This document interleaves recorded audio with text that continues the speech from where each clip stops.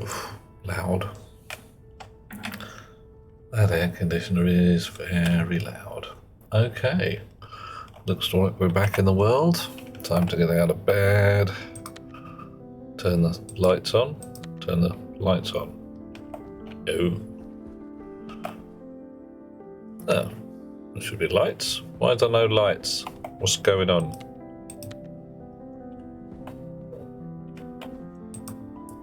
Ooh, look who's first. That's weird. Hello, Second hello. place. Hang on Isn't a that second. nice for you? Who's coming in here with the first and the second? That's Jean Godien. I see your face. Oh, no. Dear, oh dear. Ah, okay, it's not even... oh, this is Twitch just being twitchy. Damn it. It's not even telling me who that was. I've got to guess. Well, it's got to be that guy Bob, if that guy Bob is the fellow who's actually here. And Monsieur Nargodian is apparently here as well. Well, I'm having... I may be singing the technical difficulties song. Okay, now the lights are on. What the heck and heck? Turn the lights off. Lights go off. Lights on. Lights on. Whatever. Okay, fine. Something weird happened and the lights didn't come on. Third place? Hey, what the heck Max, were you thinking? Aliana, hello. No, I'm kidding. Third place is pretty damn cool. Hey, right, yeah, because I can, alas, I can only go by what the Twitch bot tells me unless I can spot the people sneaking in. And it says at the moment that there's one person in here and it's Bob. Hello, Bob. Oh, you see, yeah, it's a bit rubbish. Right, so fill the rocket tank, build a suit rack whilst the tank fills, test the rocket. Right, first job then. I think we need more pink. Warning. High CO2 levels. Yeah. Right. So let's turn the furnace off so it's not maintaining temperature anymore. It's not trying to keep itself warm. Dump out. There we go. Furnace is just going to dump its hot gas. Filters are already doing their thing. How much hydrogen have we got? 2 megapascals, nearly 3. It's not a lot. And it's not a ridiculously tiny amount, but it's not a lot. Okay, and it's night. So that's not really very useful for mining. Bottoms. There's a bit of pink there. I just, whoa, blimey. Right. Put that away. Oh, no. Oh, God, of course. Oh, got King Lucky there. Hang on. Is that my bloody stellite down there? 13 grams of stellite. That's it's worth money, that. I don't know. I'll see. I don't go and make more. Right. Let's grab a bit of this here pink. Oh, I need lag. Frame judder. Thank you. I'll just dig this out a little carefully because, you know, foundations and all of that. Don't really want to be digging into somewhere too close to the bottom of the hab. And we do the repairs afterwards. I do like... Whoa, blimey. Every so often you do just get flung. Hello? Oh, what's wrong with the lockers, Nargodian? Are they just wrong? Or you just don't like them? The problem is, too many things fit into more than one category. So I've got vaguely structural stuff, vaguely electrical and electronic stuff. Discount engineer. I did indeed have a good test fire last night. I had some very good results. Oh, sorry. Very good results using a volume pump and the old gas law equations to provide the rocket with a fixed number of moles per unit time. That worked out really well. So it meant you didn't overpressure the pipe. If the rocket does actually have a pump within it, that might be redundant. But it did work out. Oof, yep, PV and RT, that's the bunny. Ooh, and Max has got a centrifuges to dump when full. You got a little bit of software running in there, Max. Yeah, what's going on? Why am I finding random scattered alloys? That is not reassuring. It's not a good sign. I don't like it.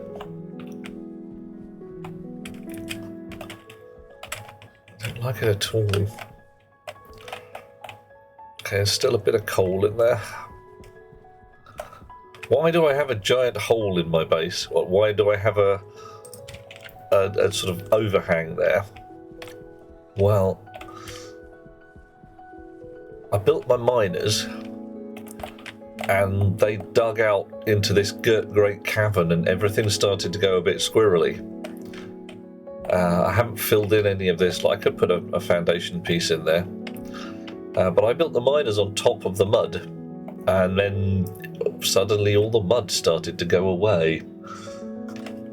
Running off LBN and SBN, yep, loop through them by adding more references, that works. Are you looping through them by names? Yes, you said. The game has landslides. No, it just has really big diggers. And if you position them exactly wrong, you suddenly discover that you're atop a huge great bubble. And yeah, the edges of your bubble get mined away. Just a big list of names, Max. You're just sort of slapping them on. And if you position them on an asteroid, as Alana said, they will drill all the way through the asteroid, then off into space, and never hit, quote, bedrock, unquote. So never produce anything. Bloody awful. Got chips and garlic mayo today. Mm-hmm. Right, little bit of ice. Grindy, grindy, crunchy, crunchy. Let's check what the filters are doing. They are currently switched on and are currently dealing. Hello, your lordship. Hello, Warscar. How you doing?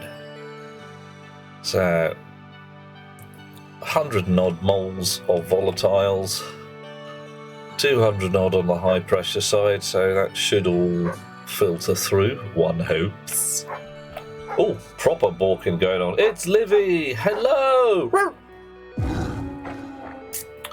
Update the name hash, jump into the logic, routine, jump back out to read the next name hash. Yeah, you keeping your name hashes on the stack, or just, blimey, 16 megapascals of waste gas. That's quite a lot, actually. It's really quite a lot. However, at 1,000 degrees C, that's quite toasty. How warm is my hydrogen? 72 degrees C, and getting hotter. 41 on the oxygen. You guys are switched on. Your valves are on. Your pumping is going on. Okay. So you should be dumping heat like a dumpy heat bastard, but you're getting hotter because the really hot waste gas is being pumped through. Okay. Oh, how you doing there, Livy? Are you having a good day? Yeah, jumping just in the code is legit, Max. That's the thing. You can literally say, set thing to 1, go do the stuff. Set thing to 2, go do the stuff, and it'll work just fine.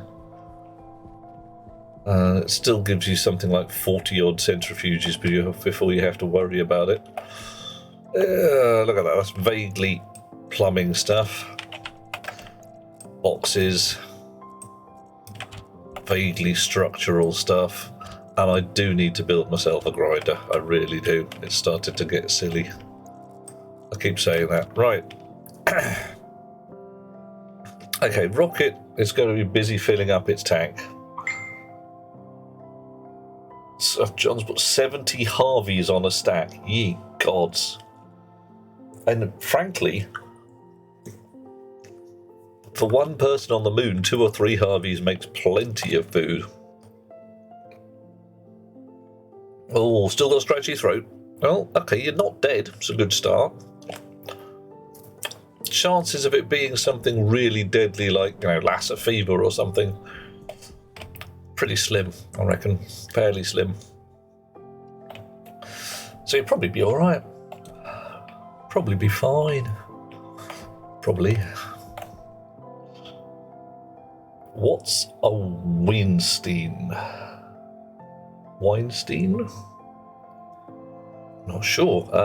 Did I say Weinstein? Weinstein? Weinstein? Oh, hang on. People don't.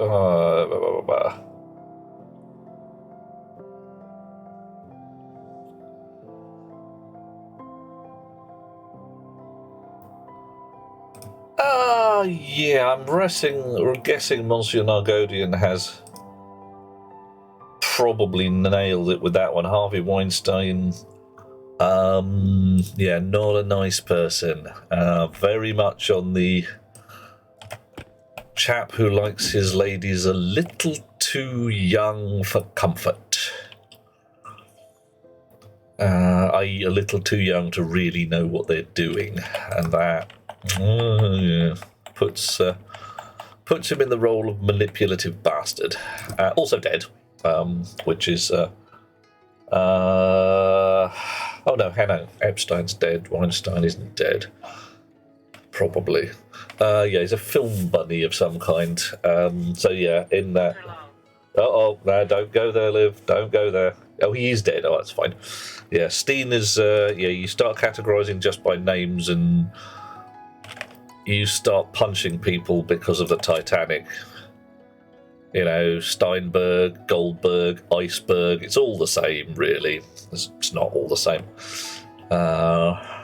Right.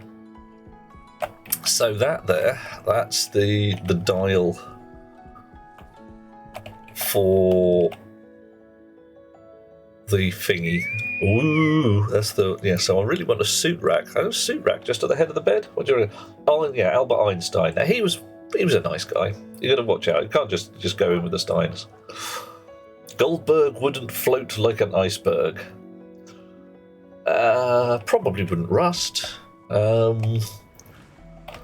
Yeah, you'd have to get it into a fairly caustic atmosphere before things went very bad. Right, I'm going to make a suit rack. And all this time, downstairs, my rocket is busy filling up its fuel tank.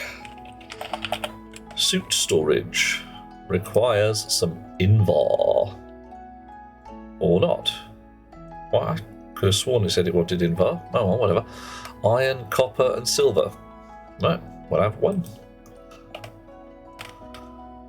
Oh, yeah. Yeah, Harvey Weinstein, film kind of guy, says memory. Very much an advocate of the casting couch, and yeah, not a nice chap. Not somebody you want to go to a party with, really. Things are confusing, Livy. What things are confusing you at the moment? I'm also just going to scamper over here and pick up this load of pink that I can see. Oh, yeah. Oh, it's a lot of pink. That's some pinky goodness. Long and the short of it, says Mr. Nargodian, Harvey Weinstein, producer in Hollywood, abused his position of power to molest women and manipulate them. Yeah, legit. That's bang on. Yeah, don't do that. Don't have to restrict yourself to not molesting women. You can not molest all manner of people. I mean, frankly, I'm not molesting thousands of people right now. I'm good at it. I've managed 50-odd years without molesting people. It's not even an effort. know why people get all so worked up about it. We didn't molest anybody. It's like, well, it's not hard. He was a really good guy. He was nice to me. Was he? Yeah.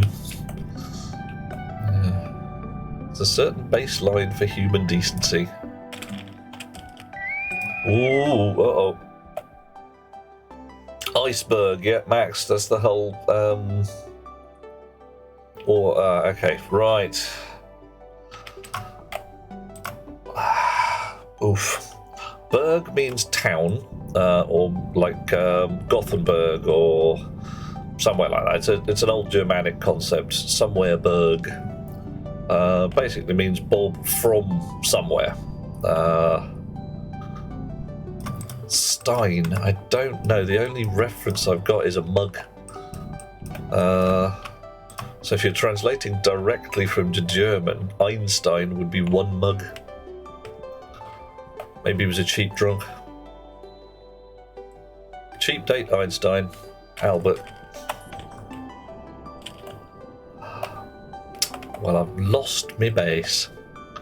I've lost my moon base. Oh, there it is. Right. Since it got pushed out of view, question, how am I handling liquids in my gas storage? Right, sorry Warscar, missed it completely. I am handling liquids in my gas storage by taking my pollutant here to a temperature control thingy here, which has a heater and some radiators to dump heat as required. And warm it.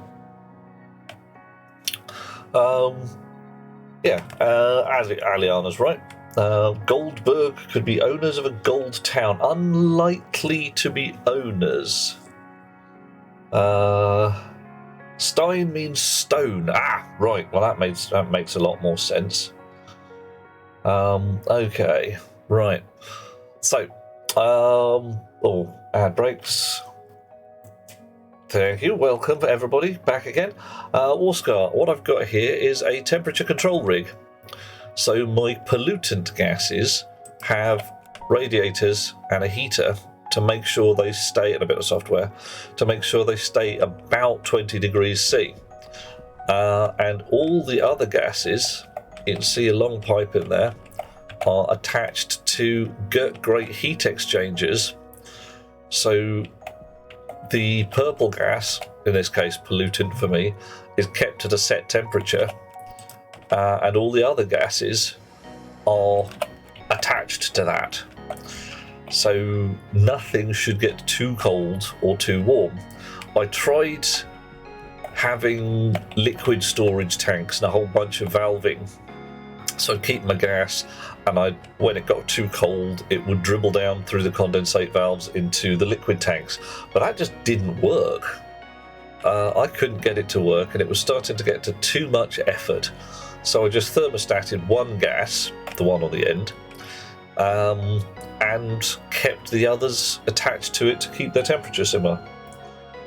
It's not perfect in that their temperatures do rise and fall, but they never get to the liquefaction point. It's a bit power hungry sometimes as well. Oof. Livy knows what Smith means. Yep, clues in the name.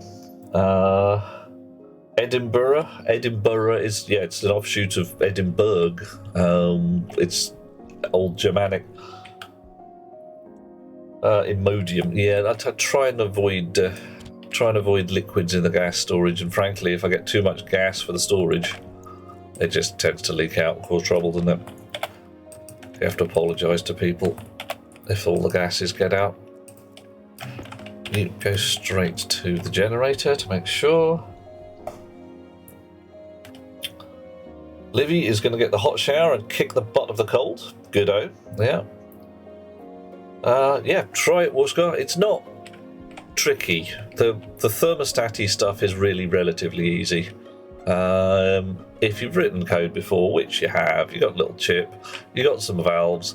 The only sneaky thing is if you've got a bunch of radiators and you are not actively dumping heat through them, you've got to remember to vac them out. You've actually got to pump the gas out of them so that the gas left in the radiators doesn't cool, freeze and crack your pipes. Minor wrinkle, nothing particularly heavy. I don't know, is that switched on? And it's turning on. Okay, coolant line pump is still doing. All right. Fine. Well, we've got 47 degrees on that side, 56 on that side, 87 there. Things are still rather warmer than I'd like, but then again, I did just dump rather a large amount of extremely hot furnace gas in there. Probably should do something about routing this fella through a big bag of radiators.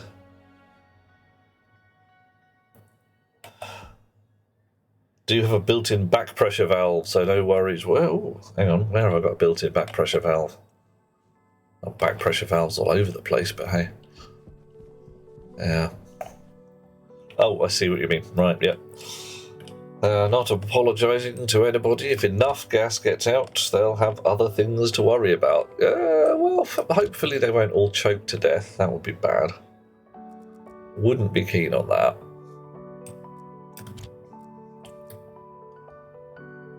I'm running low on power as well. So, going to go downstairs in a moment, see how the rocket is doing.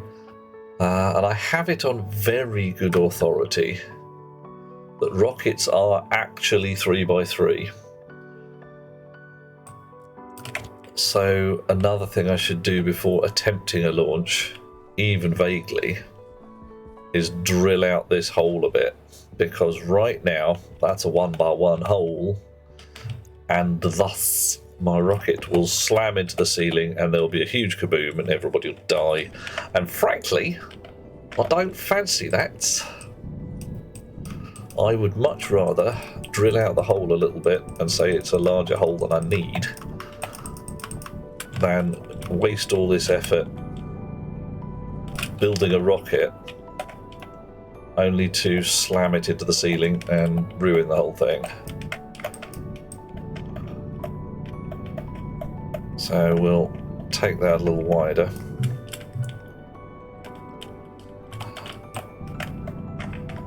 Whilst I remember to do it.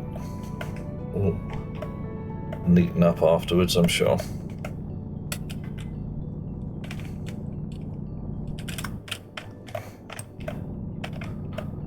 There we go.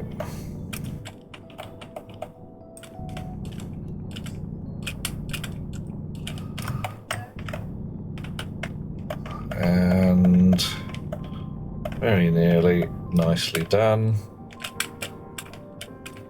Very nearly.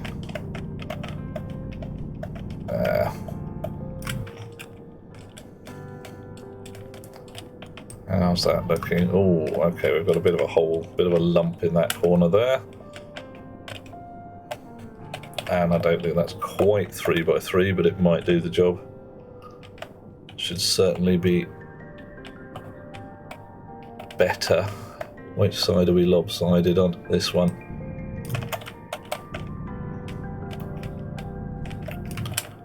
Okay, sorry everybody, I'm flying about. Takes a bit of concentration not to waft away into the darkness and never be seen again. I have to concentrate. Wow! Chunk. Alright. Traditional beer stein made of stoneware. Yeah, okay, so the stein is a stone. That would explain where that all comes from. Excellent. Be funnier if I didn't have the back pressure valve, or do you reckon funnier if I just left the rocket to explode? I don't really want to leave the rocket to explode. I would be sad. I would have a sad face. Wouldn't be any fun. There would just be fire everywhere. And there'll be a whole bunch of like, oh, I've got to start again now. Right. Okay, so we'll fix that little blurble at the bottom. There we go.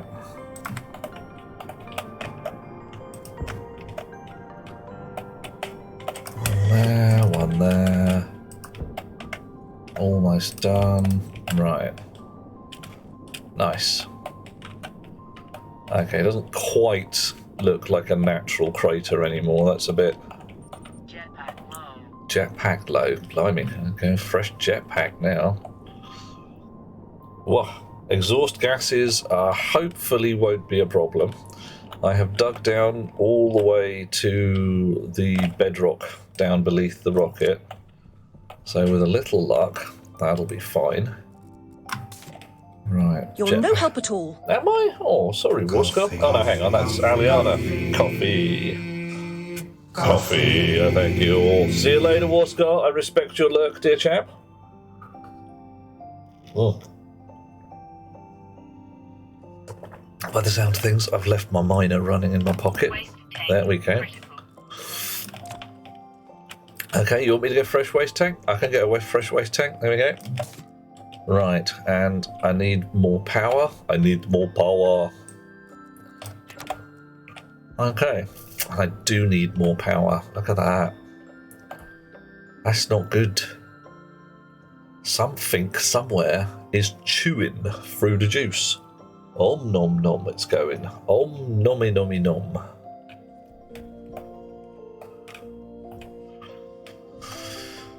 So more solar is needed. Right.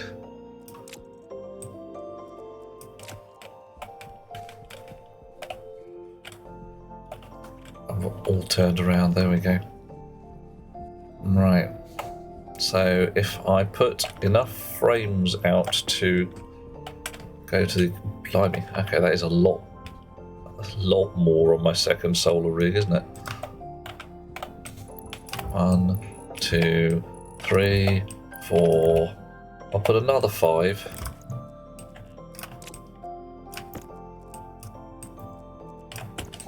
Right. Chunk, chunk. Chunk. Chunk.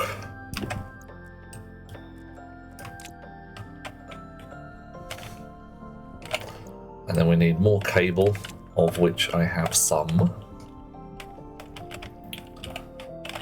I can clip a piece, paint it by magic. Magic painting! Right, I've got distracted again, haven't I? Put up some more sunflowers. Oh, yeah. A production satisfaction displays at the battery. That could do that. Problem is, since I'm relying on solar so much,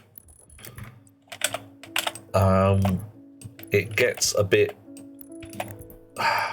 It's a little twitchy to work out whether I'm pulling in enough solar per unit time. How would I do that? Okay, so let's say I have some kind of clock that works out when the panels start getting sunlight in the morning, end getting sunlight in the evening.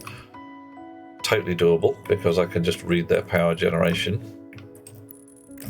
I can do some sums to say I got this much solar energy per day, and during that time I used up this much energy.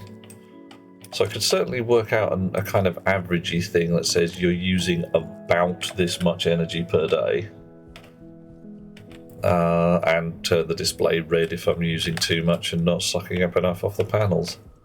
I don't think I left any spare panels. It's not the kind of thing you normally leave behind. It's like, need some glass. Don't need you guys anymore. Solar panels, just, you know. Oh yeah, I made 10 and I'd only bothered with 3. Well, there's solar panel basic. Nope, right. Off domain manufacturing. Panel. Solar. Solar. Kit solar panel. 2, 3, 4, 5.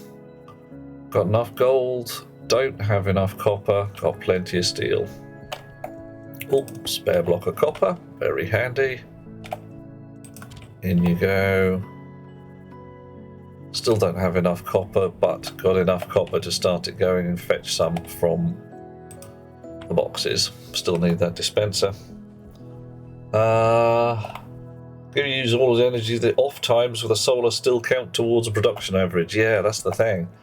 So what it would basically have to do is say for 24 hours or whatever we decide is our number, we pulled in this much energy from the solar panels and we used this much energy driving toys. The rest of it is irrelevant. Doesn't matter what toys you drove or even how long your time period is, so long as you count a full cycle from sunrise to sunrise, or a week's worth, whatever. Okay. Oh man, these really are printing very slowly.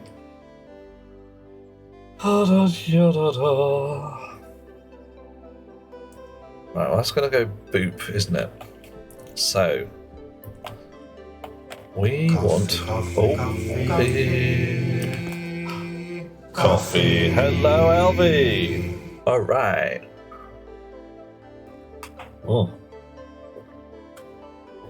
got me some coffee. Okay, so I have the concept here of a suit rack, which I can hover in midair, apparently. Nice. You can put your suit in it. You plug it into the juice. You plug it into the data. And suit storage. Oxygen, propellant, and refill the oxygen, and the gas canister waste tank will be pumped out to the pipe connected to the waste outlet. So I need what? Breathing pipe on the front, propellant pipe on the back, waste pipe part way up. Okay. Now, breathing pipe is your oxygens, there's no shortage. Propellant pipe, nitrogens, again, no shortage. Getting that through to here is going to be interesting. Propellant has to come in at the back. I haven't really got a lot of room for pipe work here. Not a lot of room at all, as it happens. And the waste tank, well, the waste pipe wants to go to orange there, so it's not a worry anyway. Now, I've just hovered that in the air so that I can have a look at its rig and how it fits together. So,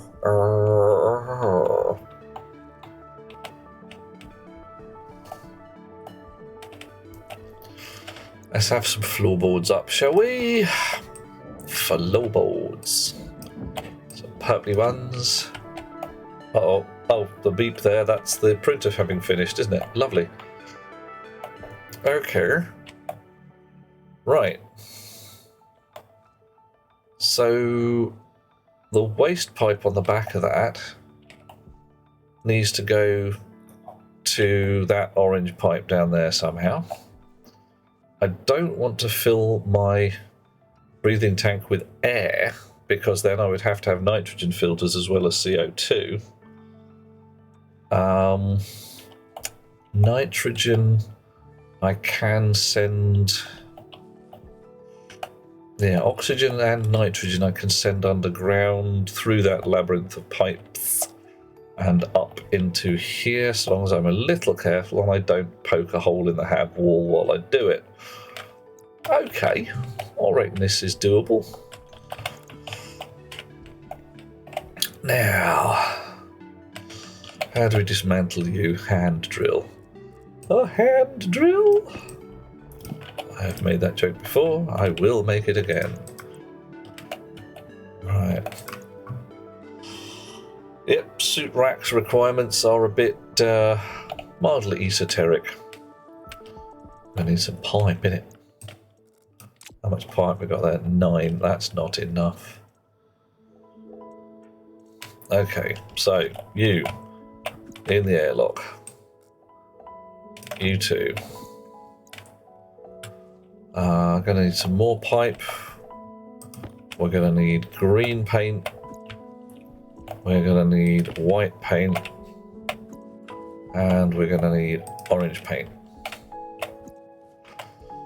Right now though, we're going to need some more solar panels and we'll go install them. 5 panels solar. Whee! Okay. What do you reckon? Suit rack first or experimental launch first?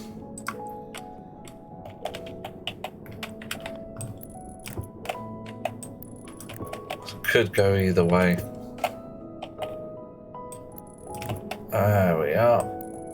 Suit rack first, he says John Nargodian. Okay. Alright. 2, 3, 4, 5. And I haven't done any work with the horizontal stuff because I'm on the moon, so I don't need to. So 1, 2, 3, 4, 5, 6, 7, 8, 9.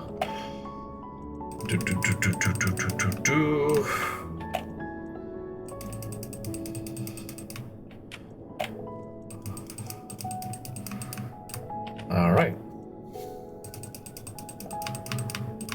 Okie dokie.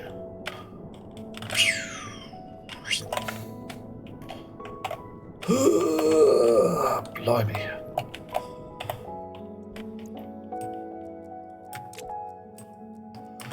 Actually, I've just had a simple thought. Ponder this. If I read the sum of the charge on the bay, what happened here? Well, that ain't right. That ain't right at all. Do you see what I see? I see a wreckage. Why do I see a wreckage? Well, strangely enough, that's all vacked out. Good thing I put the backtrack, the one-way valve on there. Busted, yeah, the whole thing is all over the place. It's completely destroyed. So something over here overpressured.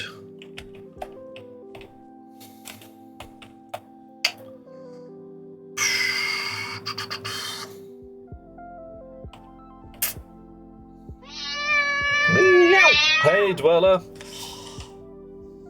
Right. Right. High pressure. Very high pressure. How you doing? Okay, so we've lost at least... Gravity's boring. Yeah, gravity sucks, everybody says so.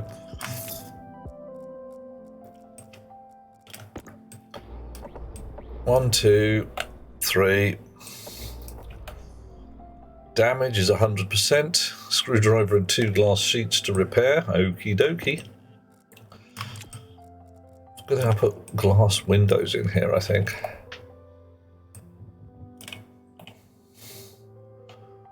Right. So, something happened.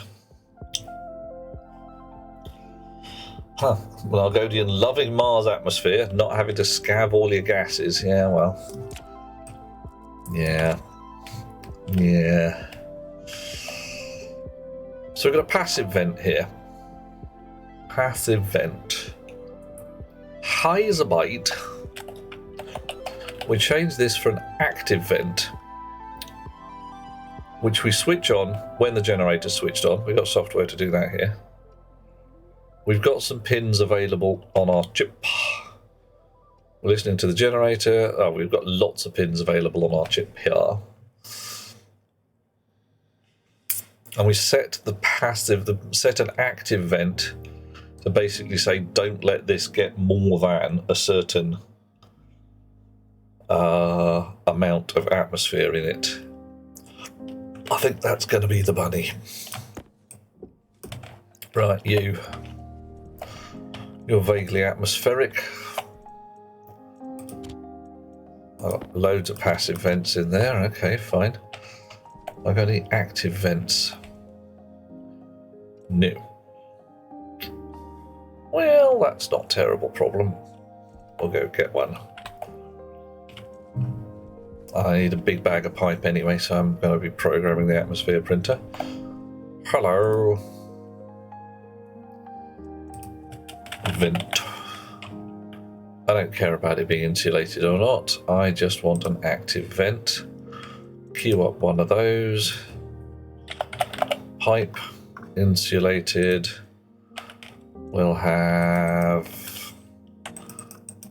I don't know, 50. Queue up that. Do it now.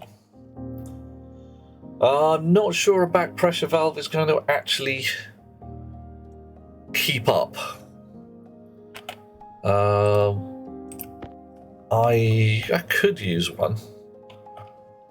Back pressure regulator.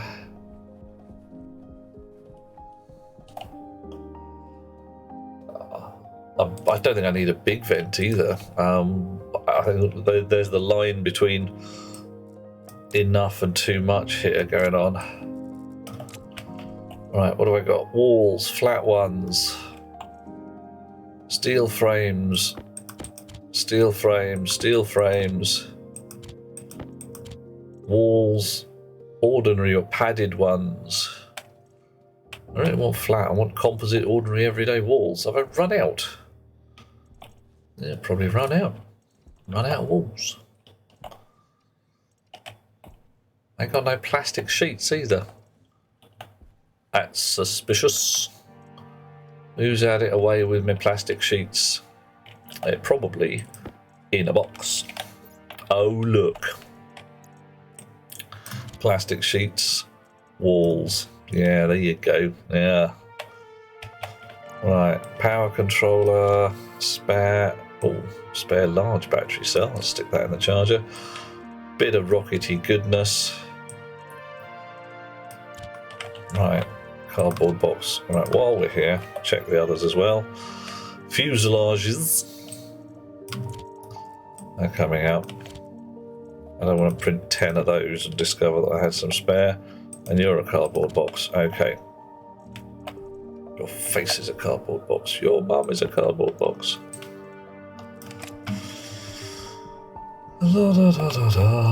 Large battery cell in the charger, cos. How does one make plastic from silicon? Right. I might refer you to fake boobs. In much the same way that carbon can make polymers, you can make silicon polymers. So you get a carbon atom with joints on both ends attached to other molecular structures.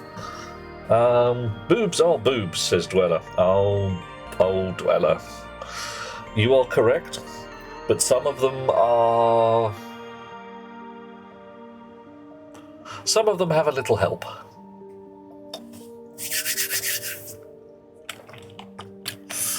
And it's just a thing. Reasonably sure that everybody here is enlightened enough to go just like, yeah, whatever. And not give a damn that somebody has decided they would prefer a different shape, size, or style.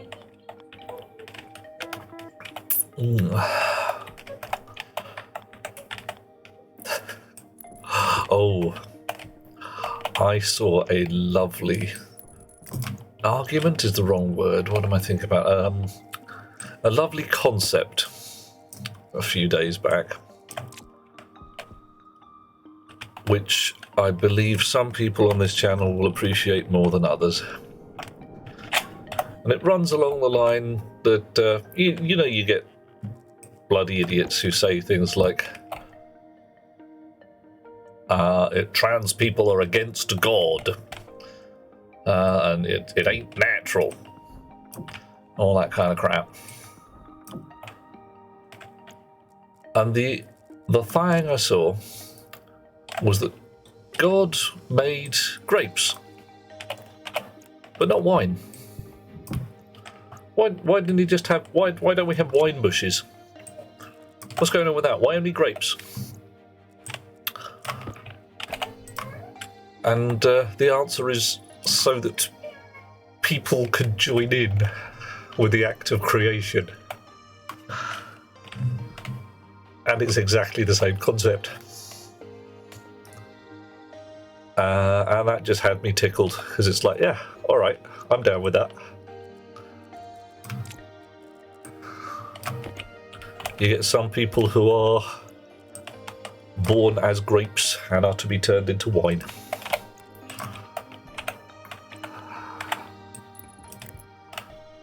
Alrighty.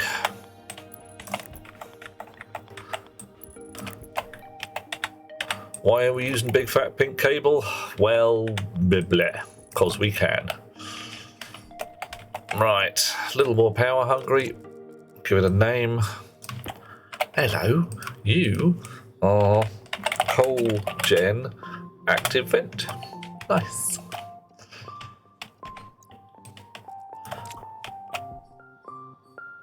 Oh, yeah, I haven't actually put this window in yet. Yeah. I can show you how to walk through windows if you want, Dweller. It's a thing.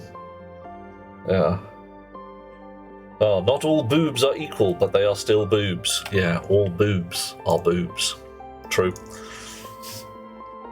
More importantly, if you're using silicon to build the jumpsuit, suggest we are dressed in full rubber. Oh, Silicon plastics come in as large a range as carbon-based ones. They're not all shiny, squidgy stuff.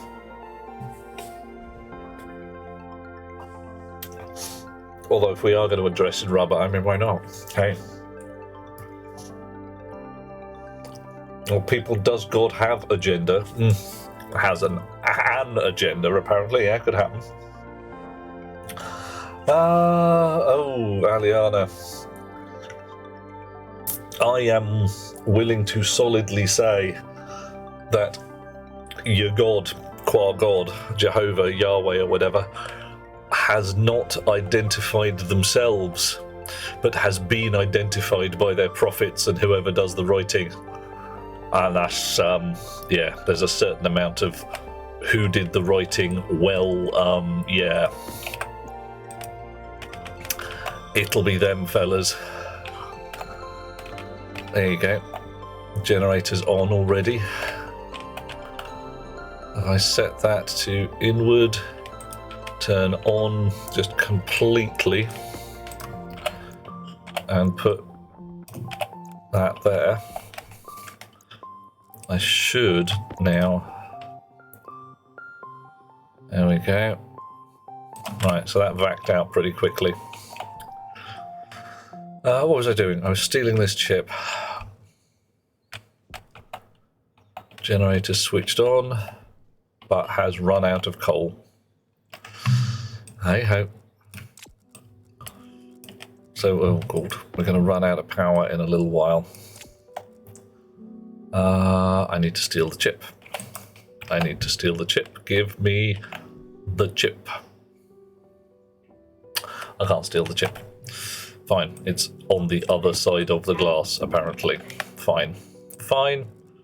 Fine. Now give me the chip. Oh, blah, blah, blah. Oh, purple. This is the purpley one there. That's purple. That's pink. It's a magenta, I suppose, more than anything else. Oh, John, if you want to wear a gimp suit, I'm fine. I'm down with it. I can wear a gimp suit. Yeah. Aliana's having fun watching people twist themselves in knots with a logical quandary. They need to either acknowledge that God is trans or, in fact, not male. I could see them. Yeah, not male is a really easy one because the concept there is, yeah, does God have anything? We're even restricting ourselves to God qua God. You know, your Christian fella. There's a fair few of others. Right, what are we doing? Vent. I'll just call it Vent D2. Okay, so set vent mode. I think it's 1. I'm gonna check. Active vent modes. Inward 1. Good. Pressure external. I want to be 0. I wanted to vac the place out. Vent mode 1. Set vent pressure external 0. Back out. Set vent pressure internal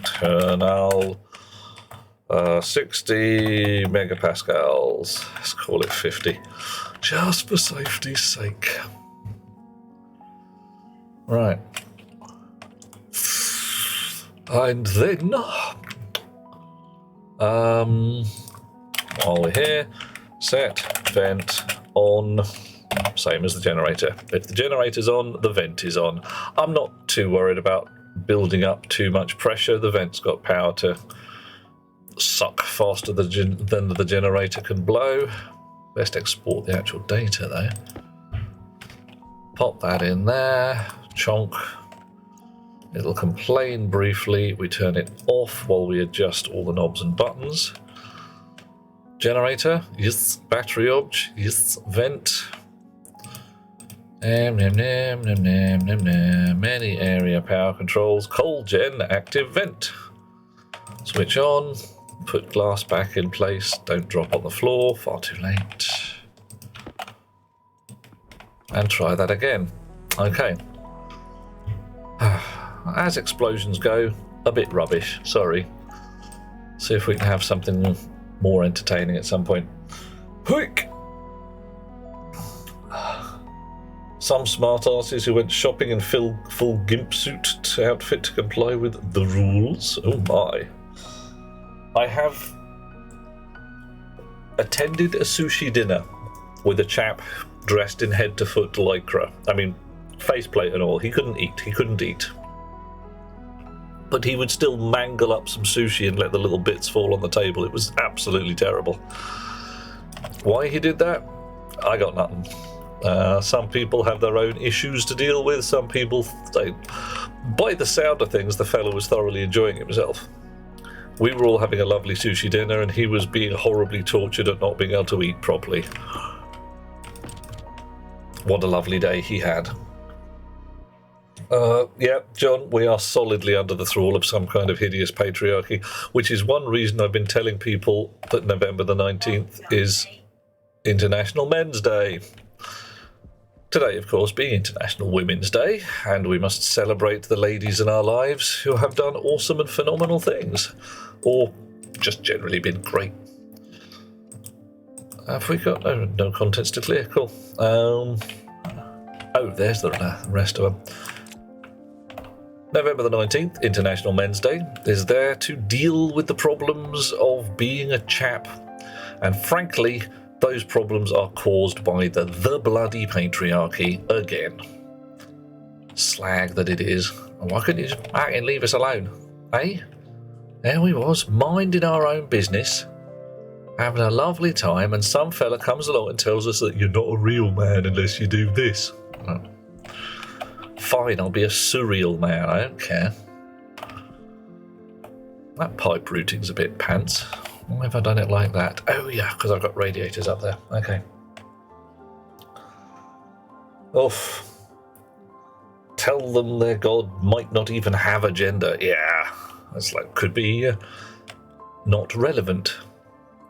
Some of them are going to get pretty miffed. Some of them are going to get kind of narked off. And upset. The words tough beans come fairly quickly to mind. And what was it? Loki, fairly recently.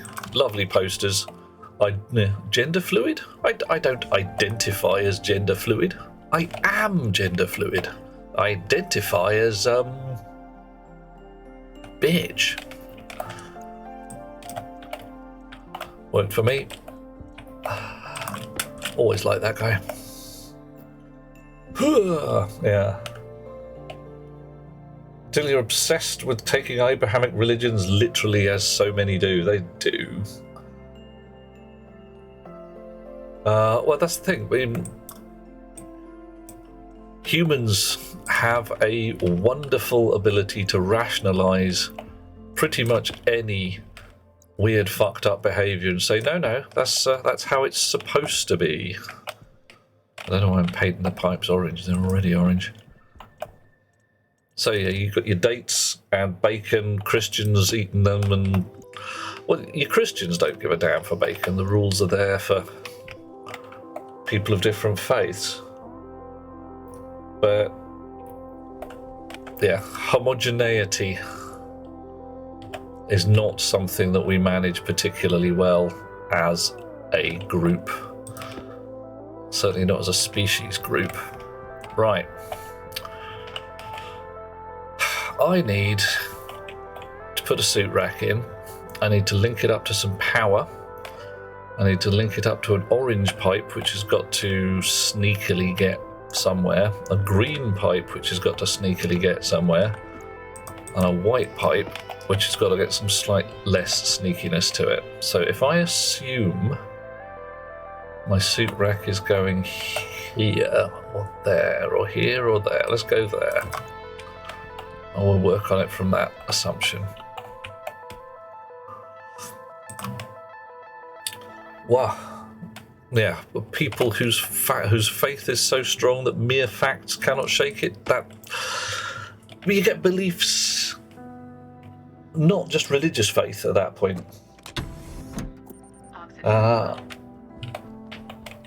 People, hell, coding wars. People who want their brackets one way, people who want them another. We have begun referring to that kind of thing as religious wars because there is often no reason for it, no particular thing that says this is the right way. But people will fight tooth and nail to have it a particular style. Okay, so that's my breathing pipe. I've got room to stick that out the side there. Should have brought some white pipe with me. Oof. And you're just talking about, yeah, the Bible doesn't mention it's an apple. Of course, it is the fruit of the tree of knowledge. Someone somewhere said apple and it stuck. It's, yeah. Warning. High CO2 levels. A lot of the stuff you get in the Bible is not in the Bible. It's just a bunch of grot that somebody decided was, they decided it was canon, and it kind of stuck. I do not know the Bible inside out. I am not a Bible scholar. I don't give a left-handed tinker's damn for that, but it's a silly book with a lot of obvious drawbacks, says I. And yeah, I don't like it. Don't like it at all. You can have yours, and I don't mind, enjoy, have fun, but please don't try and make me believe that kind of stuff. Right. Okay, we're going to send the orange that side, and we're going to send the white the other side. Yes. Oh dear. Well, that did not go to plan, did it? That did not go to plan. Should have swapped my pipes over, didn't. Right. Okay. Now my air pipe is right there. So, I've now got to do a minor bit of wiggly shenanigans. So I'd really like to just join those two up. But there's a lovely water pipe in there, right in the way. Right in the bloody way. Oof. Can I go round it? I can if I let it cost me a radiator.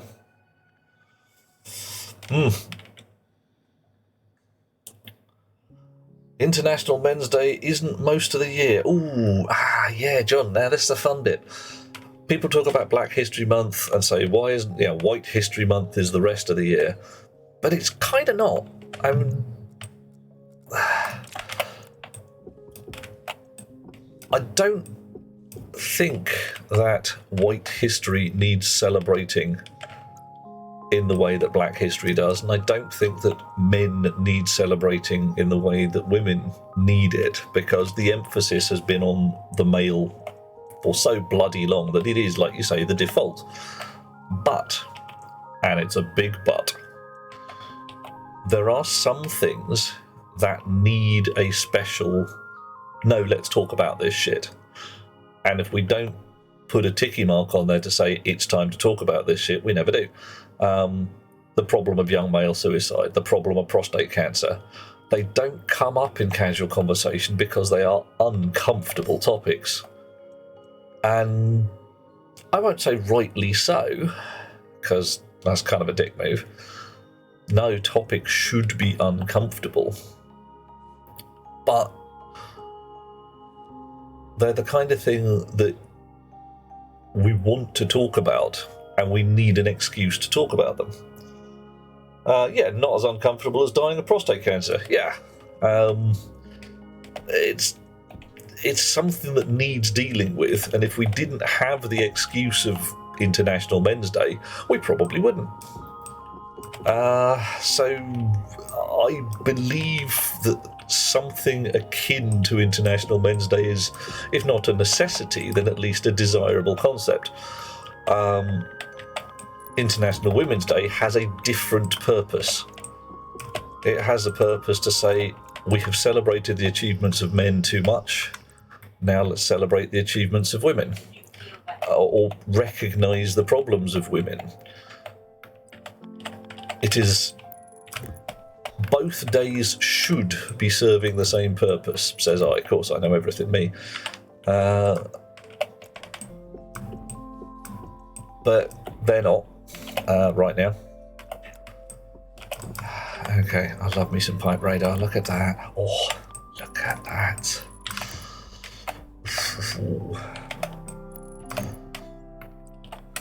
There we go. Nice. All right, so rerouted the air. That means I can more easily drop a pipe down. Oh my, where to? Oh, it's got to go all the way down there. Oh my. Yeah. Piping in your pants. Oh my god. Yeah, well, you know what they say? Those who do not understand history are doomed to repeat it.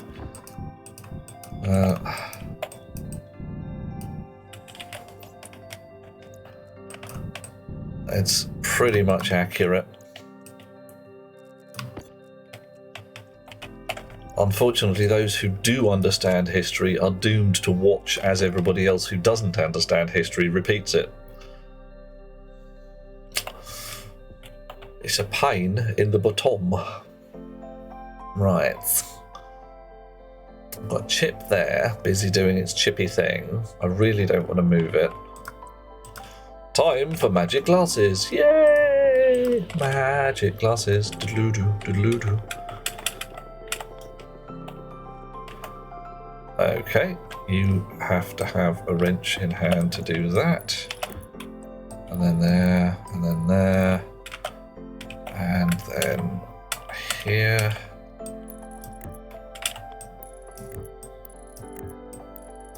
Oof. That worked out rather well. Excellent. Schlumpf. Okay.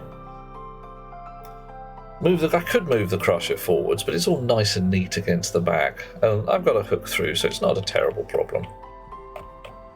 Not a terrible problem. And I can send many pipes down here and have them underneath the air, and yeah, come up round there. Got to dig out something under here and hook into the nitrogen line.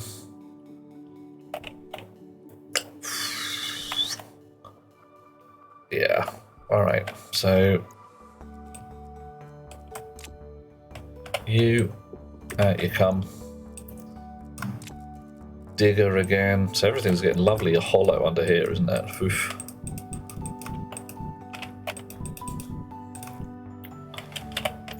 Set that to flatten so I don't accidentally dig a hole in the ground. Too much? Oh, too late. Oh well. That's what the terrain repair tool is for.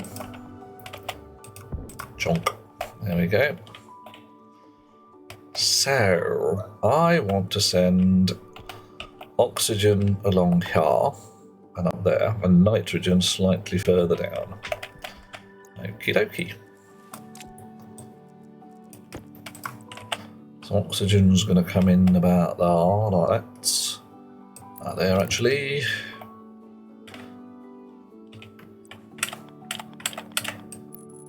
I wonder if my rocket has exploded from overpressured tanks yet. Do hope not. Wow. And John is worrying while men's health is important, it needs to be balanced with not diluting things. We need to level out the social deficit between men and women. Yeah, you're exactly right.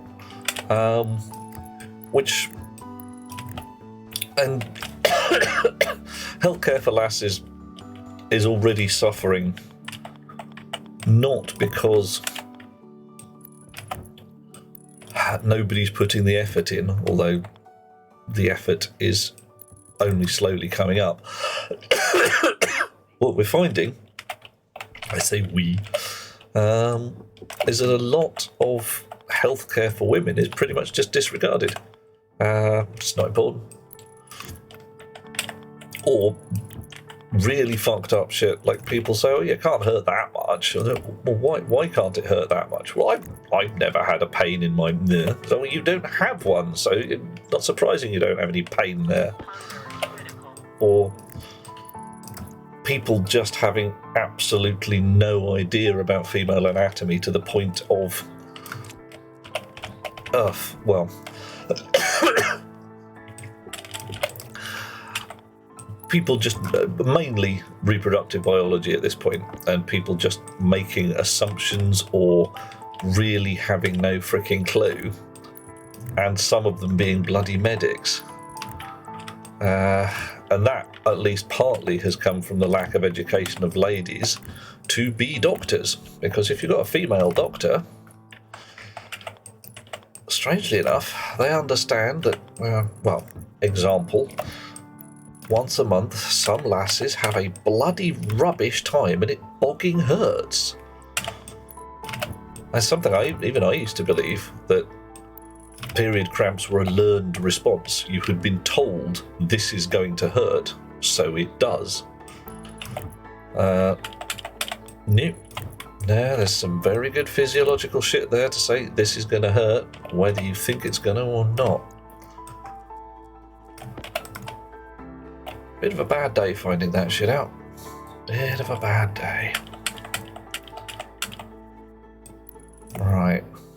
Now then, how do we want to do this?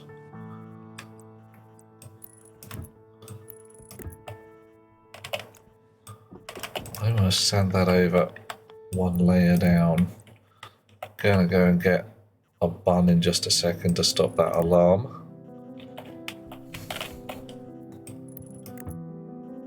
You there. You there. Alrighty. Chunk. Chunk. And that's the pipe work. Nice.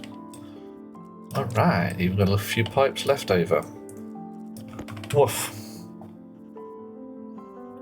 Still countries where women are not allowed an education. Yeah. Yeah, well, I say still. That number is unfortunately increasing again. Places that think that because of the contents of your underwear you should not be allowed to learn. I don't get it. Okay, I kind of sort of get it. But why are these guys so afraid of an educated woman? Beyond the fact that if their lass is educated, they won't be able to get a girlfriend. Because that's roughly it. It's like, oh, if we give the women an education, they won't be stupid anymore.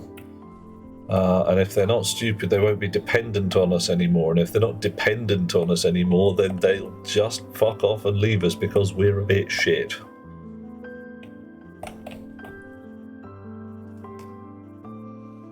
Ugh. Right. And Nargodian says why alternative medicines are so worrying. A lot of friends feel let down by regular health services turn to what is mostly bullshit. And unfortunately, you're right, a lot of it is absolute bollocks. You know, colour, healing, and Reiki, all that kind of stuff. Bloody chiropractors. Chiropractic works if you have lower back pain. If you have anything else, it's complete charlatanry. Oof. Am I familiar with Christopher Hitchens? I don't think I am. Who is Christopher Hitchens, Eliana? A good guy? A bad guy? An evil guy? Ooh, let's hope not evil. No one any evil. Fred, I'm done with evil, thanks. Right, let's get a bun. Tomato soup. Gonna have to make some more soup soon, aren't I? Right. To quote the philosopher Gaston, it is not right for a woman to read. Soon she starts getting ideas and thinking. Oh dear. Oh dear. Can't have that. Christopher Hitchens died in 2011, was very vocal about the damage religion has done to society. Oh my. Yeah, guy could be there a while on that one.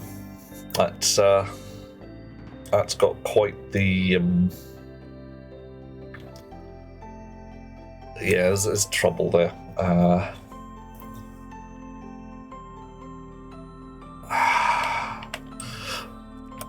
Religion as a concept relies on you believing in things that are not true, or at least are not provably true. You have to have a faith thing going on. That's nice, isn't it? Right. Spoke about the one guaranteed way of reducing poverty is the empowerment of women. Yeah. Well, the thing that gets me is if you allow your lasses to have their power, intelligence, etc. acknowledged, you suddenly double your workforce. It's like, oh look, all these women can go and do things and stuff and study and have clever plans, rather than be sat at home twiddling their thumbs and going, oh, I'll do some more embroidery then. Yay. Oh, Livy is going to start streaming. Hello, hello. Do you play a World War II XCOM style game? Nice. Dragon's Dogma 2 or Mass Effect? Ooh. Livy, I got nothing. Apart from, I would say, play something you enjoy. For the love of Pete, do not play something because you think it'll get streamer numbers. Don't do that. Yeah. Oh, this'll get me loads of viewers. Yay! I'm bored out of my skull and I hate my life, but I've got loads of viewers. Ugh. Christopher spoke about God is not great. Why religion poisons everything. Yeah, Alian, the problem is if I read that book, I have a horrible feeling I'll be grinding my teeth and I will be wailing and gnashing my teeth within 10 minutes. Oof. I'm pretty calm about it, Dweller. And if... Hey, Artumsa! Oh no. I think Dweller, we got Livy essentially saying, I intend to start my streaming career rather than, oh, I'm starting up my channel in the next 10 minutes, everybody hop over and watch me. Because the latter, you're right, that would be a dick move. That would be rude. Like, hey you guys, is this chat boring you? come watch me, I'm from a different planet. I'm sure. Do I need to plug some stuff in here? It really feels like I should be adding things. Suit storage. It is just straight suit storage. Okay, fine. I don't need to plug in any extra stuff. Right, however, let's get the pressure checker out. Pipe network here has no pressure in it. Well, that's not reassuring at all, is it? Because that's supposed to be hooked up to my main oxygen feed. And if that's got no pressure in it, oh dear. Oh dear, oh dear. Yeah, Livy, do us a favour. When you do start, tell us about it, because we like our friends to be successful and awesome, and you're already awesome, so let's aim for successful as well. Hi Artemsa, how are things? We've been discussing the delights and depredations of the crossover between religion, sexism, patriarchy, and all that shiz, because that's what we do here. It ain't heavy. It's a bit heavy. Right, I think I want some pressure regulators. That's what I think. Because I have a feeling that if I stick my backpack on there, and I've got, shed loads of pressure in my oxygen line, that could go bad. So we'll put the floor back down, and I'll go and have a look at why there isn't any pressure in my oxygen line. Oxygen low. Oh dear. La da dee da da. So pressure, oxygens, right? Much oxygens, nice. Should be. Well, oh yes, well that would explain it, wouldn't it? Right, fine. Right, so now we've got to hunt around for some cable. Oh. We've got 2 slots to attach. Oh, fine.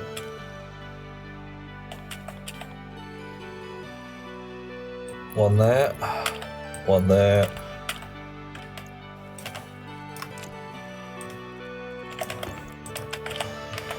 We need a pair of pressure regulators, I reckon.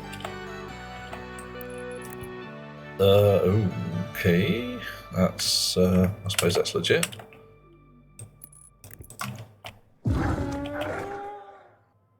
Okay, that was a proper howl. Alrighty. Dweller, you could do it. You know you could. Oh, you're going to keep it a secret, Livy, and just be like, yeah. Oh, yeah. When your PC arrives, you ordered a PC so you can do digital art on it. Nice. You got 64 gigabyte storage. Okay, that'll be handy. Catching up, and Dweller's having a bit of a wobble at the idea of streaming. Okay. Not streaming, not now, not ever. If you're not happy with the idea, legit. Some people like to be on the stage, some people don't. I am an inveterate tart and will happily, with a great grin on my face, play the fool for the entertainment of my chums. And since you lot are my chums, I suppose... I should be entertaining you somehow. I've no idea how. We'll work something out. Right, pair of back pressure regulators, or forward pressure regulators. Pressure regulator. Oh, check the boxes first, just in case. Don't think so, but you never know. Nope. Liquidy ones only. Okay, fine. Warscar, we have many oxygens, but what I didn't do was actually connect up the pipes. Regulator. And we do not need 50. We need 2. Off you go.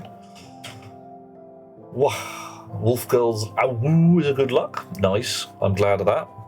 If you've got any spare luck, Livy, I'll take it. Oh, did that actually work? Oh, it did. We got 2 and then we ran out. Brilliant.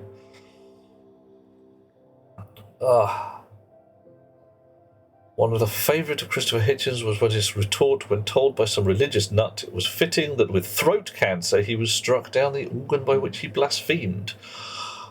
Trust me, I blasphemed far worse with other organs. Oh my. What a guy. I'm just thinking, you know, what kind of blasphemy could you really do?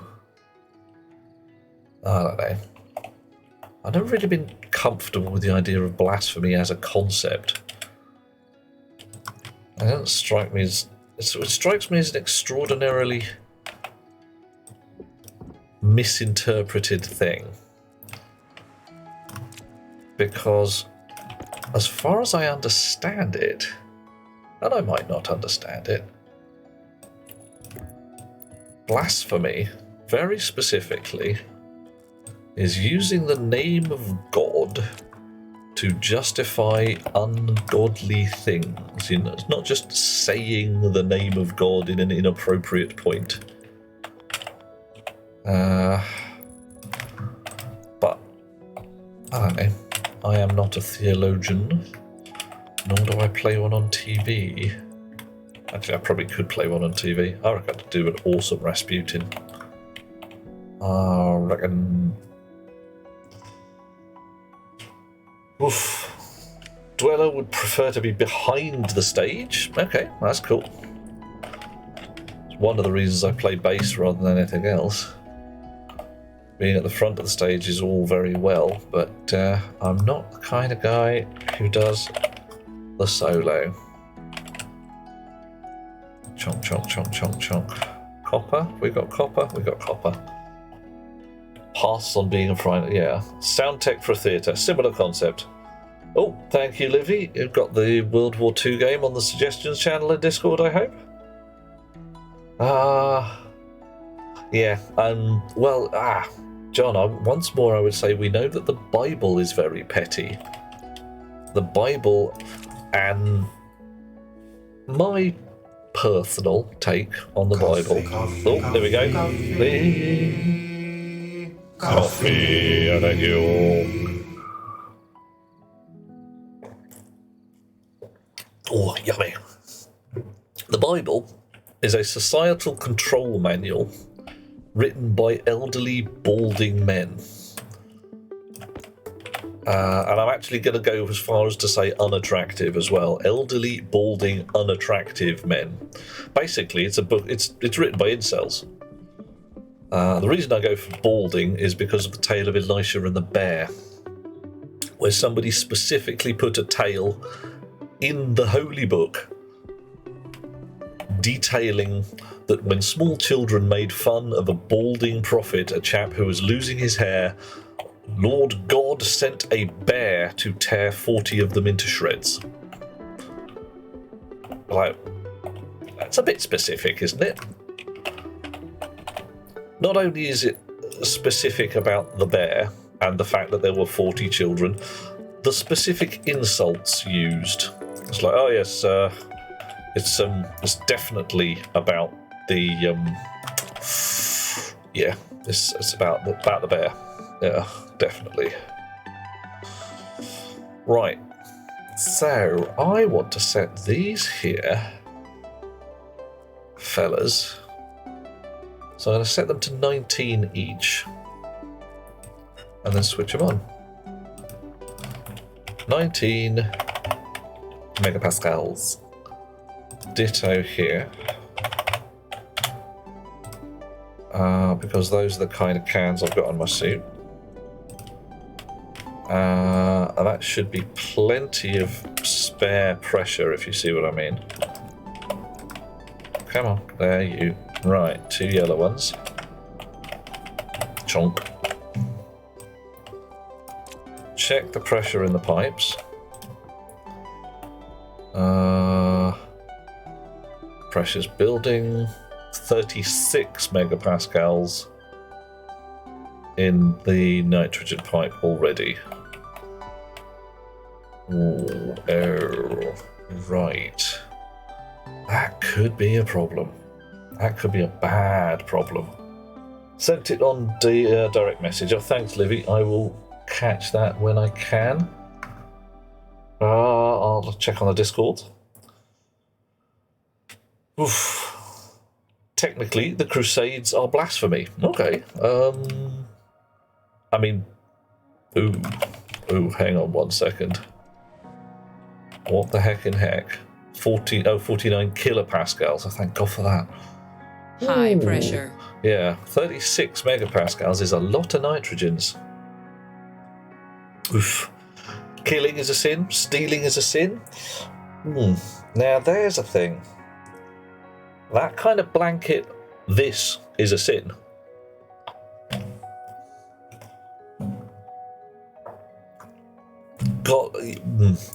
It's a bit too blanket, says I.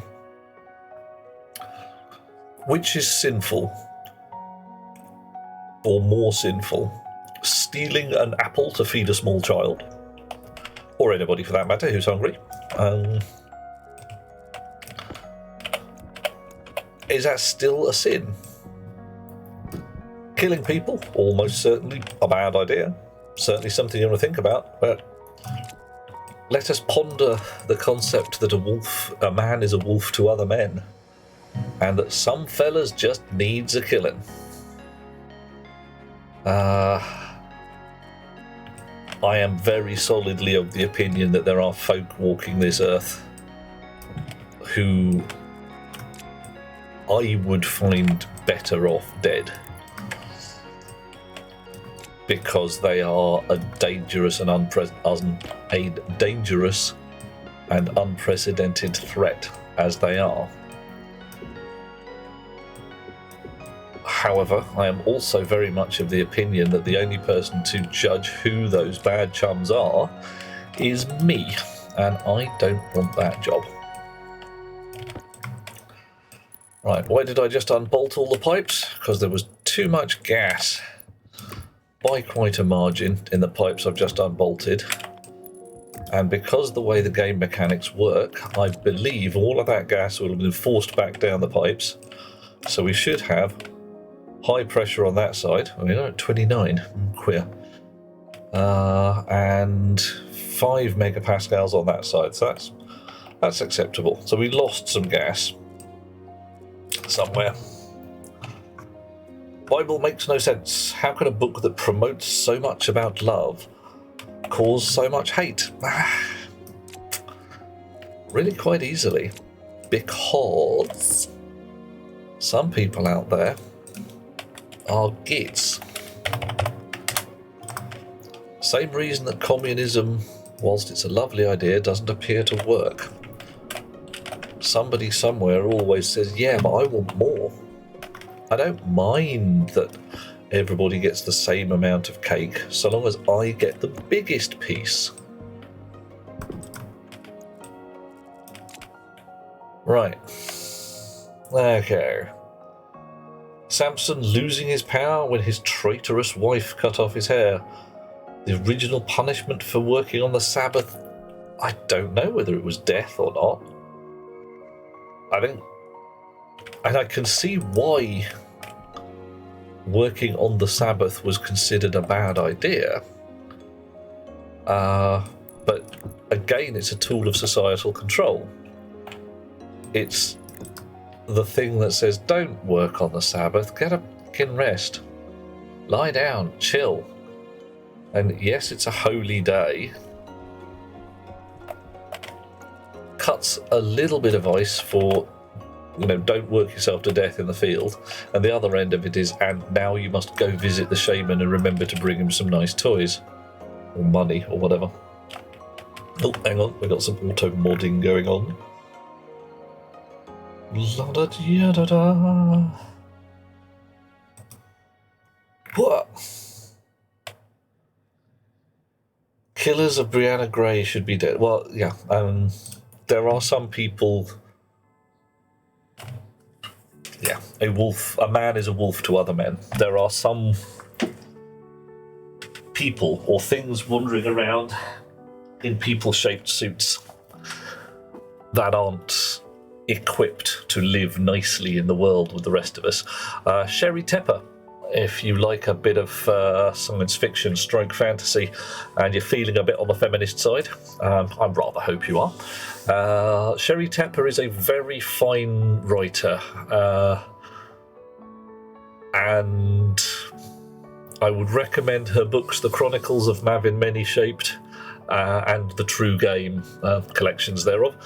Also, The Gate to Women's Country and Raising the Stones. She writes very well and tangentially touches on issues such as this particular one.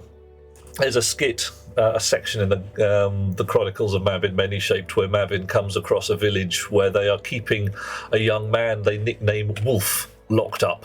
And they're keeping him locked up because he has killed a young woman and drunk her blood. Again. But once he's done his time, he'll be released and let out into the world. And she's like, well, hang on, he's done this. And he's done it more than once. So she's like, oh, yes, 8 or 10 times now. I'm like, and what do? Well, we lock him up until he's sorry. And then we let him out again. And I'm sitting there thinking, now, you put a bullet in the back of the guy's head. Just, wow. Put him down, quick, clean and neat and painless. He's a rabid dog, and you don't let the rabid dog live. Strangely enough, Mavin agrees with my clearly correct philosophy and takes matters into her own hands. Yeah. Yeah. Animal has a broad coverage. Warscar, yeah, very much so. There's a lot of room for manoeuvre there, and like I say, the only one I would trust to manoeuvre that particular minefield is me, because I believe I would disagree a lot with other people, and I don't want the job because it's a horrible, horrible job. And John says the problem with Assassin's Creed style selective killing for the better of the rest is not really that you remove an arsehole from the world, you've just left an arsehole-shaped void to be filled. From the Assassin's Creed kind of point of view, yeah, you know, here is the fellow who has power and influence and he's a complete bastard, and you shank him up and then someone else totally steps into his shoes. The kind of thing that I'm advocating putting down is the rabid dog. The fellow who cannot live in a civilized society because there's no horrible murder going on, and he likes horrible murder. This is, Jeffrey Dahmer, or what was that fictitious chap with the nice Chianti and the side order of fava beans? That's not someone you lock up. That's someone you put down quick, clean, neat, and painless. As if a dangerous creature. Dangerous creature with 2 arms, 2 legs, and a head, human style. Looks human, just ain't normal. Coffee.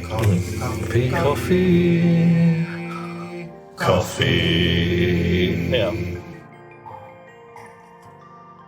Okay, John, question. Why are we locking up our rabid dogs indefinitely? Why are we putting them in a box and throwing away the key? Isn't that kind of cruel? Isn't that kind of harsh?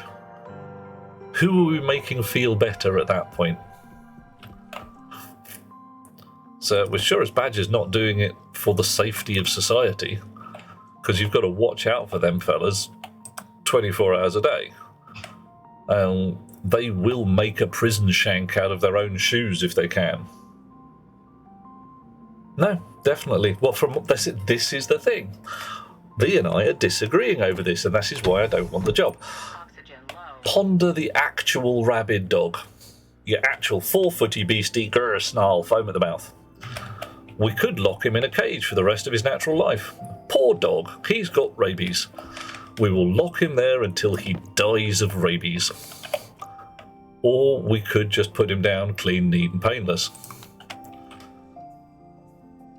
Eeny, meeny, miny, moe. I know which I would prefer, personally. if it is judged that I have done something so heinous that I am never, ever allowed out of my box, just, I'll take the ferry and carry on next time. Yeah, kinda, sort of. It's roughly where I'm at. That is, I solidly would deem the desire to brutally murder people a very viable mental health problem. Oh shit, it's dark down here. Oh man. Okay, it's proper dark. I'm gonna need my suit just to be able to see. Alright, fine. Completely forgot about that. Should have put suits, should have put lights down there. Didn't. But, okay. Suit rack doing its job. Hasn't exploded.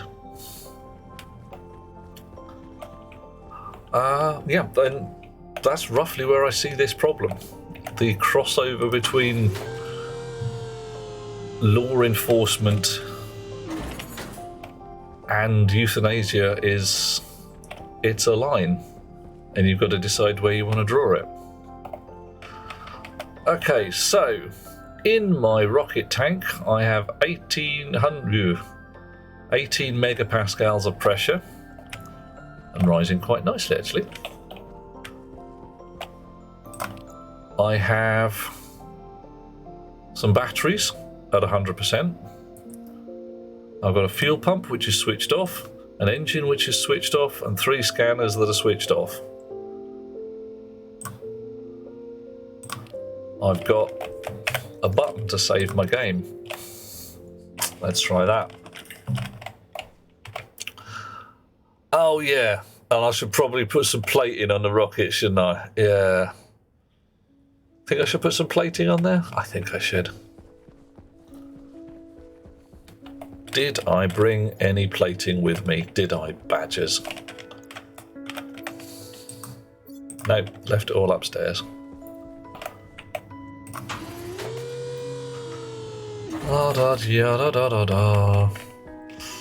Yeah. So you hear the argument, oh, you mustn't use the death penalty on the nah. It makes you just as bad as them. High CO2 level. Oh, bloody hell. You know what I've just done?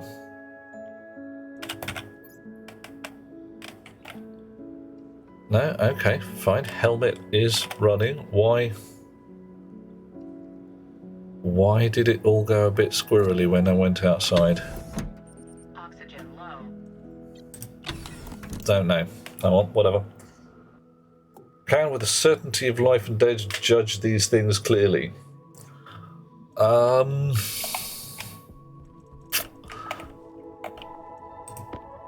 Yeah. There is no nice, neat rule. It is one of the problems in this area. You've got to judge who you want living in your society. And if you've got a little box, you can put people in, and they never get to be in the society. Oxygen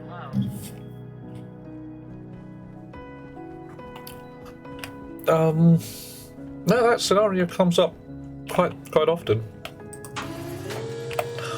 People who, serial killers are quite, I won't say common, but they're the kind of things that occur far too often.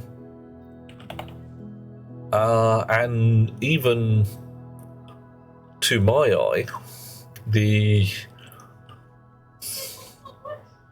line between somebody who has actually done a murder and someone who is just slowly working up to it and doesn't quite have the courage.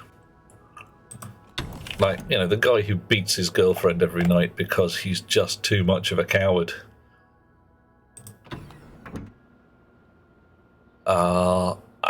He wants some violence but can't beat up on anybody who's actually a real threat. That's the kind of fella I'm looking at for... And you notice that a lot of these stereotypes here are men. Who'd have thunk it?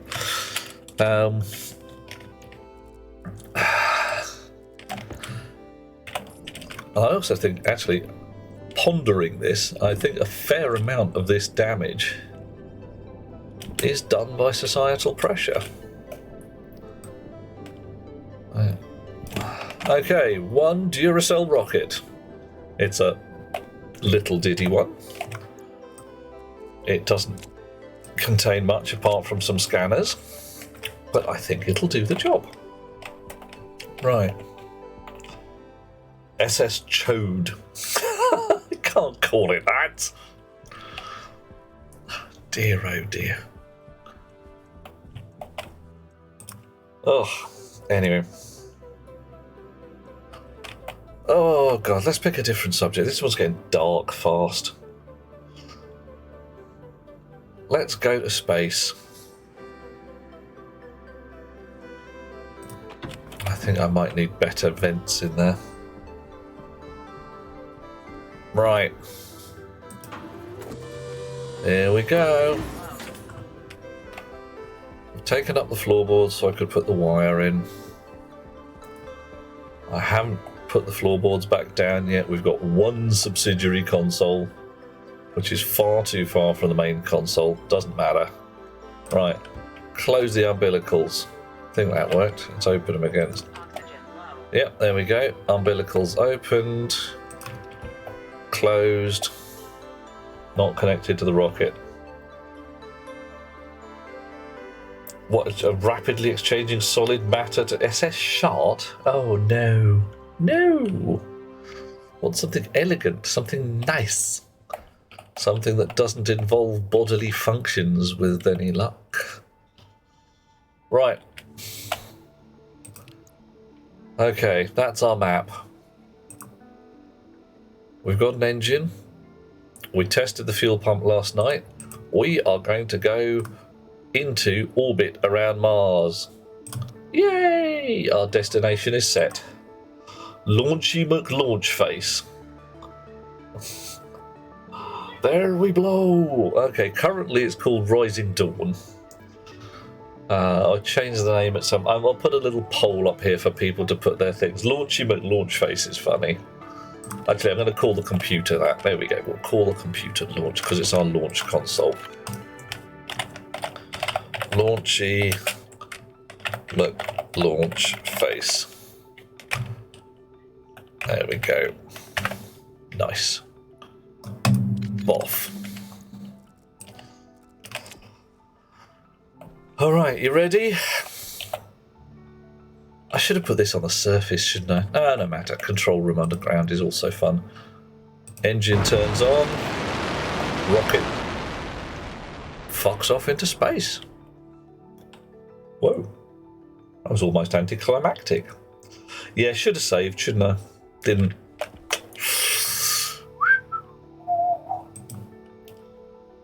Check it out. That's doing some flying. 14 seconds to target. Fuel time 300 odd seconds. Oh, we got more fuel than I thought. We got a lot of fuel. Dude. Yeah, just got the fuck out of there. Whoosh. And we're there. We've arrived. We are in Martian orbit. Whoa. Well, that's nice.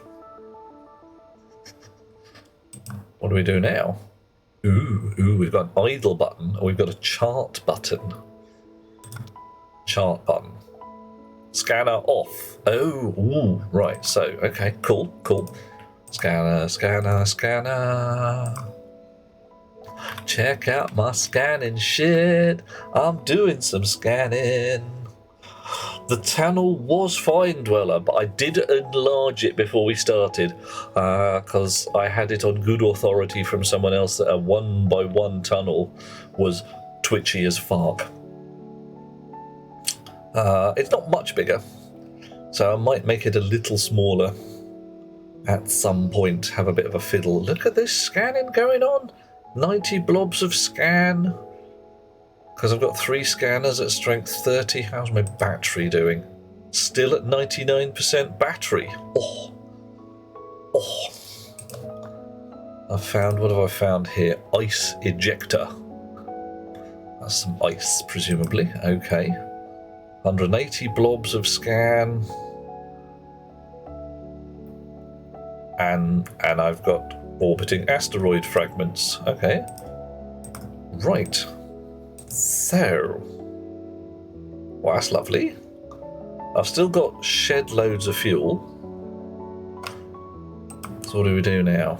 Asteroids. Ooh, and more places to go. Oh dear. Right, ice ejector. You want it to come back? Okay. You reckon we'd drop it down now and then go check out the ice in a little while? Or should we check out the ice right now? Can you save locations? I don't know, but I've got a location code here. And the rocket avionics... somewhere, does it have a code in it? Some destination? Ah, destination code is currently 0. If I say set destination, alright. 113. Okay, so I can save a destination code. Thank you, Eliana. Oh. Right. So I believe the map is relatively fixed. So my destination code of landing pad, if I set that there, yeah, 4013. Okay. And this one is 0113 and 0213. Okay, right. Okay, I spotted it. Right, I can't go there because I don't have the code for it. Okay, right. So, destination, landing pad, rocket. Switch on the fuel pressure sensor, the rocket circuitry, and the engine. Push. Oh dear, did not like the red number for a second there. So the thrust is gently dropping. Why? Because the engine throttle is gently dropping. Nice. Need to scan from the midpoint to see the question marks. Thank you, Discount. It does. Yeah, so I'm going to go there, do a scan, find out some other question marks there. If I go here and do a mine, not that I've got any miners, but hey.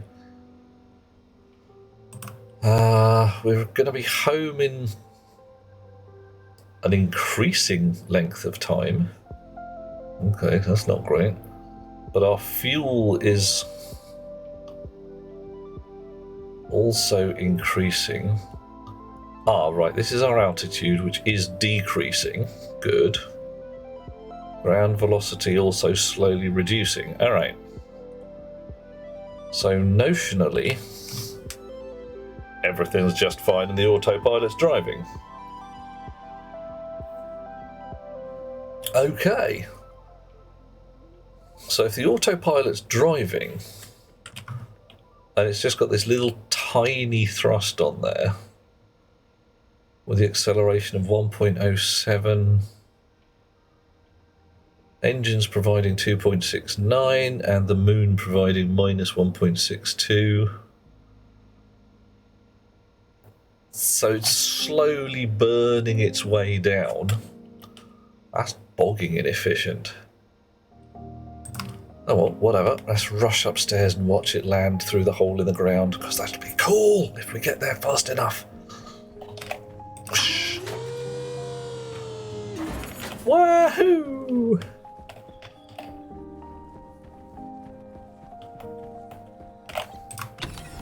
Come on, come on, open, open, open. Whoosh.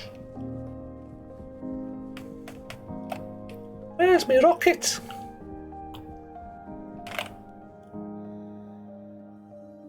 Has it already landed? Have I missed it? Oh. Nope, still coming, still waiting.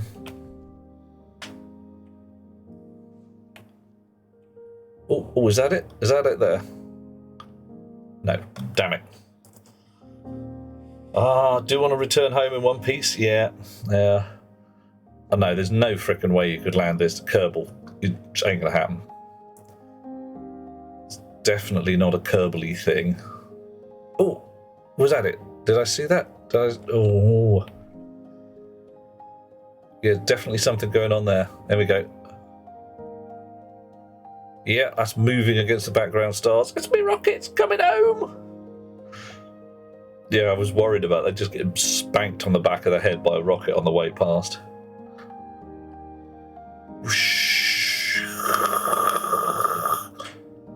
In space, no one can hear you burn significant quantities of fuel. Oh, on the other hand, oof, there's a little bit of atmosphere coming in. Oh, don't miss the hole! Oh, look at that! If I can ride the blasted thing down at this rate. Oh, yeah. Oh.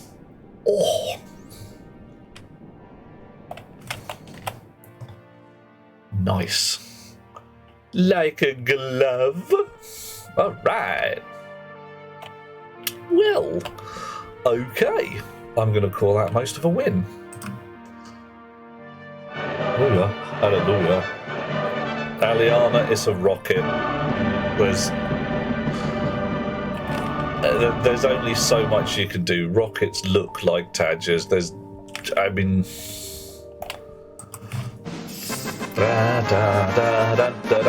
Yeah. I'm feeling good about that. That went We off. shall celebrate this tonight with takeout Chinese. Might celebrate tomorrow night with takeout Chinese. I have a girlfriend visiting, that's going to be fun. Haven't seen her for bloody ages. I mean, literally years. Thank you for the coffee. It's like eating too many mushrooms. There's no such thing as too many mushrooms, Eliana. Oh. Oxygen low. Right, so we've done a thing. Let's go look at the fuel graph. How much fuel did we use? Ow, bottom. Oh, no, hang on. I've got to pull the thing and then the fuel graph will show us. That's not bad. We went up, we came down, didn't even empty the tanks. Ooh. Okay, so this little fella does not use as much fuel as I thought. That's good. Right. Okay, you know what we're going to do? We're going to do that again. But this time, how about I send it directly to the ice field? Next challenge, implement a countdown. See, I don't know what I can do. Oh, I can talk to the rocket avionics, can't I? I can set a destination code. Because I've got to be able to get at all of these from an chip, because the computer can get at them.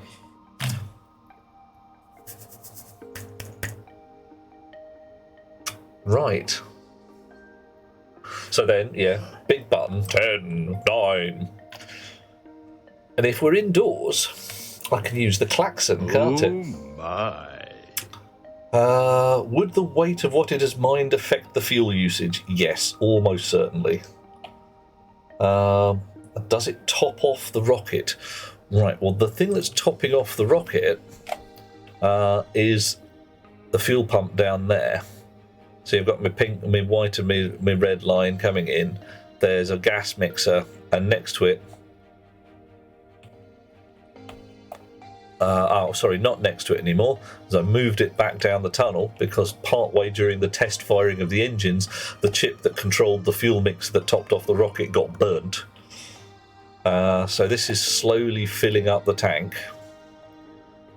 If the tank has the same capacity as a standard above ground tank, we can get that number up to 60,000 before things go bad. But it looks like 15,000 was no shortage. It depends which engine you use, John. I'm using the simple engine. The pumped gas engine, the pressure fed gas engine, eats unmixed fuel and you control it you control partly the fuel, partly the thrust by carefully mixing your fuel ratios. So you'd have to pump twice as much into the the volatiles as into the oxidizer. It's a fatter engine, so this one has got 40 kilonewtons thrust. You make bigger engines, 96% efficiency. The pumped gas engine, 16 kilonewtons thrust, so about a third, 100% efficiency. So it's for your Diddy rockets. This is your Diddy rocket engine. I haven't got the liquid engines. Liquid engines. The pumped liquid engine, a little bit fatter. Efficiency 140% though. So much less evil on the fuel usage. 160%, but max thrust 29. So the fattest engine is your pressure-fed gas. Did I program the engine? Not sure how to answer that, Dweller. I programmed a fuel pump to feed the engine at the same number of moles per second, independent of the pressure and temperature in the tank. So as my tank got less full of gas and the pressure in there was smaller, the pump would pump harder to make sure the engine got the same amount of juice.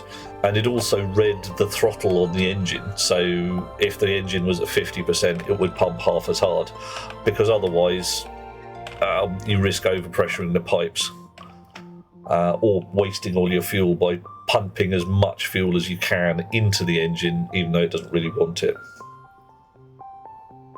Launching from the moon with a sixth of gravity and no atmosphere, it should be fine with pretty much anything. Yeah, it's a fairly forgiving scenario. I'm comfortable with that. Got to do me a learn. Right, so, what's names? Retracted. Umbilicals. We don't have a countdown yet, but that's not a problem. I can build a countdown chip. I can put a klaxon in here that says 5, 4, 3, 2, 1. Rocket avionics has got to have something in here that tells me that the rocket is in the vicinity.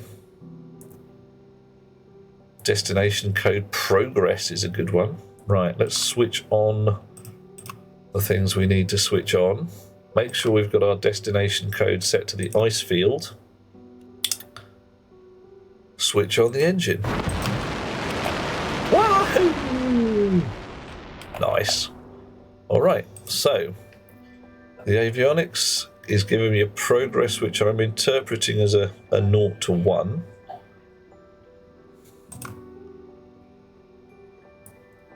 So that's looking pretty good.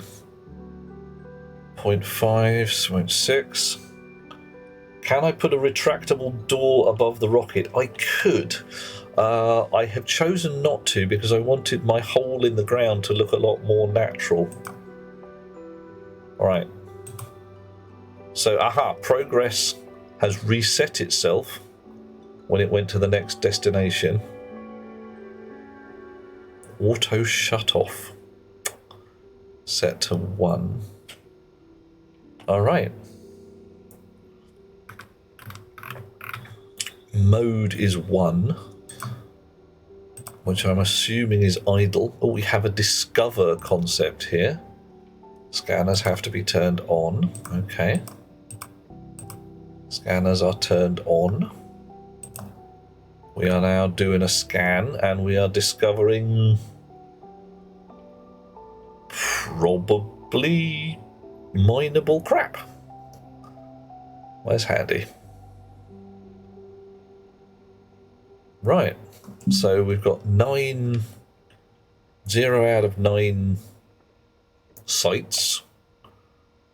Total discover points generated. Okay, all right. So we're discovering the heck out of things right now. Charting stuff. Nav points charted. I don't think we have any nav points. Oh, there is a Water ejector.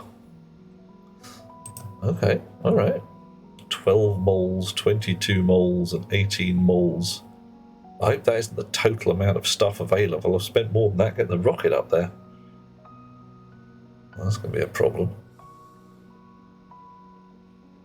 Could be a big old problem.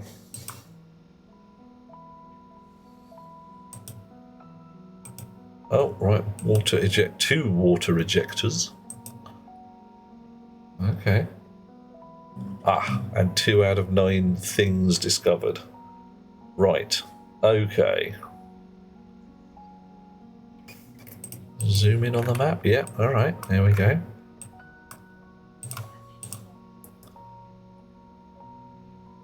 So... Well, okay. We've still got a fair amount of fuel.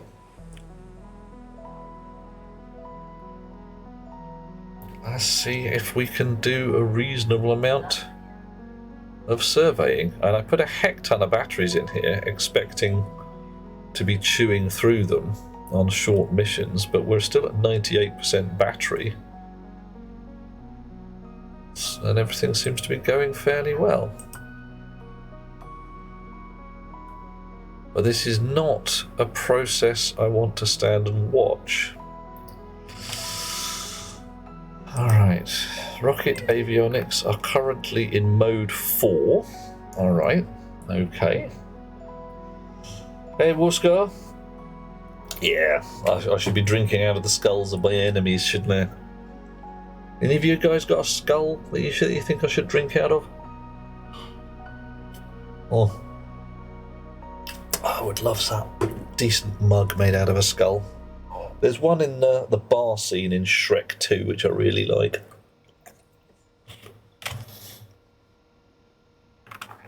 Okay. So the re-entry altitude is set here. The autopilot auto land is enabled. Auto land, is there a ticky box for that? Aha, flight control rule, alright. What would be the perfect drink to serve inside a skull mug? Skull mugs from Futurama? Ooh, I'd have to look those up. What would I put inside a skull mug? For me, it would be a rich ruby mead, a really thick, syrupy one. Quite sweet. Wouldn't want anything too acidic. Yeah, hot coffee doesn't go too well in 3D printed things. If you get the right 3D printing, it works, but it's not ideal. Alright, so we've discovered 9 things. We've gone back to idle. We turn off the scanners. Okay, so I can go to one of these destinations: water, volatiles, and oxygen. Okay, let's pick a volatile one. Set the destination. Turn on the circuitry. Turn on the engine. Takes us 13 seconds to get there. Metal cup for a liner. True, yeah.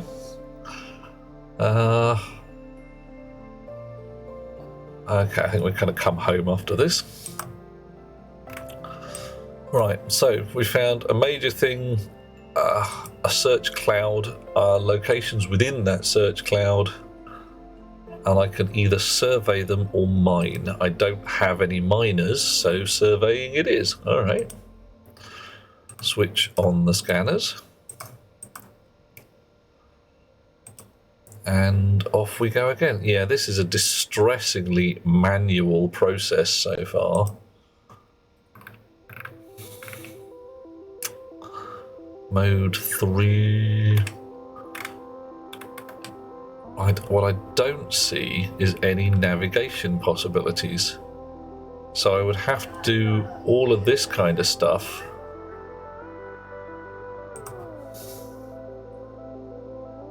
Go in there, scanning, go in there, scanning. The miner can be a lot more automatic because I can just say, go to this place, do a mine, come home again.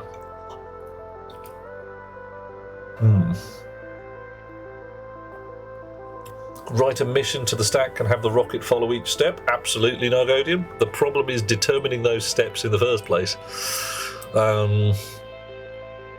Because as far as I can tell, when I am at this site here, there is nothing yet telling me the code numbers for the next sites along. I mean, I could possibly guess, because we got what, 20, 21. Where does 21 come from? Is there the concept of a bad destination ID, or does your rocket just bugger off into space when that happens? Right, oh, okay. So we have scanned the living crap out of this. 2 blobs of density, 1 blob of richness, and 2.84 blobs of size. Yeah, okay. So, right.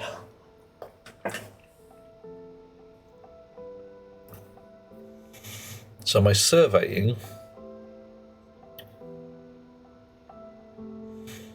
previously my surveying cut off after I run out of things. We're now at 630%. Let's have a look.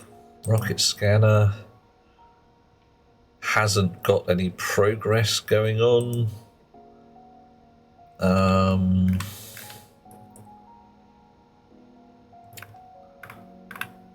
No progress in here that I can tell to know that I'm at 630% or whatever.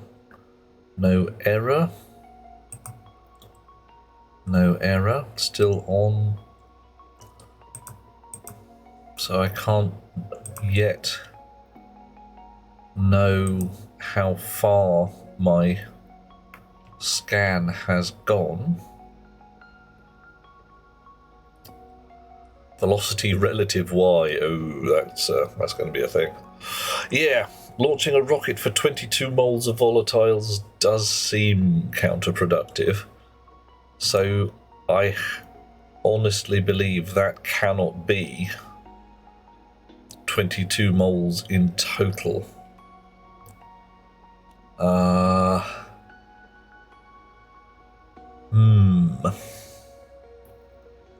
SS Tolmac. Oh, what should I know about the Tolmac?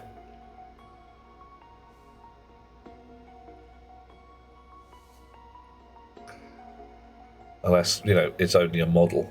But there should be an E in there somewhere. Right. Oh, current action with it's stopped. So, oh, mode's dropped back to 1. Okay, so it stops scanning when it's run out. Survey completed. Ah. Okay. All right. So my only difficulty with automating survey is knowing that there are some more survey points to check. Oh, tokamak, yeah, okay, bit of fusion action going on. So I set the destination back to here, back to Mars orbit. Turn on the circuitry again, just to be certain, and turn on the engine. Off we go. Right. I'm hoping we've got enough fuel to come home. Should do. 200 odd seconds of fuel. 30, 40 seconds of travel time.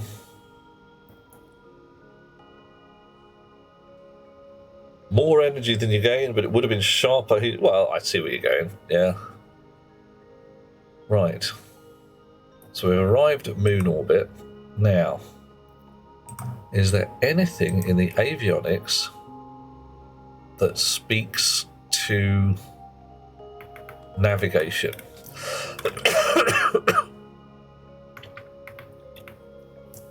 Reference ID. That's the actual reference ID of the avionics, isn't it? Well, that's a prefab hash for the type of object. Mode 1. I can't discover or chart anything else. I can't...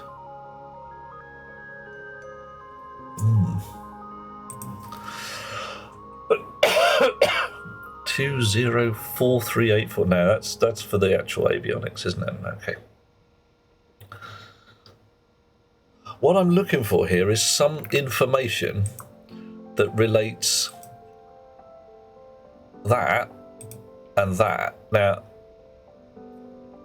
1 and 2. What would happen if I set a destination code of, let's say, 313? Like that. 313. Turn on my rocket stuff. Cross some fingers and see what happens. Where are we going? Nowhere. We are not moving, and our destination code is set back to 0. Okay, where are we interesting? Oh yeah, but the rocket scanner doesn't have any numbers in here that tell me what destination codes are available.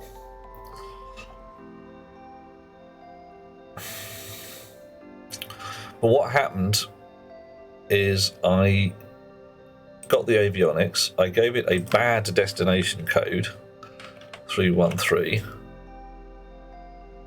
and I turned on the engine, and that destination code immediately dropped to 0. That's okay, that's not a terrible problem. It's a bit pants.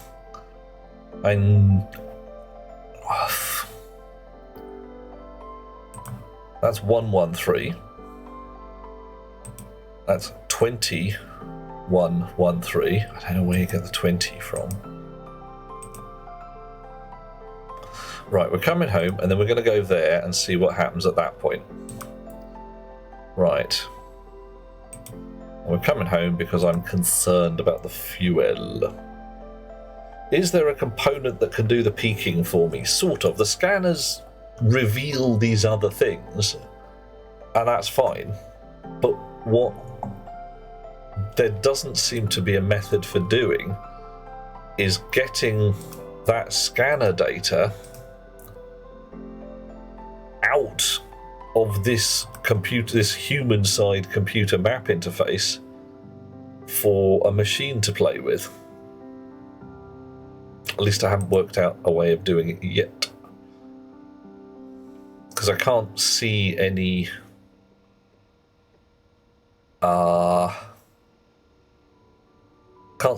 sensible ways of doing it, apart from essentially saying, how about this location didn't work, how about that location didn't work.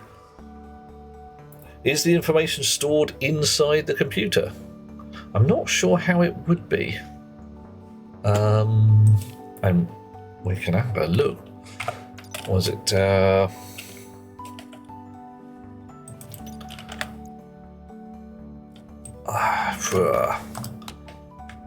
we need a configuration board.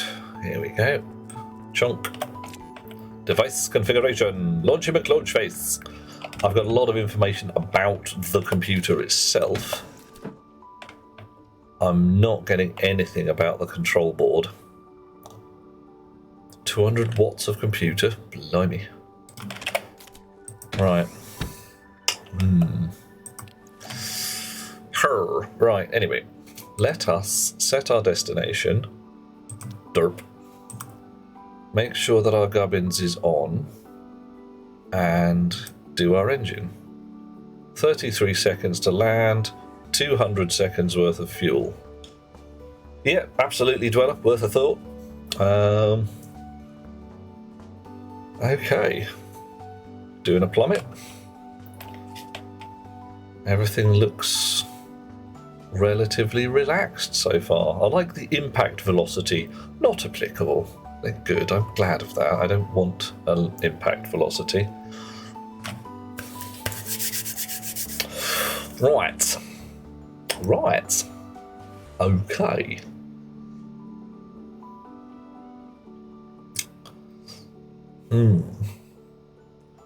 Yeah, avionics has a mode. That's things like your survey, discover, chart, mine, and idle. So, with a little luck, I shall be able to say rocket avionics, and get a, well, bottoms. I was rather hoping to get a list of modes, but I don't. Well, okay, fine. I know that idle is mode 1.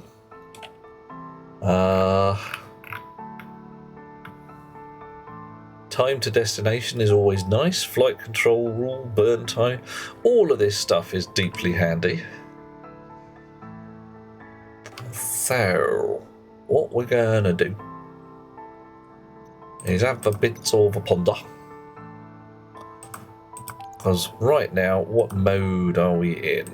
We should be in landing mode. Mode 1. Oh, okay. Okay, maybe going somewhere is mode 1.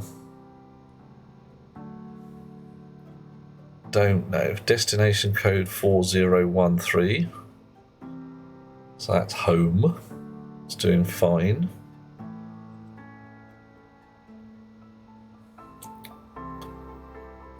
Everything's looking good there. 100 seconds to home.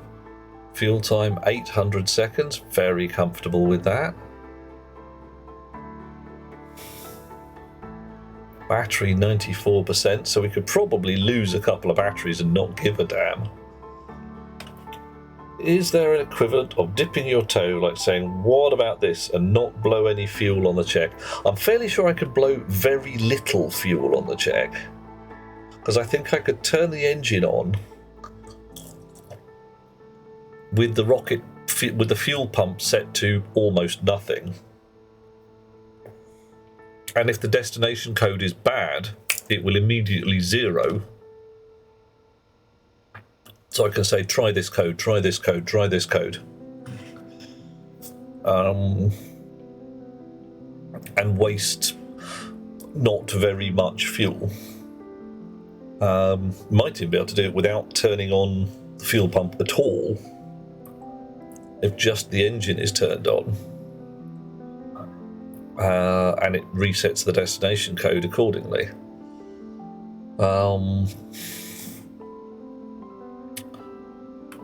we got what somewhere down here we've got time to destination. Oh, time to destination is at -1.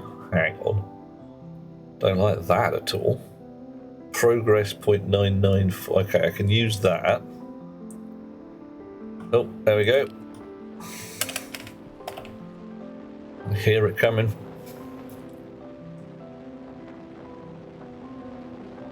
Shh. Oh, it's getting loud. Look at that.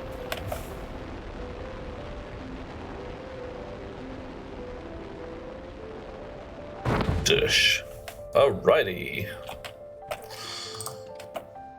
Okay, so we are now in mode 1 again. Well, I must admit, I was rather hoping that there would be a sort of going places mode. Rather hoping that time to destination would have been useful. But whatever. Destination code has been reset.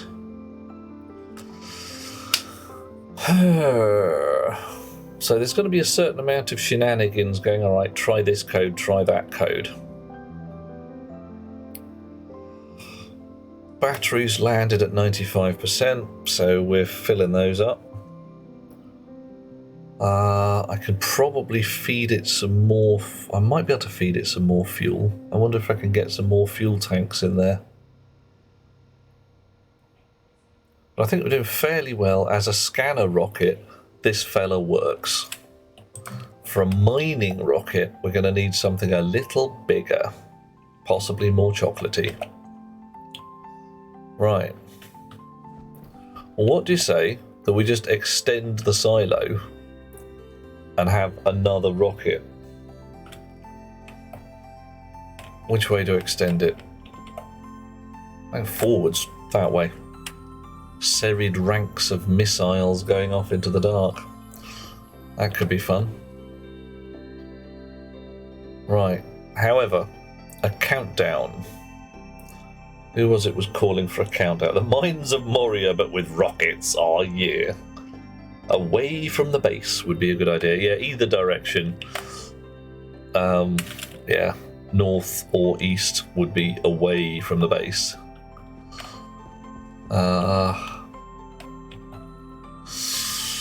Oof. Right. Well, I can pinch some of the towers because we don't need very much of a launch tower for the little fellow. Coffee, thank you.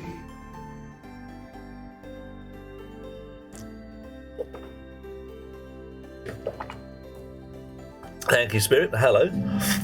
I'm afraid you have just missed the first and second successful launch.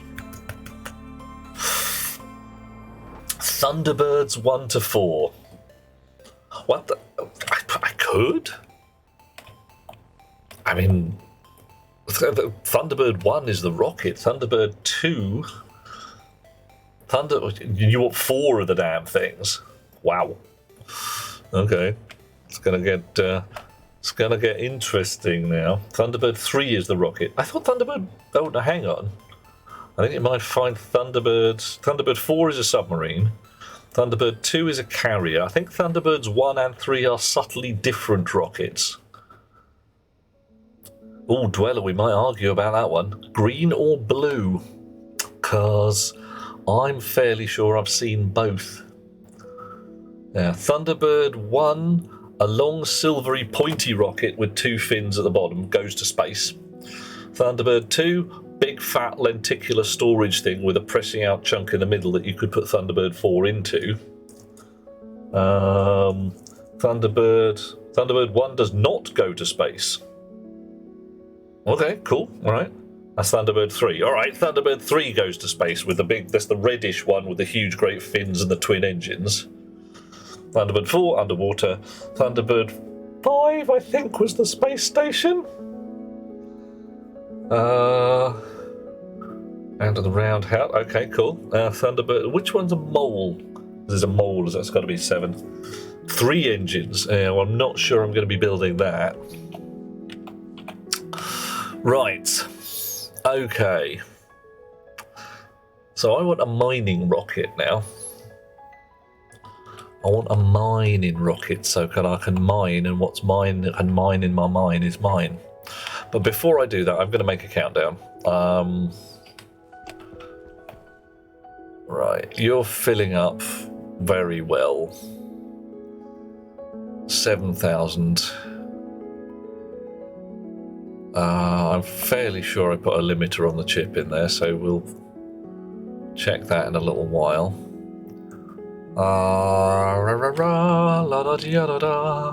What do I need to do a countdown? Well, first off, I need to be able to tell whether the bloody rocket is at home.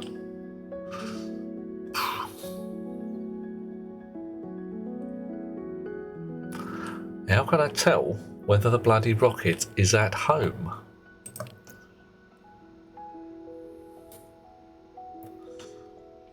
Thunderbird 1, basically a supersonic plane, so was Thunderbird 2, but Thunderbird 1 was a fast response vehicle. Thunderbird 2 actually came and did the work. Yeah, Thunderbird 1 was like, oh shit, let's go and have a look, find out, bit of a recce. Thunderbird 2, like, turn up with what's actually needed.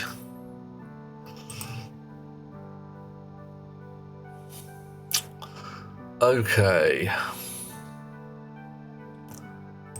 How, from this or something else, can I work out that the rocket is actually landed? Blimey. Wikipedia claims Thunderbird 1 had a max speed of 15,000 miles an hour. Holy badgers. That's pretty damn swift. I mean, that's really very swift. And really amazingly, like, sort of pants-wettingly, yeah, somewhere around there. Well, Mach speed depends on your height above sea level, but it's awfully fast.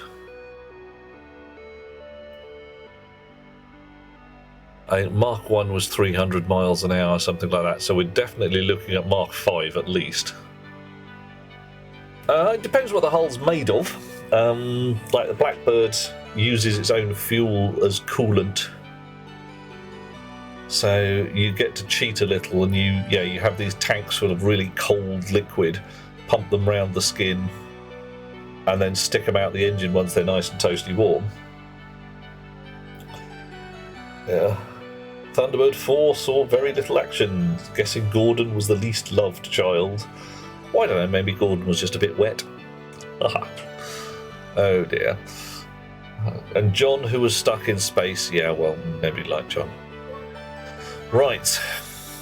So, Apex, 0. No use to us. Re-entry altitude, flight control, bird, time to destination.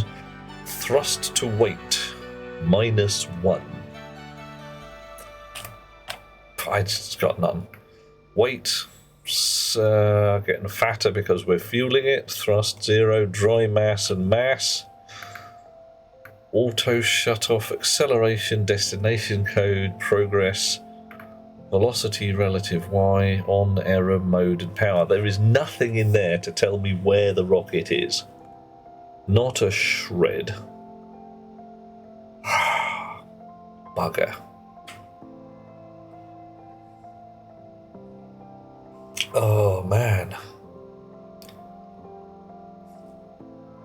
I say rocket works, old chums.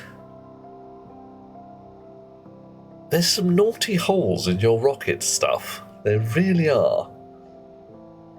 Really, really are. Now, the Celestial Tracker... oh, absolutely, John. I can keep internal state somewhere in the machine, but I would have to be able to reset it. And it's a bit poo. Because,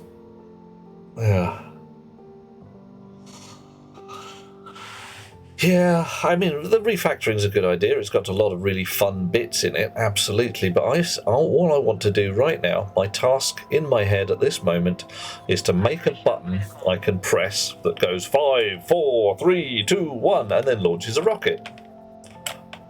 Nice. Now, once the rocket's up, it's doing its thing, it'll come back down again, and I don't want to be able to press that button again until the rocket has come home. But, right this minute, I cannot tell when the rocket has come home. So I'm a bit stuck. I have a confuse. Schlub. There we go.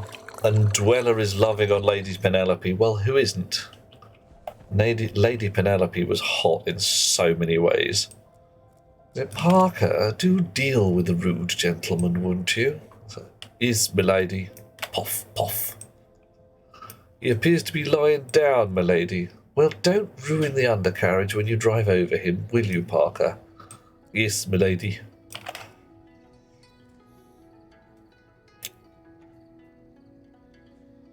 Right.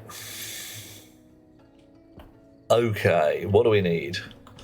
I've come upstairs for a drink of water. I'm going to have some more soup as well while I'm at it. Got to make some more soup too. Oh, blimey. The pedals of housekeeping and all that jazz.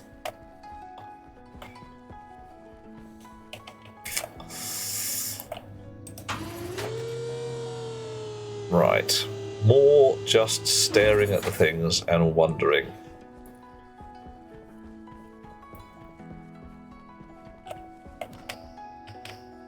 Ah, now I've just been staring at the UI. Where does the avionics actually have all of these bits of data in them? Nice. But some of them, if the interface is accurate, not a lot of those are any use in and of themselves. So we are using the pumped gas engine. Nothing in there about where we are in space, but is there anything we could possibly use? I mean, the throttle. Maybe. Set to 100.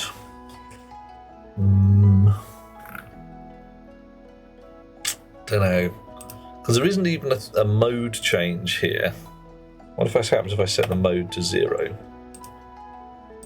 It just stays at 0. Wow. Yeah, problem is the Celestial Scanner right now is broken, and if you install one in a rocket, it corrupts your save game. Bit of a bummer, really. Ah, John has to trick the watch into thinking you live a healthy lifestyle. Got to run a while about and wave your arms around. Thank you very much. Successful launches are going well. I'm going to stay away from the Celestial Scanner for the moment until somebody confirms that it's working, or at least there's an update. I've got 2 rockets to choose from there. This is very, very manual. Right.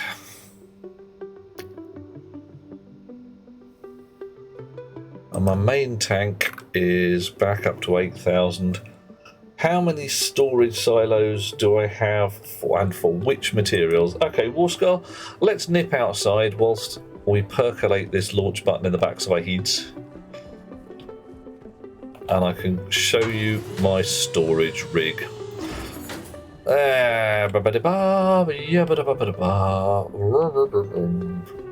Various other random noises. Schlump. Okay. Go, open. Thank you. This here is my storage rig. I have, I think, 9 silos. All in alphabetical order. Coal, cobalt, copper, gold, iron, lead, nickel, silicon, and silver. And there's a space on the end for steel, because steel is an annoyance.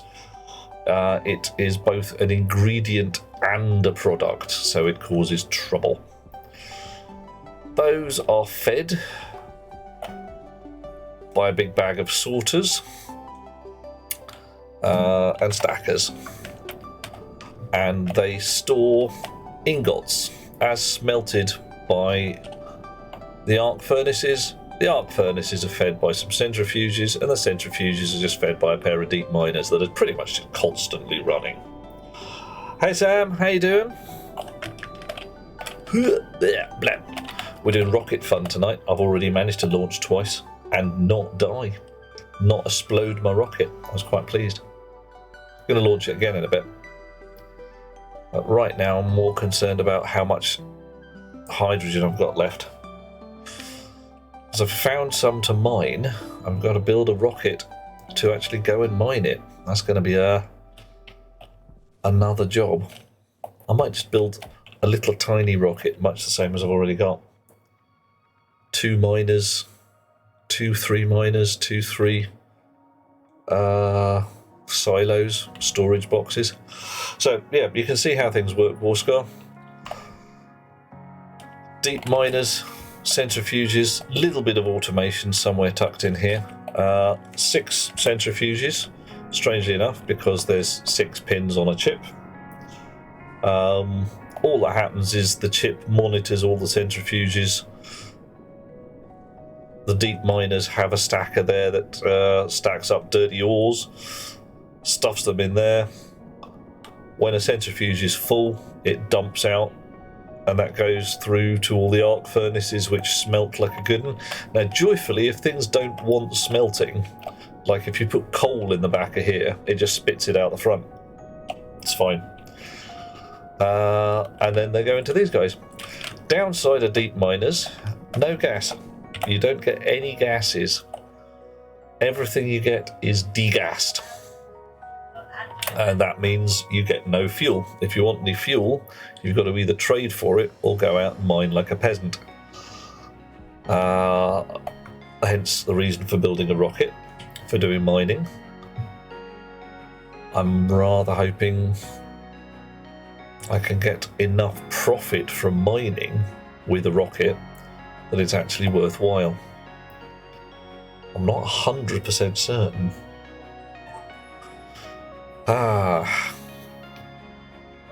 Okay, we're still trying to work on the problem of how to tell when the rocket has arrived. I mean, like I say, I can keep state information in there.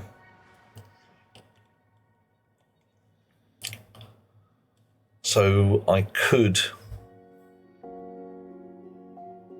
watch when the rocket's destination code matches home and see when it arrives, probably.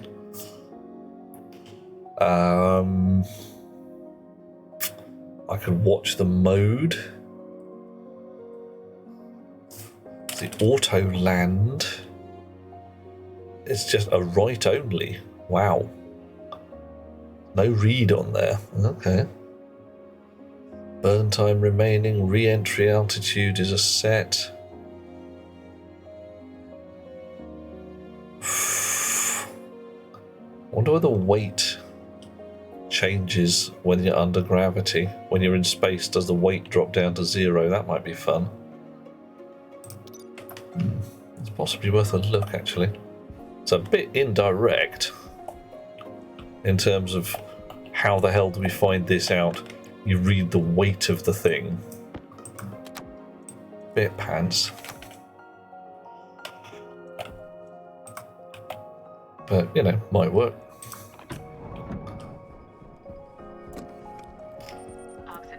Yeah.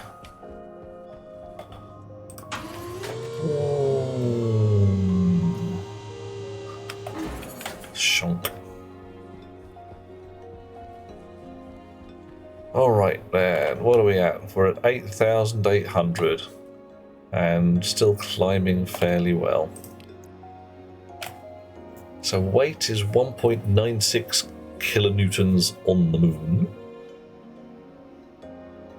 Mass is 1,200 kilos, and that's going to slowly climb because we're feeding oxygen and volatiles in there.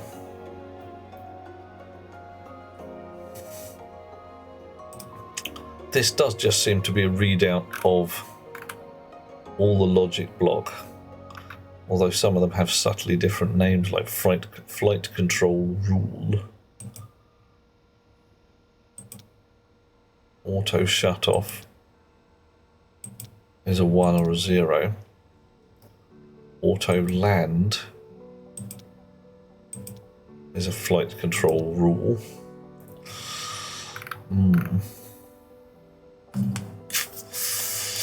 Oh, I hate it when these things are simply not automatable.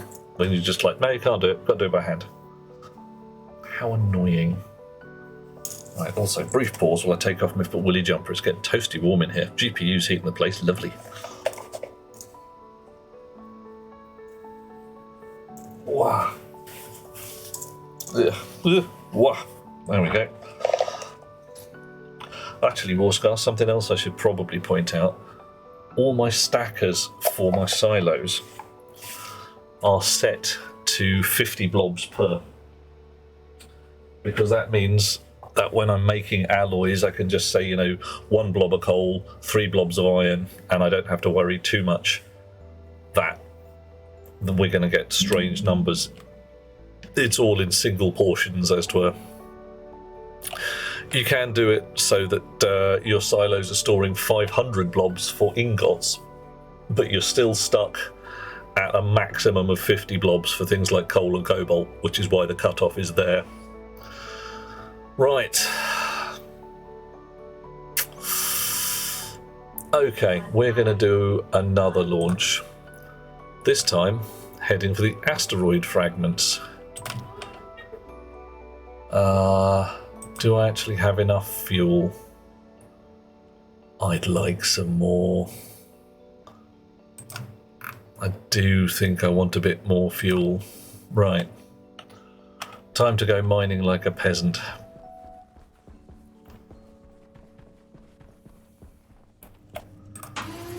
And we'll see what we can get out of asteroid fragments. So it doesn't seem to cost us a heck of a lot. Oxygen low. Yeah. I believe you with your oxygen low.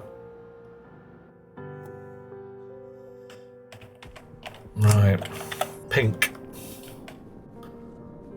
And actually blue as well, I suppose. There we go. Bit of blue. Lovely, lovely. Get it while it's hot. Oh, or cold, whichever.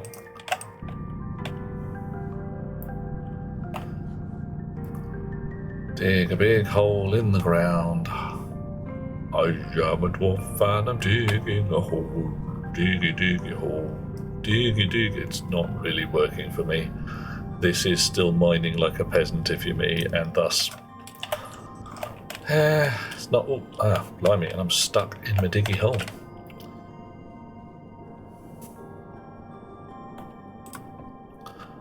Bit more pink over here. A couple of forbidden watermelon. Are you just a little dot? Coffee. You know what I should do? I should make myself some pair of these sensor lenses, shouldn't I? For seeing ores. Oh. Thank you there, Wolfscar. I love me a bit of coffee.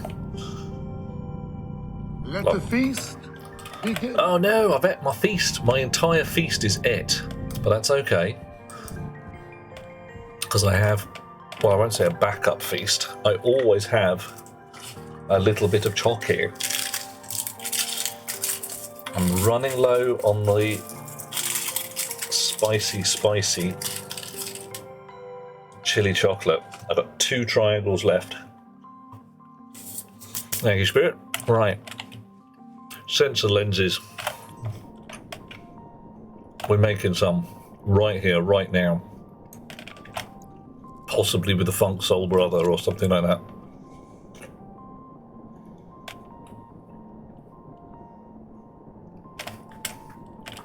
Okay, what do we need for sensor lenses? Let's find out. Sensor. Celestial scanner, no. Meson scanner, got that. Ore scanner. Yeah, mother was an ore. And we need some silicon. Let's go to the silicon silo. Yay! Silicon silver's on the end. So I'll have a couple of blobs of silicon. 1 to pop in the machine. And 1 to pop in the cupboard so I don't have to come here again afterwards. Chunk, chunk, chunk.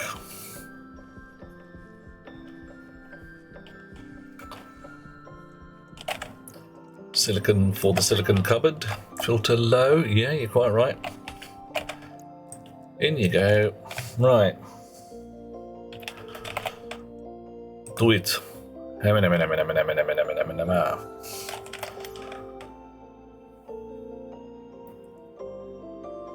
Ore scanner.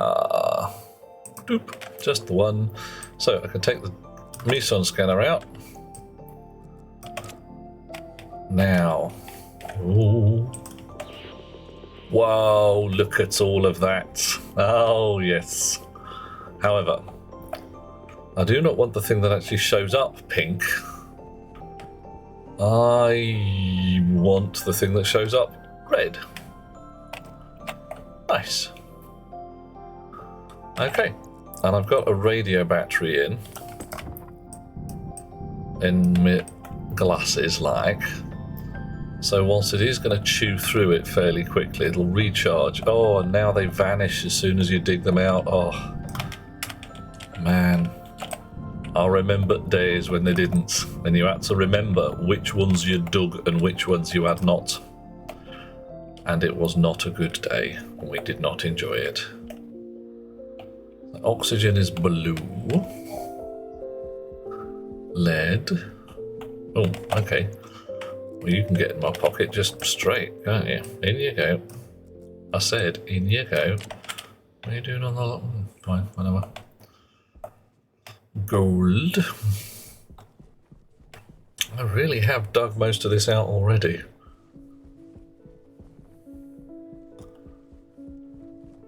There's some all the way down there. It's quite a long way down. I'm not that keen on going that deep just straight down into a tunnel. Okay, some fairly deep deposits as well. I want surface. There we go. You'll do. Right. Digging the pinky bits out of the ground. Oh my. It does kind of mess up your perception there. You're not actually seeing the ground itself. Oh, and my backpack's full. Alright, you 2, 3 can go in there.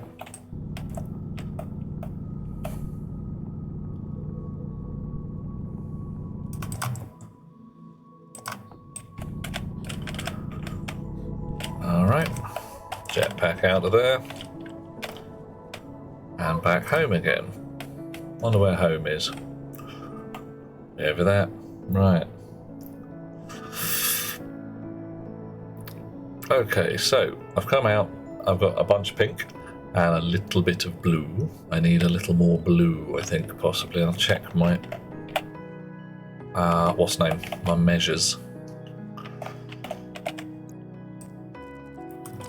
Not sure what the problem is. Unable to get the printer Q code to show up in the game, even after several restarts and an unsubscribe and resubscribe. Ooh. Interesting. Okay. You've got the link to the old Steam thing going on, yeah? Let's just throw out one of these and make sure that I did actually put it in there right, because you said you were able to subscribe to it first off, so it's got to exist probably. Have a look. So we're looking for printer switch off with Q, created by yours truly. I will see if I can direct link to it somehow by means of Voodoo. Says it was updated Feb 28th. Sounds about right. What is the problem? Just doesn't show up in your in-game library, is that it?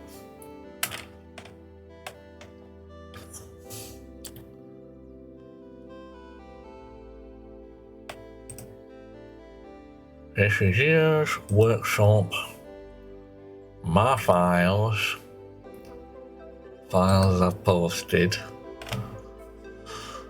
Disabling code, printer switch off with Q. Updated Feb 28th, 2 change notes.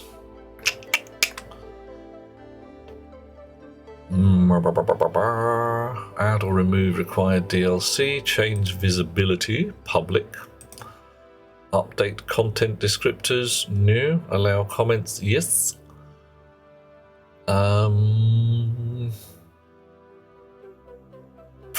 Don't know. Do any of the others, if you freshly subscribe to just one of the other bits of code, does that show up? Because the other thing I can do here is copy that and send it to you as a message, so you can just cut and paste it. It's just text, it's not special. And if I do that, it doesn't work. Ah, well. Does not work. Right, okay, I'm going to stick it on the Discord channel if you're comfortable with that, because if I try and send it as a direct message, the formatting goes very bad. I mean, not just a bit bad, but really amazingly bad. So if you hit Discord, there's a channel called 1001. And what we can do is get this right. I think it's that one.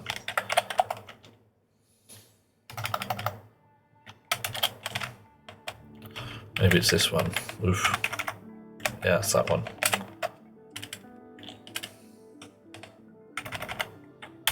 There you go. Right. No, it's the wrong one. I've posted the wrong code. Doesn't matter. I shall post some fresh code. What I've posted up there is the generator code. So printer switch off with Q, overwrite, copy that, and here we go.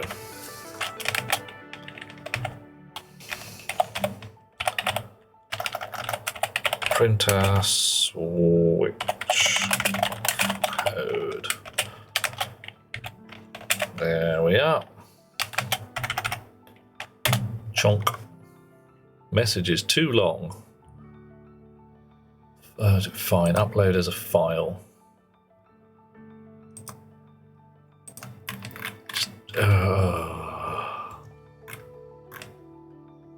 There you go. Right. Hopefully that is now available to you under message.txt. Let's call it printer code.txt. There you are.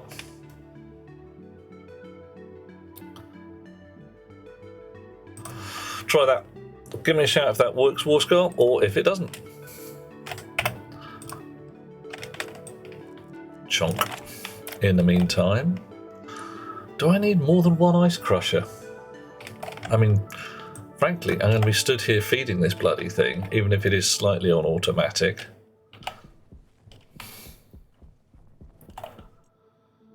Oh, chutes there.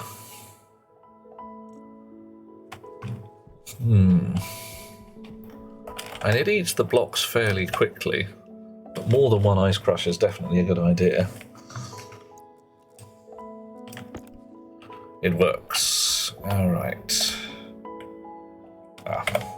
We need the atmosphere analyzer in here, of course.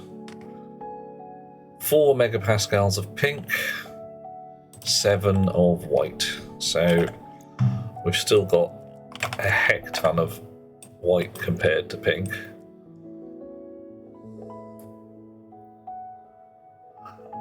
Is anyone else out there having tricky times with pinching code off the Steam Workshop? Because it's there for a reason, and if it's not working for you, then we either need to talk to Rocketworks or to Steam, that are Valve, and work out what's going on.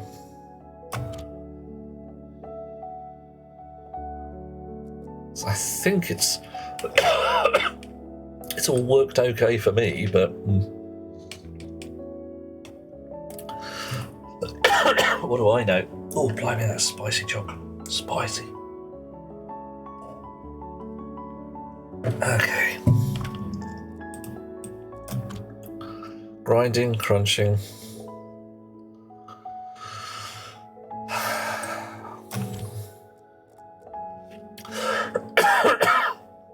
Oh.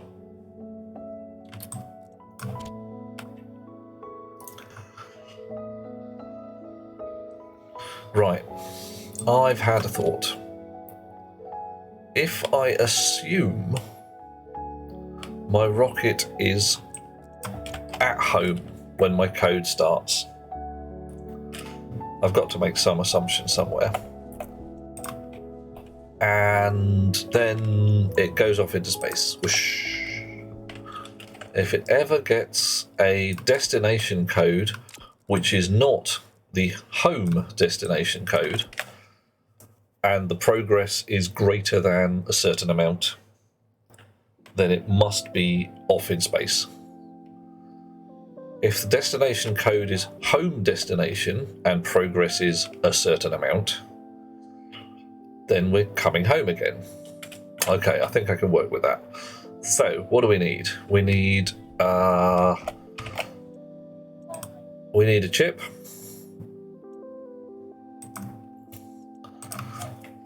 Integrated circuit, please. Housing, one of them. A button to press, which is a switch, and we're going to have an important button. That's what this is going to be. Oh, hello. Well, that ain't right. Something just went bang somewhere. And it's underground. We've blown a pipe. I'm guessing it's going to be the nitrogen line. Could be wrong though. No. No. Rapidly dropping. It's the hot waste gas line. So let's disconnect the tank before we start. You in a pocket. And all the filters have switched off, as is legit. Okay, what the hell happened there? Your vacuum, you are still holding the tiniest bit of pressure. And you are... Wow, waste gas tank is empty. Whoa. Whoa. Has it blown? Yeah, that would explain it. Dude.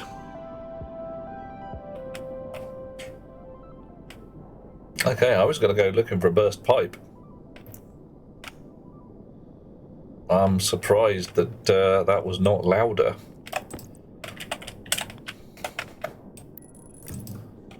Right. Okay. Okay. Okay. Okay. Well, there is your problem.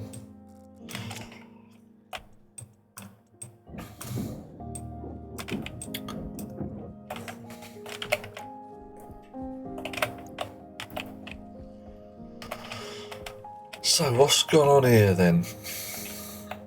Now, notionally, we have the high and low pressure sides of our waste rig.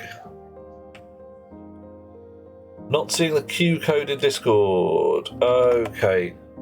If you have a look in the... try that. Yeah, I just had to press the go button. Try it again, Warscott. Yeah. The bit you want is the bit between the three little tags. Starts alias printer 0, ends JRA. Yeah.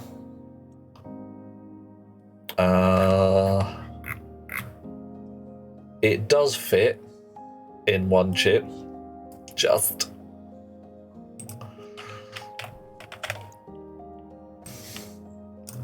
So, what's going on here then?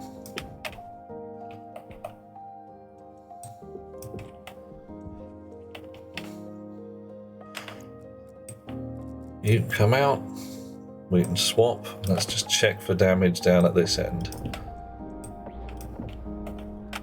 That looks clean and shiny. But I can see roughly what's happened here. This, I've fed a lot of pressure into this, and that's supposedly the low pressure end. Right. And this turbo pump has sent it across to the high pressure end, and the high pressure has become a ridiculous high, and that ain't right. So, hello, you are the chip that controls that kind of crap. Let's fixate it.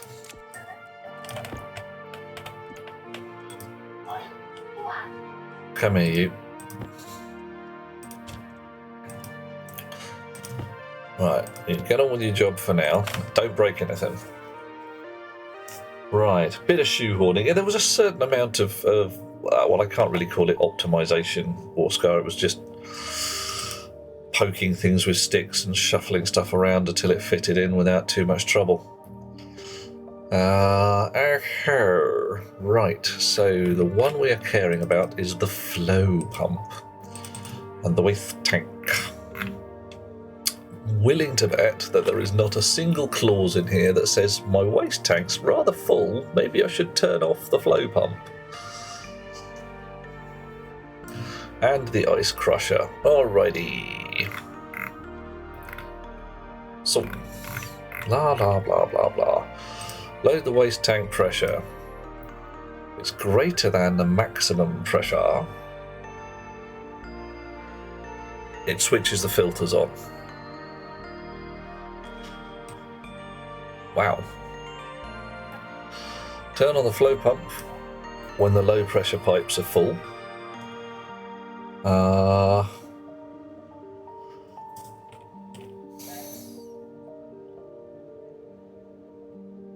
Right. So this is doing the hysteresis thing, which says the flow pump should be turned on whenever the waste tank gets above a certain point. Sorry, when the low pressure tank gets above a certain point. I want a secondary clause in there that says not when the waste tank is really full. Actually, I probably want, instead of just not doing it, I probably want to like flash some emergency lights or something. So we've run out of pins on there, so we're going to be doing something shenanigan-y. Ice crusher. So all this does is check whether the ice crusher is occupied. It does nothing to the rest of the tank checking at all. Alright, so this first thing here.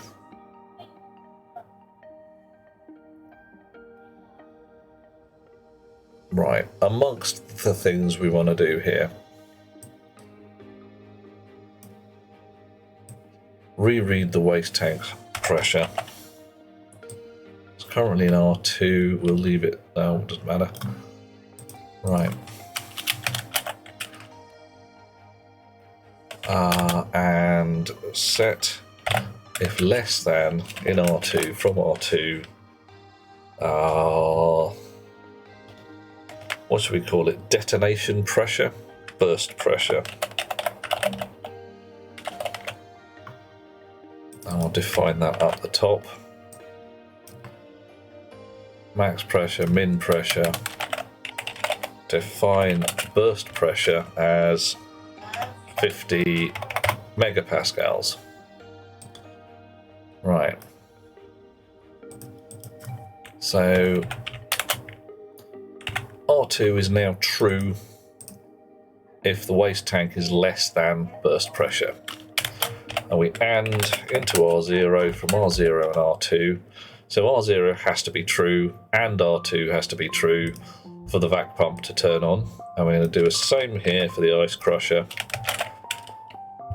So the ice crusher will only turn on if the vacuum pump is, if the waste tank is at a sensible pressure.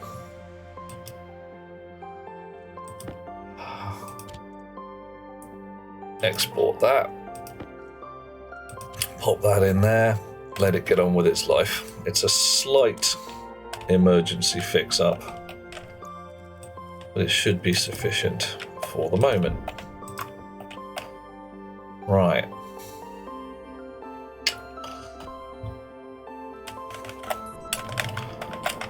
And I'm actually going to take out some of these frames here because I might be wanting to get down there again rather soon. if shit gets a bit weird. So we're just going to use floor plates here. Better go make some floor plates, I suppose.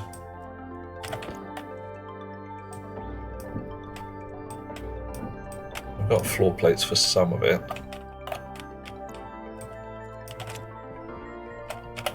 You, off you go. You'll do, and we need another couple of floor plates. Did I put some in there? I put some in here. Ooh. Might already have some just waiting. Do I? Heck, never have enough floor plates, I suppose. It's like pipes and wires. Right. Then we've got to pop a new tank up there. Floor grating. Just two. Go, go, go. Right.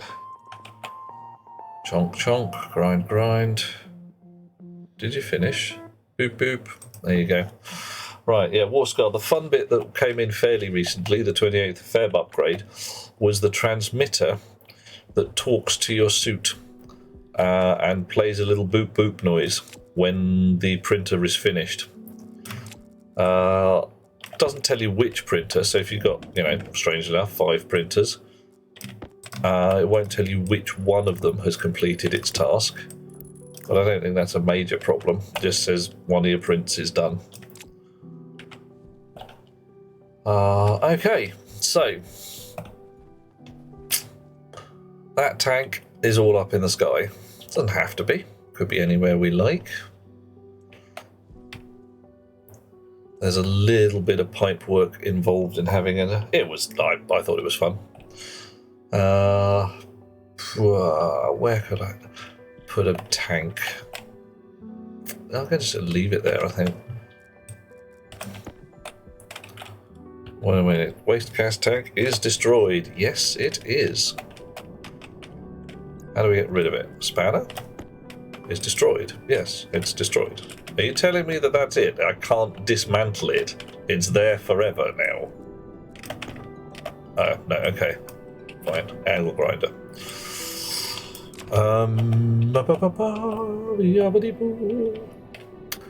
So, what I could do, without too much difficulty,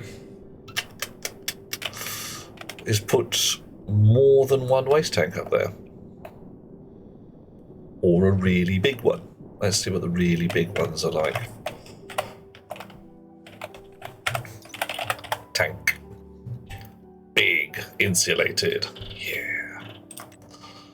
Requires TAC 5 insulated tank kits. Okay, let's see what we got.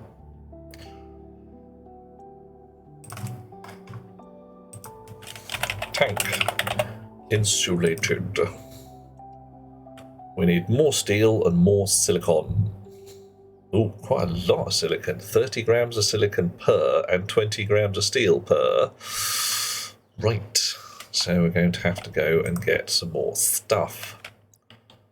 100 grams of steel. Bit more steel. Right. Okay. So silicon. So I need 150 grams of silicon. Wow. Line 68, select dial value, color purple is in red font. Yeah, don't worry about it, Warscar. It's just the IDE hasn't quite caught up with the changes to the way the code works. So the second parameter on a select statement, sorry, 1, 2, 3, 4. The last parameter on a select statement comes up in red if it is in words. If you wanted to change it to a number, it would be fine. But colour yellow and colour purple seemed a little more informative than like 3 and 11. So still works, everything fine. If that doesn't work, when you select the dial above your printer and set it to 0, your 999 there will not be in purple. Hey, how you doing there, Nugadian? Actually, it won't be purple. It'll be wrong when you're printing, rather. But you see what I mean. 999 there in purple. That means just keep printing till you run out.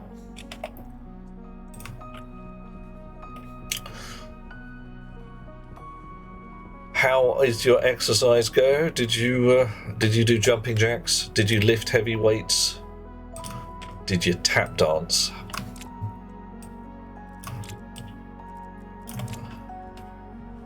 Chonk, chonk, chonk, chonk.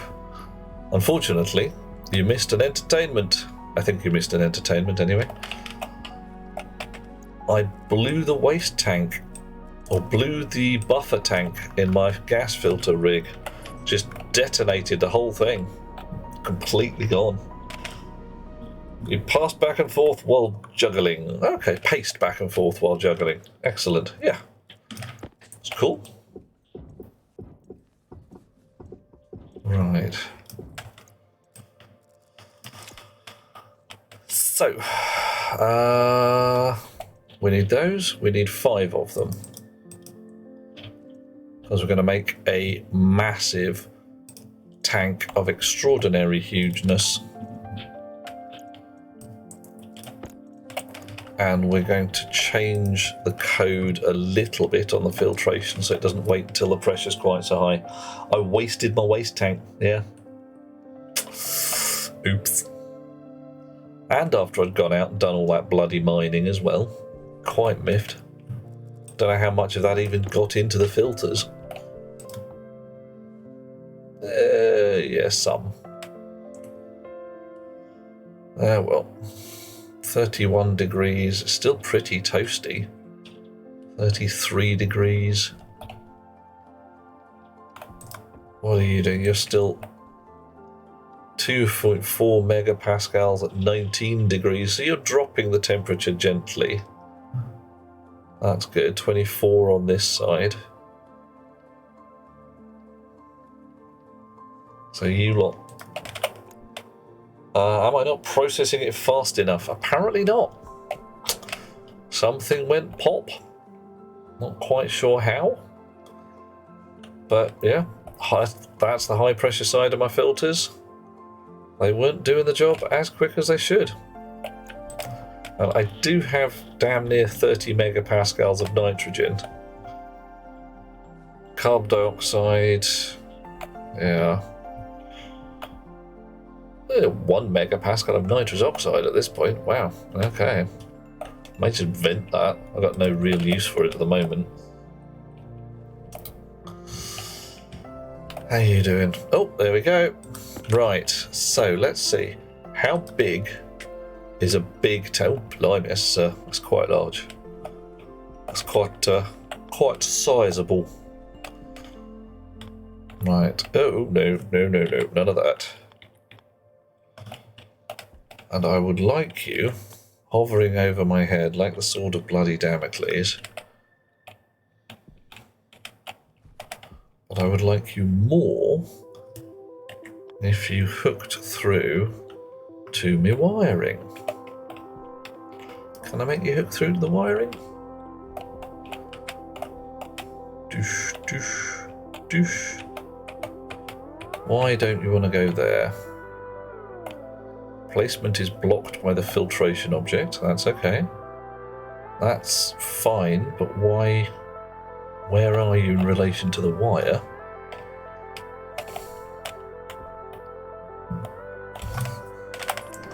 That's twisting my melon, man. Come on, downward. Ah, there we go. Right. So, that can sit there. That's a big old tank. I mean, that's a huge tank. That's a nice tank. I could put it higher up in the sky because it's pretty fucking claustrophobic down there. I'll put it deep underground. I really don't want to put it deep underground. It kind of gives me the fear if I put it deep underground. I won't be able to see it. I won't know what's there. Chunk. It's a good thing this is the moon and we can hover these things in midair.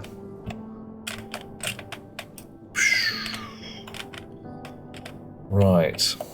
You are a big tank. Oh, oh, oh, oh, oh, oh, oh. In the pockets. We got any spare pipe? I used it all up, didn't we? All gone. Not a shred of... Oh, there we go. Bit of green. Magically turns into brown. Does look a bit odd. I might put some... what's names? Reinforcing bars in here. Or does it have to be there? It doesn't have to be there, does it? And it could be anywhere on this brown line. It could sit on the end, even at ground level. So long as I could get a wire to it.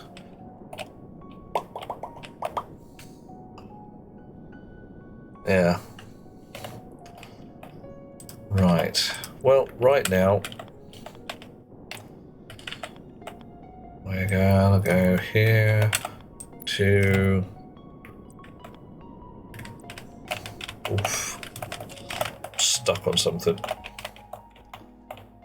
What am I stuck on? Oh, I'm stuck on my chutes and my arc furnaces. That's fair enough.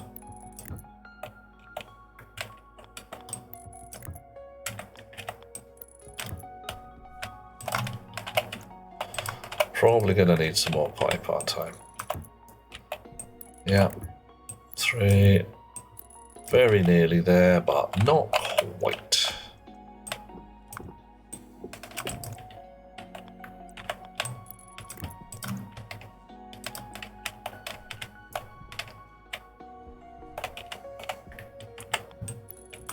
Oof. Oof. Oh, look at that. Is that not just irritating? Definitely no more in the cupboard. Not in any outlandish colours. No, fine. So a bigger tank is leaving an explosion for later and a bigger one at that. Hey, Skizzers, give me some balk. You know you can do it. There's a ticky box. In theory, what I can do at this point is... Oh, yeah, that's about it. What I should be able to do is have this bigger tank operate at a lower overall pressure. So what happened there is I fed the ice crusher fast. I fed it a heck ton of ice all at once, and that went into the notionally low pressure side of the filters and then was pumped into the high pressure side fast. Oh, spirit, mate. Oh, horror. It's not a real one, I can tell. I'm outdoors. It's still unpleasant. Don't like it. Insulated pipe. We're going to have... We'll just have 5 of those.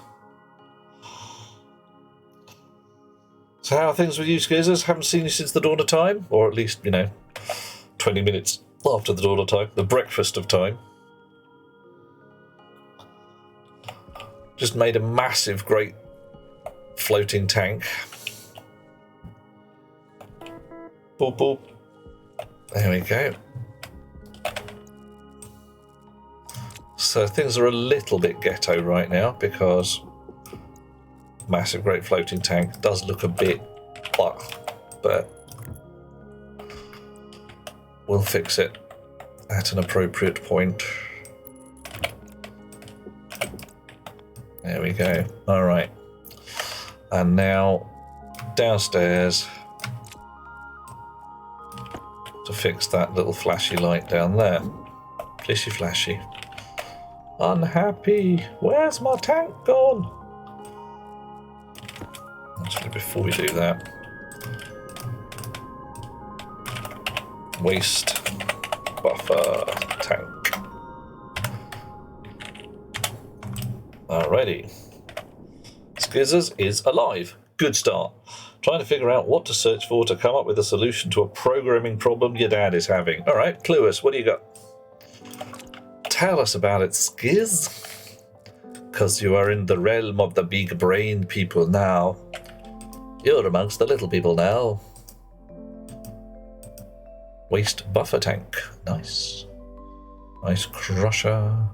Filtration. Low pressure PIP sensor. It's you. Hello, there you are.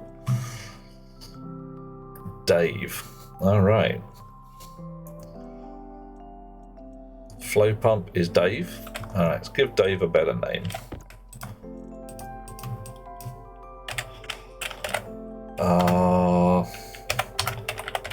Flow pump filtration. Flow pump. There we go. Waste tank storage, vac tank, and vacuum pump. Alright, so this chip's actually doing 3-ish jobs. It's running the filtration set, it's running the ice crusher, and it's running the vacuum stuff for the waste tank storage. Sure. Blew up my waste tank because I chucked too much ice in too fast. I think.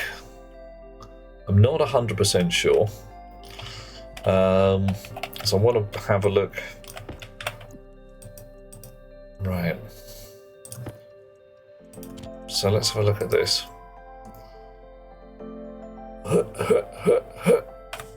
Thump.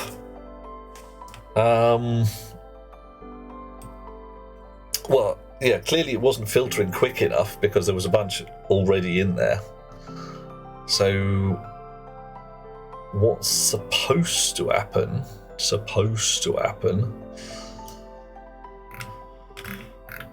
we read the pressure in the tank. And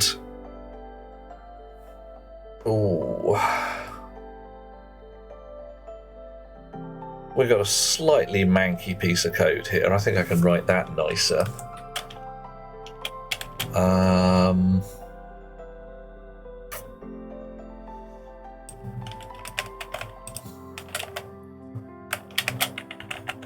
So load the waste tank pressure into R0.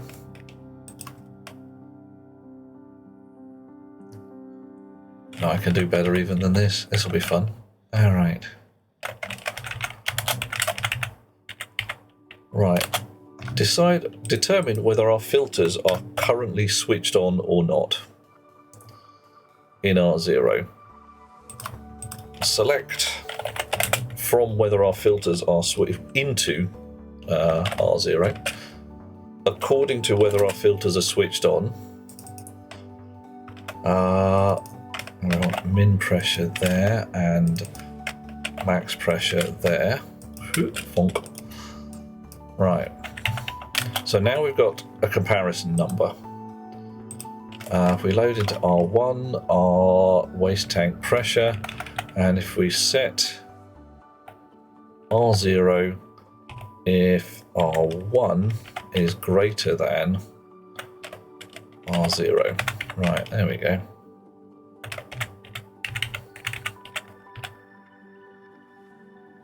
Chunk. Our select has gone away. And we're actually in R0 at this point. There we go. Right. Right, it's what's happened here, I think, John, is that my waste tank was already very full. And it was busy filtering and filtering. And then I just overloaded it. I just filled it up extra. Pushed it over the camel's back straw. One of the things I've done down the bottom here is I've read whether the waste tank is near its, what I've called its burst pressure, and I've just switched off the ice crusher at that point. You can't have any more. Sorry, not allowed. Okay.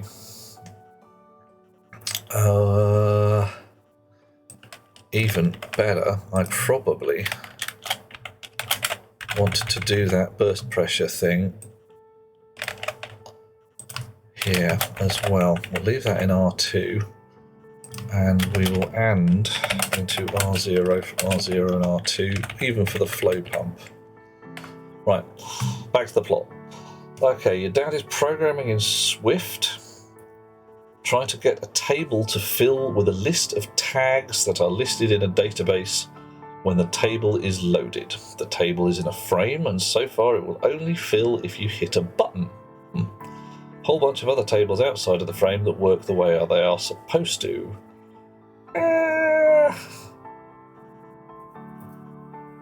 I don't know enough about Swift and frames to even have an opinion here. I'm terribly sorry, Skizzers. Oh, Monsieur Nargodian to the rescue. Right, why don't I turn the filters on all the time? Because the filters use energy and they use up their filters. Which does also remind me, maybe I should check the filters. It's possible that one of my actual filter objects is a bit bust.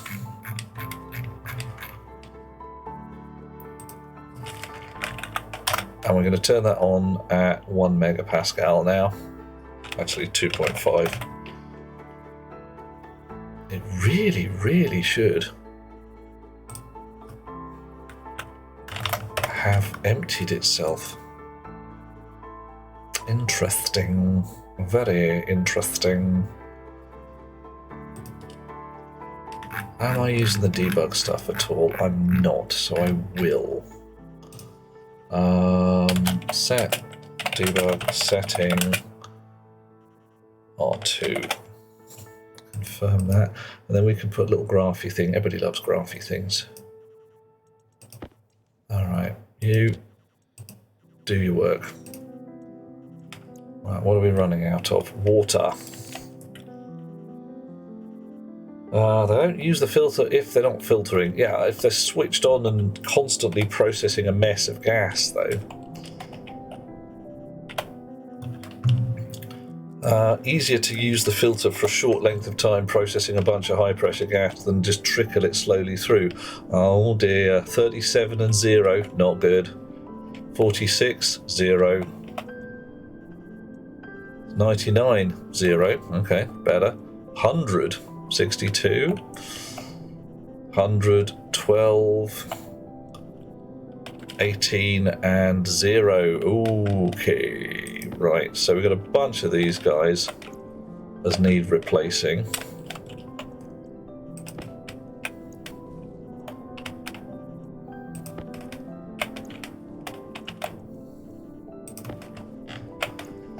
That's not helped. Yeah, and I can always turn the filters on manually and it'll just generally deal with it.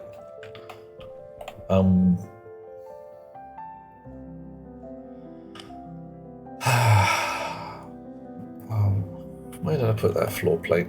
Oh, in my pocket. Okay. So, 1 nitrogen, 1 oxygen, 1 pollutant, and 1 carbon dioxide. Medium filter carbon dioxide. Cue it.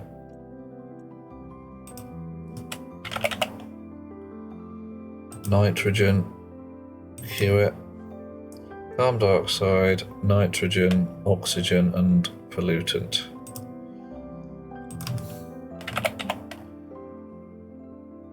Oxygen.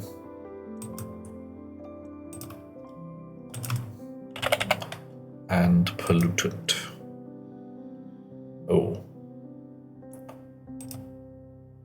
I've queued it, but I haven't got any iron. Right. Filters are surely done in by the volume you process, not the time you use them. I'm not sure about that.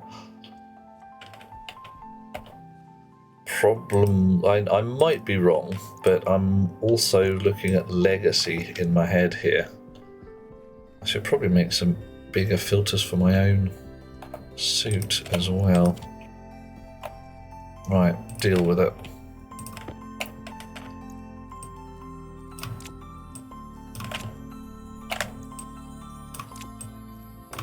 Oh, I'm gonna have to grind these up, aren't I? Why am I resisting making a grinder? I really don't know. Possibly because it's an absolute fag and the centrifuge will be full of grot. Trickle or fire hose the filter the same per volume. Yeah, I don't know. It used to be, back in the day, that it was solidly per unit time. Right, okay, you have got nothing in. That's odd, but not impossible.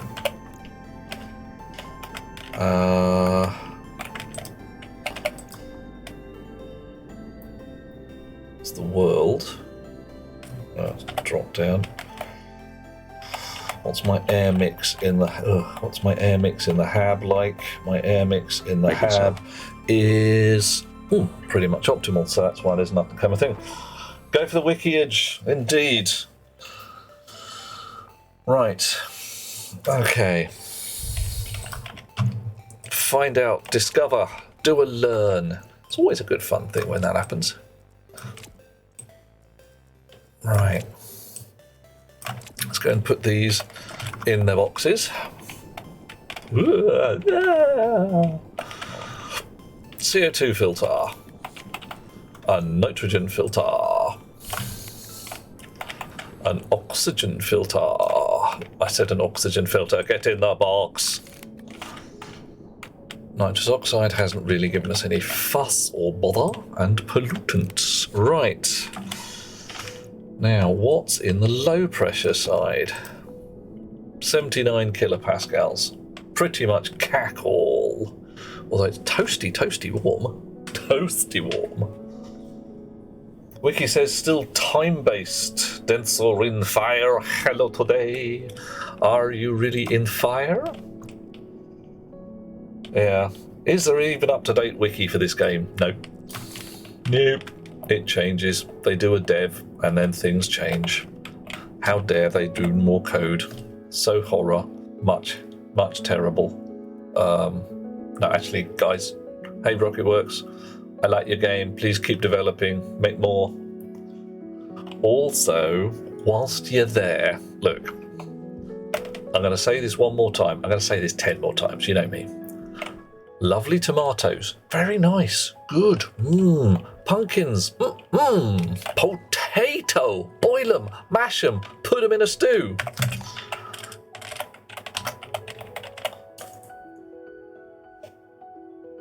I got a coffee mug. Coffee mug. Look. It says coffee mug. It doesn't say soup mug. It doesn't say potato stew mug. If it said potato stew mug, yeah, see, look. Coffee. This is a coffee mug. It says genius at work. I am comfortable with this coffee mug not saying genius at work. What I'm not comfortable with is it not having any coffee in it. Oh. I beseech thee, add coffee to the bloody plants.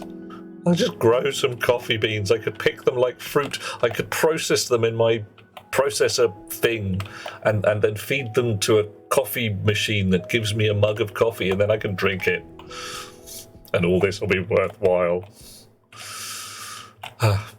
Everything's fine. Everything's fine. I'm fine. I'm fine.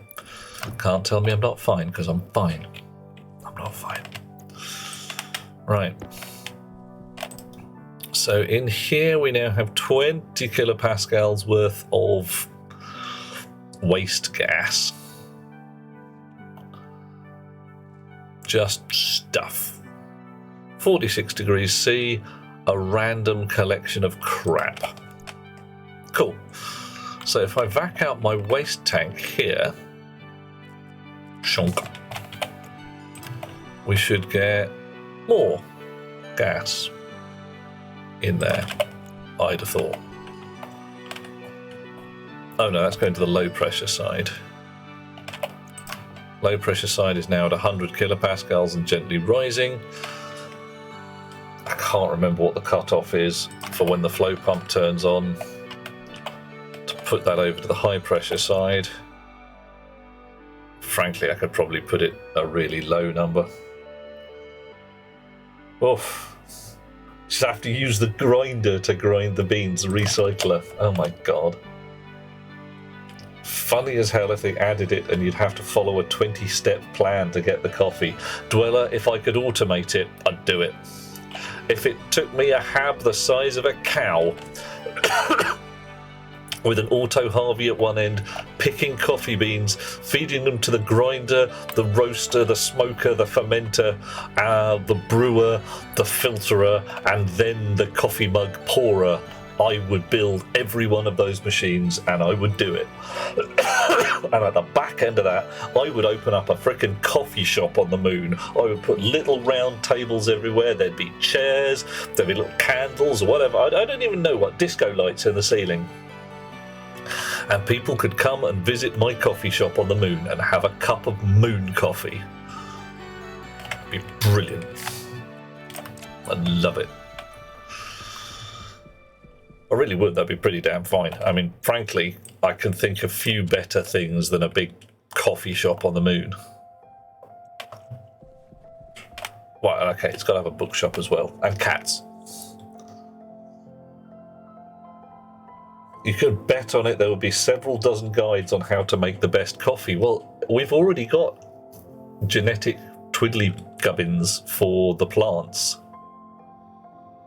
I'm absolutely sure that one of the genetic twiddly gubbins could solidly be caffeine content or aroma or anything like that. Tables for the gas ratios while making it. I think, okay, let's go mental here. You get a coffee cherry off a coffee plant. You peel it, there's a bean inside. The bean is boring. Blah. You've got to roast it. I think there's a fermentation step, but that might be tea.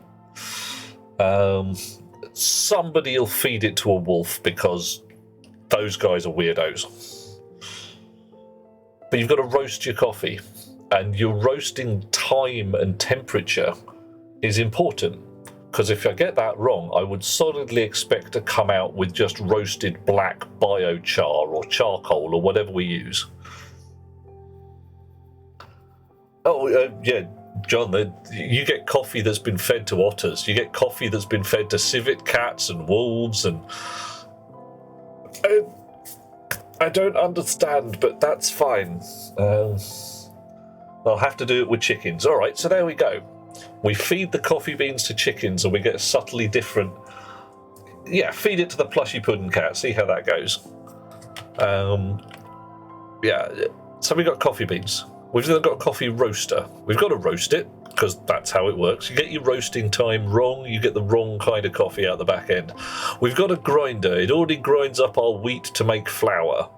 It could be the same grinder, and that would save on making more models. It could be a shiny new grinder. I don't mind. I'm comfortable either way. There, empty my pockets a little bit.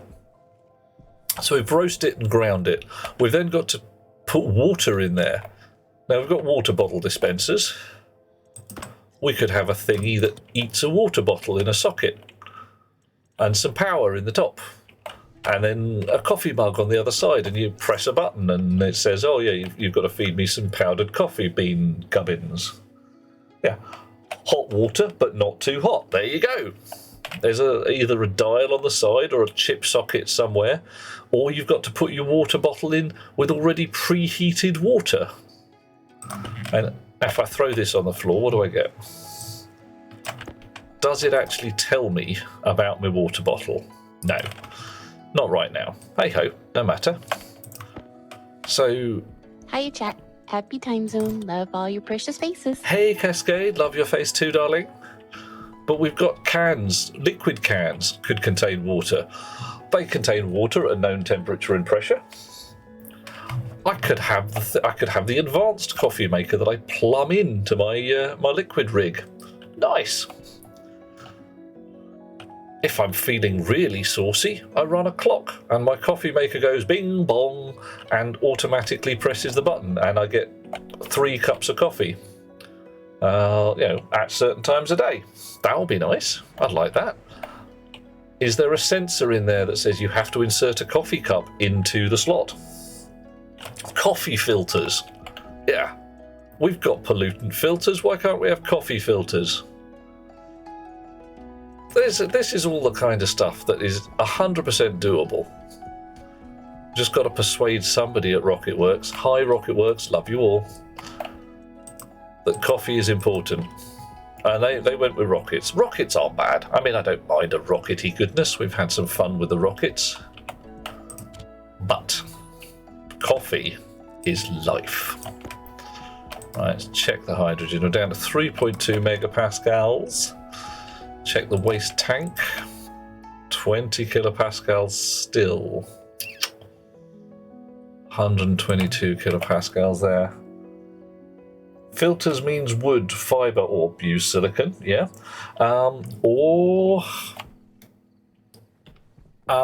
make it a reusable steel filter. And the gas filters use constantan and silver.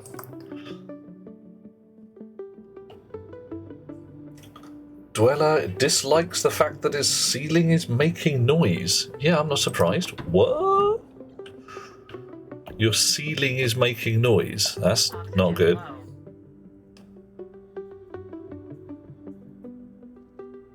Okay, 96 kPa. It's a little low in here. It is a little low.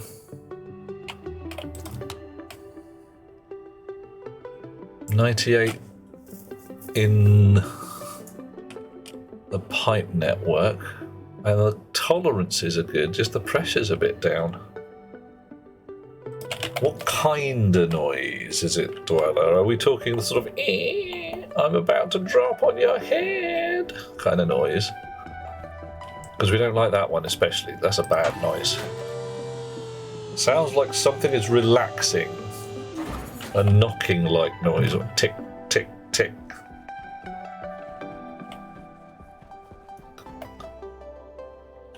Pressure's a bit down. Say something encouraging. Get your bloody act together, pressure. Okay, 16,000 blobs of fuel. That'll do. Knocking is more likely. Yeah. See, it's if it's thermal cycling, has it been nice and warm today? So first, everything expands when it's hot, and as it cools down, it just tink, tink, tink. Things move against each other. Okay, right.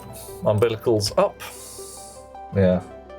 Yeah, if it was nice and warm outside, flat roof, I'm going to come and see the violence inherent in the system. So you've got something like, tar plates or shingles over the top of it. There'll be a metal frame somewhere. The metal's expanded differentially to the wood. Or, a moisture problem. Right, if there has been and it's now fixed, then you could be getting evaporative cycling going on. If it hasn't been fixed, could be anything, could be dripping. That'd be fun. Okay,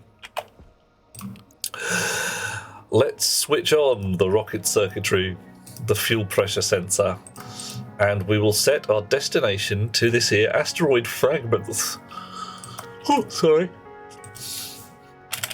We have hectons of fuel, or heckish tons of fuel. Let us turn on our engine. Wahoo! Bye. Oh, blimey. Sorry, chums. They fixed it yesterday, or tried. Okay, so things have changed. Well, that's probably where your problem is.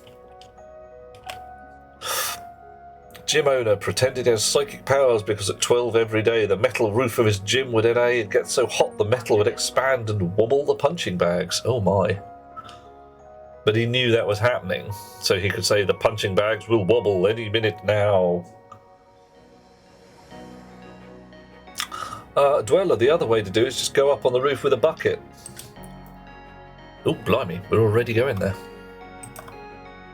7 seconds, 290 seconds of fuel time left. That's not too bad. So it's taken us about 30 seconds to get up there, and we've got 300 seconds-ish of fuel. Not terrible. Right, we are in the asteroids. And now... Oh. Ooh. We can discover and chart. Let's chart first. Rocket scanners on. Alright. Okay. An option you don't know what they fixed was the problem. Well, if you go up there with a bucket and things still get wet, it's a clue. But, you know. Also claimed to be able to turn pages of a telephone directory with psychic powers and blew it with... Oh my god, yeah. The 70s were... just 70s were just weird, man. 70s were just very strange. Although I did read a tale... I can't remember when it was, some time ago, regarding a psychic dog that knew when the telephone was going to ring. This was out in the rural parts of America. Which was, well, I don't know. Have I told this tale of the psychic dog before? Does anybody want to hear the tale of the psychic dog? It's entertaining, but it's not very nice if you're a dog. Fine. Okay, we have one call of psychic dog. I will go to it for the moment. Right. Oh, blimey. Ooh. Far side locked asteroids. Oh, my. Max already knows the tale. You were here. Yeah, go get a cup of tea or whatever. Right. So, once upon a time, our old-fashioned wired phone dweller. Yeah. Once upon a time, not so very far away and not so very long ago, there was an old lady, a woman, who had an article published in her local newspaper saying that her dog was psychic. Her dog would start barking 30 seconds to a minute before her phone rang. Every time. Her dog knew that the phone was going to ring and would bark. Woof, woof, woof. This was published in the local newspaper as a sort of puff piece in a sort of ha, old lady's a bit of a nutter. Until the reporter went out there, had a look, and verified indeed that if he rang the old lady, or arranged for her to be rung by the newspaper office, the dog would indeed start barking 30 seconds to a minute before the phone rang.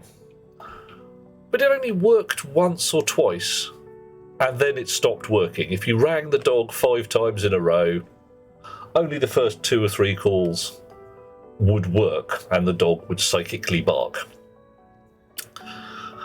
The newspaper article attracted the local telephone company, who were like, hang on a minute.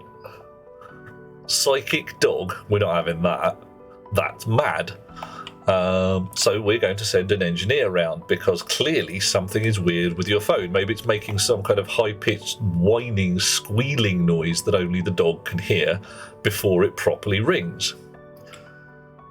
And the engineer turned up, and he looked at the cabling, and he looked at the wiring, and he looked at the telephone, and he discovered a thing.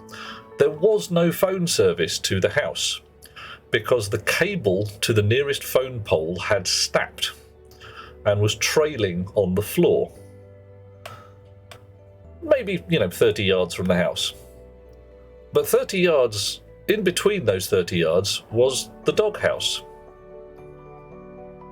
The doghouse was close enough to the cable so that the dog's chain could contact the cable, and when you rang the phone, the 50 hertz alternating voltage would run down the cable, touch the doghouse, electrocute the dog, who would bark, and after a certain amount of barking and whining and generally being upset, the dog would wet itself, the dog would piss on the floor. The wet ground would then provide enough of a ground return circuit that the phone in the house would weakly start to ring, and using the wet ground as the final few feet of conductor, you would actually get to have a phone call. So essentially, every time somebody rang this old lady, they were mildly electrocuting her dog. The engineer fixed the cable. The psychic dog was no longer psychic. Oh my god, yeah, Captain True, Eric von Daniken. Mental. Mad as a box of frogs. And yeah, even now you get Danikenites kicking around causing trouble and fuss. What did I come upstairs for? Can't remember. I was picking around watching... Sorry, Dweller. Well, what were you hoping for? Yeah, he's got some books as well, and he wrote mad books of madness. Also, Captain True, hello. Lovely to see you, mate. Good to have new chums in the general vicinity. What's brought you to this part of the world? This strange and curious section of the internet where people are doing unusual things with rockets and stuff. Prehistoric landing strips all over the place. Oh my god, yeah. Yeah, you're expecting the phone to be squealing and whining. That's what the engineers were thinking. But no, electrocuted dog. Kind of weird. Right, so we are mapping the orbiting asteroid fragments. We have discovered the intra-Earth asteroids. Oh my. The locked far side asteroids and 2 more navigation points. Ooh. Max is doing a lurk. I respect your lurk, dear chap. Thank you for hanging with me, chums. Alright, what do we got there? You are iron rocks. Oh, nice. Right, so I'm spotting a pattern here. 4 zeros. 13 is the moon. 40 is our landing pad. So if I make another one, I'm expecting 4-1. 0-1, 0-2, probably 0. Oh, no, hang on. Okay, it's hung off that. So 0-1, 0-2, 0-2, 0-2. Little patches of things start with 2-0. So notionally, we're running IP routing here. We've got 1, 2, 3, 4, 5, 6, 7, 8. Coffee. Coffee. Coffee. Coffee. Coffee.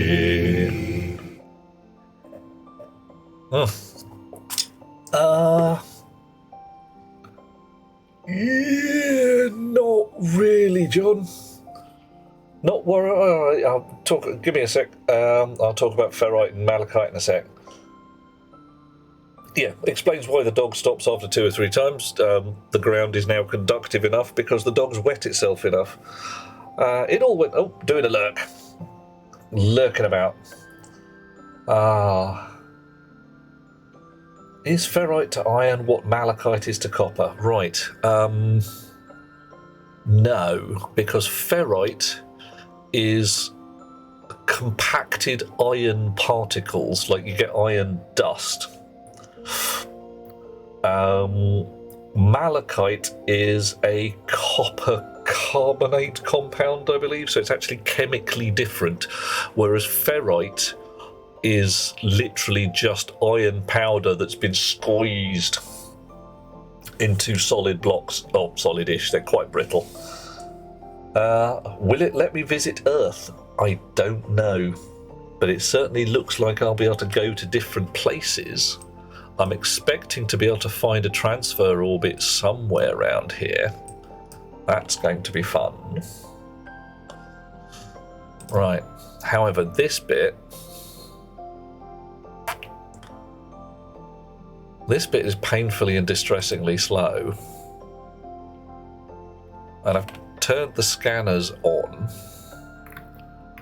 My avionics mode is 4, which is clearly scanning or whatever.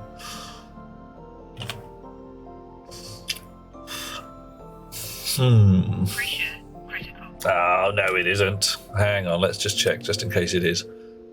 Okay, pressure is acceptable in the room. My suit is currently switched off because I've got breathing air outside. Everything's looking fine. I could do with another bun though. Right. I could also do with more rocket space. So if I grab some frames, some sheets. How are we doing here? Oh, site capacity reached at orbiting asteroid fragments, and my mode has dropped back to 1, which is idle. Okay. So, what do you reckon? Intra-Earth asteroids? I reckon it's worth a go. Let's see what happens here. Dweller, I have a delightful choice rationalization for this kind of situation. Flip a coin. You'll know when it comes up wrong.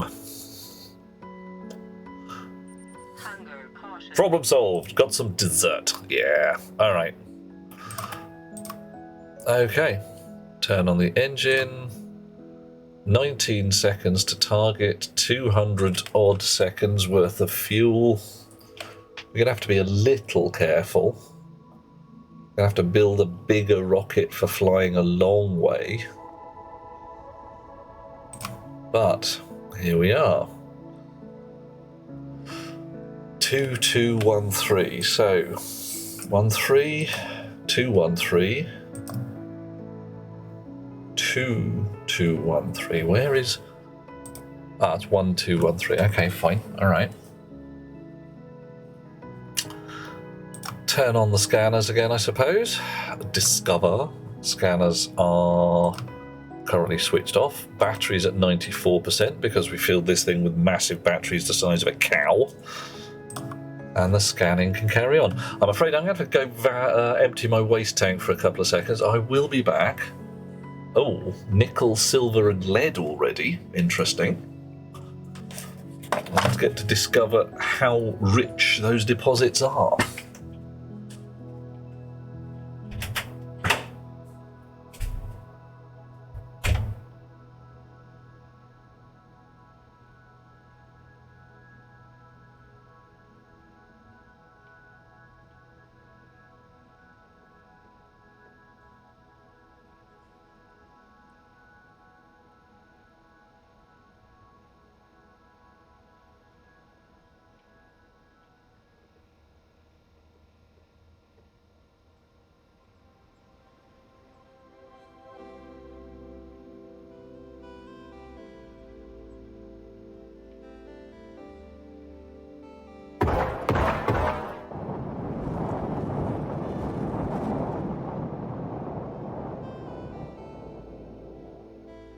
Oxygen low.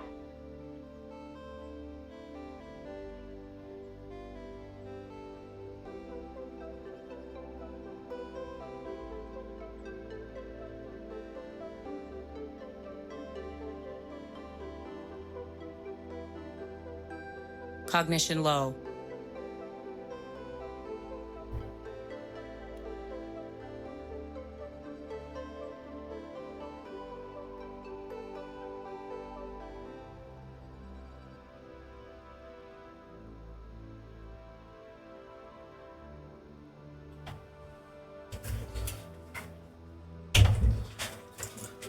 Alright, back in the room. Now, every search string Skizzers could come up with for your dad's programming problem comes up with stuff for iOS. Programming for Mac, and the frame element is irrelevant because the problem persists without the frame element. Hang on a moment. Hello, Delethea, how you doing? Right. O2 low. Oh, thank you for the warning. Hang on. No, it's just... Right, just checking, Spirit. Yeah, I've been getting this warning every so often. O2 low. But I'm running 99.2 kPa, so 99% of an Earth atmosphere at 20% oxygen. That's Earth normal. Why is it saying O2 low? Okay, John is doing a science. Filter with CO2 and N2, a canister with a 1:2 ratio, run until the gas can is empty. If the filters are depleted the same, then it's still time-based. Otherwise, you should get some numbers. Yeah, I understand. Oh, it's not It's 20 degrees C out there, mate. It's fine. It's fine. Yeah, I'm going to have to either turn the pressure up or turn the oxygen percentage up. I don't mind. It's just a little odd.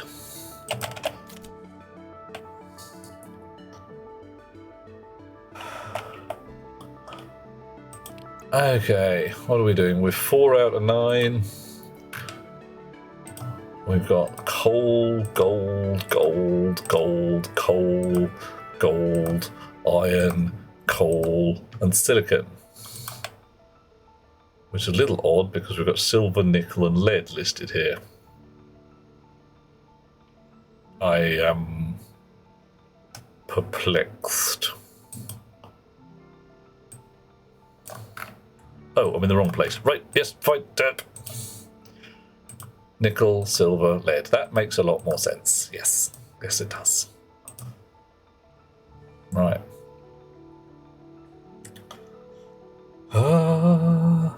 Had a similar problem. You simply need to add a filter to solve the problem. You run your hab at 111 kPa. Whoa, okay. That's very much with a slightly high pressure. I can turn the numbers up. It's not a problem. It's just numbers. Maybe that's it. I'm just running my hab a little low. Okay. Very nearly done. Can I build a rocket with more scanners in it? Can I pack a few more scanners into my rocket? Must be doable. Right. So, ponder. I start off there. There's nothing in my rocket that lets me know that that's my home location, or indeed that I am at that location from the get-go. Because otherwise I could read it and say, well, that's my pad ID, and that's my orbital ID. And I can then go to my orbital ID and start scanning. 1, 2, and recursively work out all of this lot.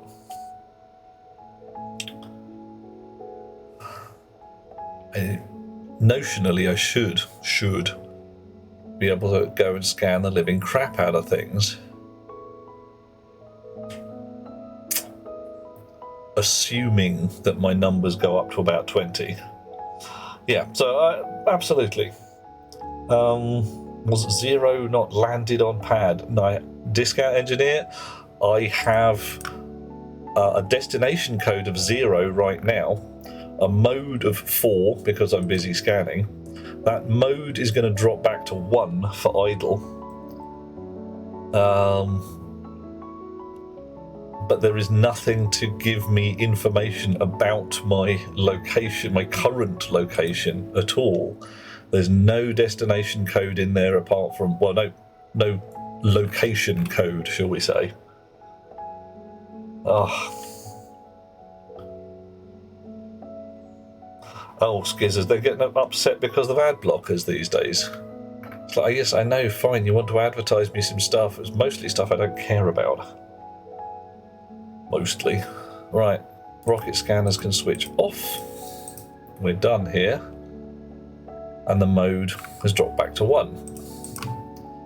Right, so our intra-Earth asteroids have not given us any extra places to go. Wrong button. You think 0 is landed on pad? Discount. Which bit? Which 0? I have many zeros.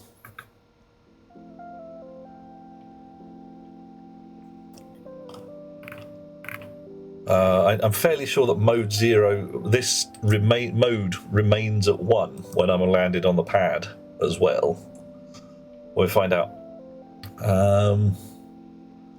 Right. Do I have enough juice to go to here and then all the way back again? Alright, tell you what, we don't know for sure.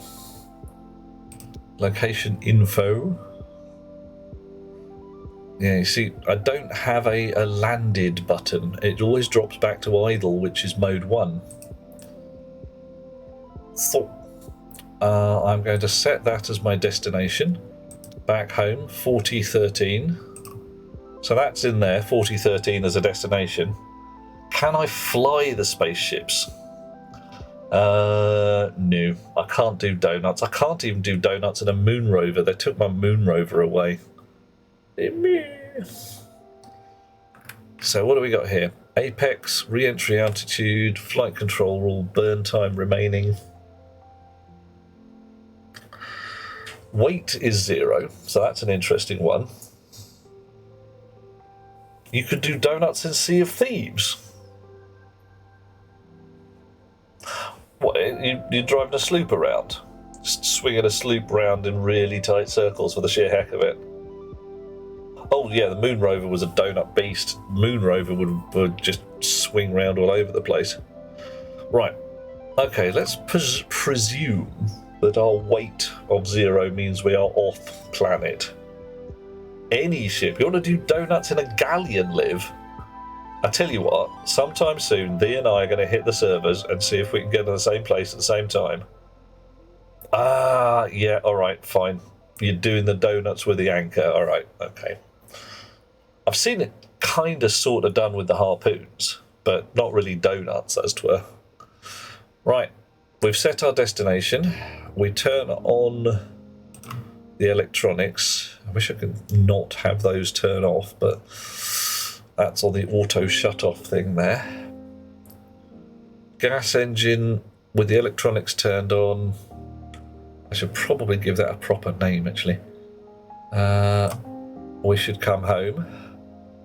73 seconds to home, 200 odd seconds of fuel. That's fine. You can do donuts using the brake in a car, and the anchor is kind of a brake in a ship. Livy, the thing there though, you use the handbrake in a car to do donuts, you're only tending to lock up one pair of wheels, and you're using the drive through the others, whereas the anchor in a ship, it's a bit of a one-er. You lock you stop the entire ship. Alright. Okay, so that 30 seconds to there. Oh no, oh blimey. That descent arrest number's absolute nonsense. Thrust to weight. Now, do we have a weight? Now, we do, and it is a number. Progress 0.2, that's because we're doing a land. Livy has the ability to break physics. Okay. Could come in handy. Fuel time now 700 seconds because I suspect the rocket throttle, there we go, rocket throttle is now down to not much. Avionics is in mode 1. Most physics engines in games are really, really bad. Yeah, to some extent. They do cheat a lot. And they are very good at simulating objects in the generally 1 meter scale. When they get down to like 2 or 3 centimeters or 10 meters or above, things get a bit squirrely. Oh my, a Spanish team for Football Manager. Sevilla, Athletic, Bilbao, Atletico Madrid, or Barcelona. Ooh.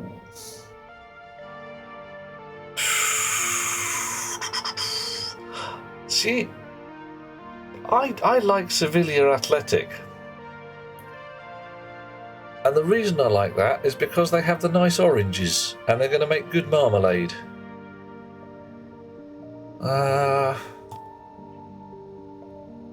Not sure that's a sensible reason to pick a team, but, you know, I've got no knowledge of football. I might as well go with something I like. Anytime, Liv. Anytime. Yeah, Starfield's... A lot of physics engines survive very well in the situations you would put them in. Like, yeah, Starfield's when you put a bundle of rocks in a box. and it didn't explode. That was some good work. Nice stable one. But a lot of them, they're able to do that kind of stuff. But when you start getting complex things like, pieces of string, loops of rope that you try and tie in knots, hey? Didn't we have fun with that? Okay, 1,800 meters. Do I have an altitude in here? I don't even think I have an altitude.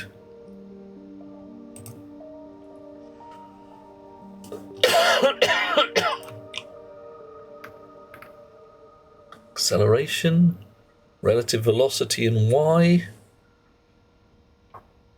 but no actual altitude that I can read in the avionics. That can't be right. Am I just missing something subtle here?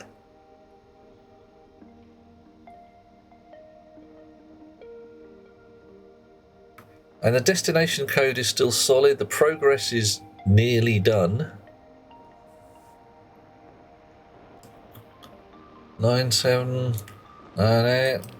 We're going to land. Yeah, hush you. I'll turn the pressure in the hab up. There we are.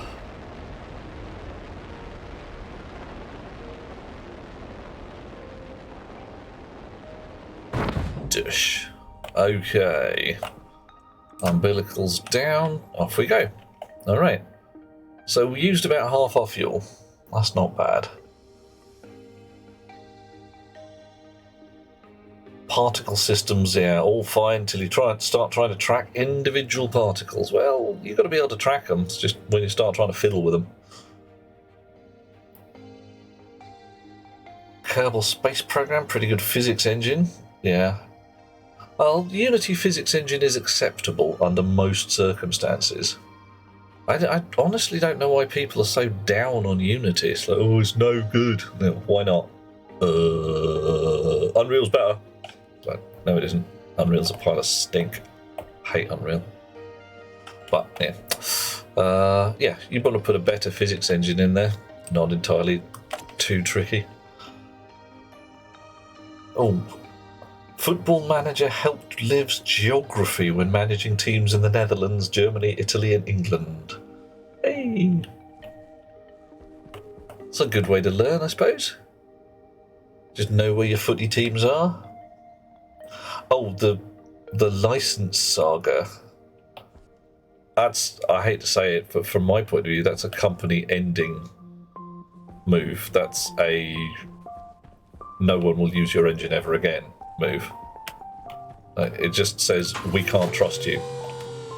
And yes, you wound it back. You said, oh, all right, yeah, so terribly sorry, we shouldn't have done that. It's like, yeah, damn straight, you shouldn't have done that. Okay, we've got 1 tomato, some flour, and some oil. I want some soup. Soup. Pumpkin soup! 1 drop of soy oil and 5 pumpkins from cooked pumpkins. How many pumpkins have I got? I've got 11 pumpkins. We're cooking the pumpkins. Pumpkin. Pumpkin. Cooked pumpkin. Do it now. Soy oil, we've got 24 blobs. Oh, you need cooking as well. All right.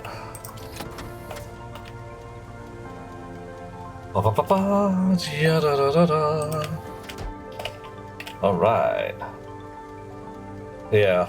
Oh, yeah, John. I can see that when you're basically saying, "I do a bit of the old Unity, me," and people are like, "Yeah, but we can't trust them. They suck."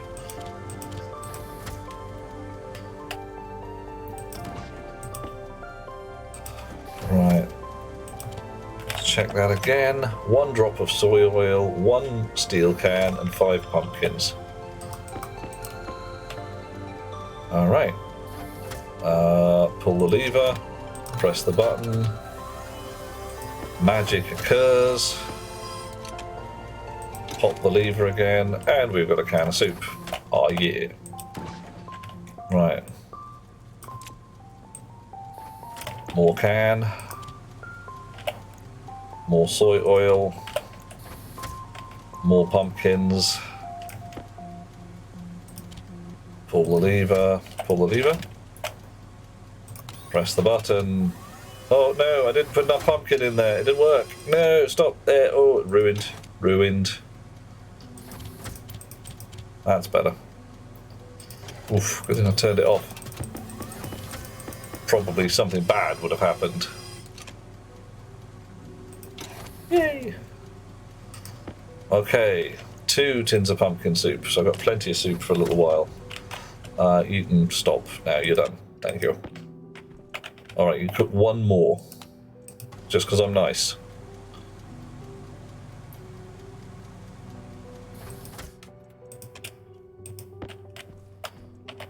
Ten cooked pumpkins sitting in the fridge. 10 cooked pumpkins. Ugh. Unreal 5. All games have been played. You've been having fun. Well, that's good. Yeah, and it's not a bad engine. I just hate it.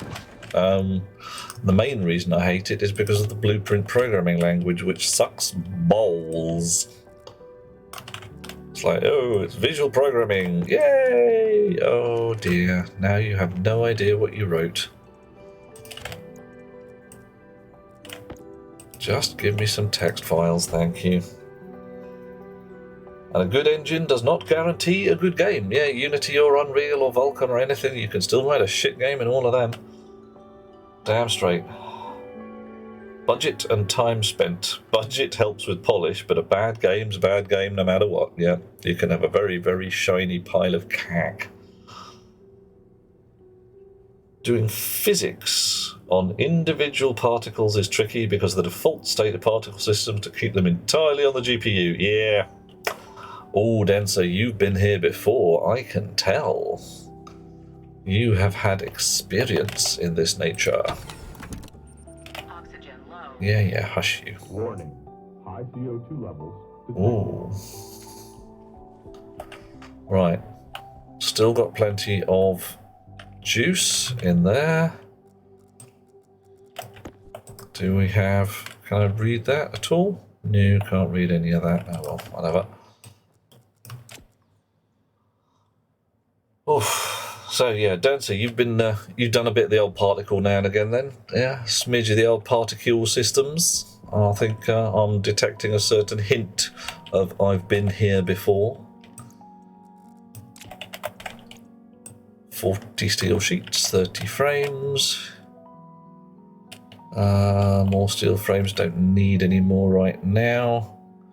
What we do need is another rocket launch pad.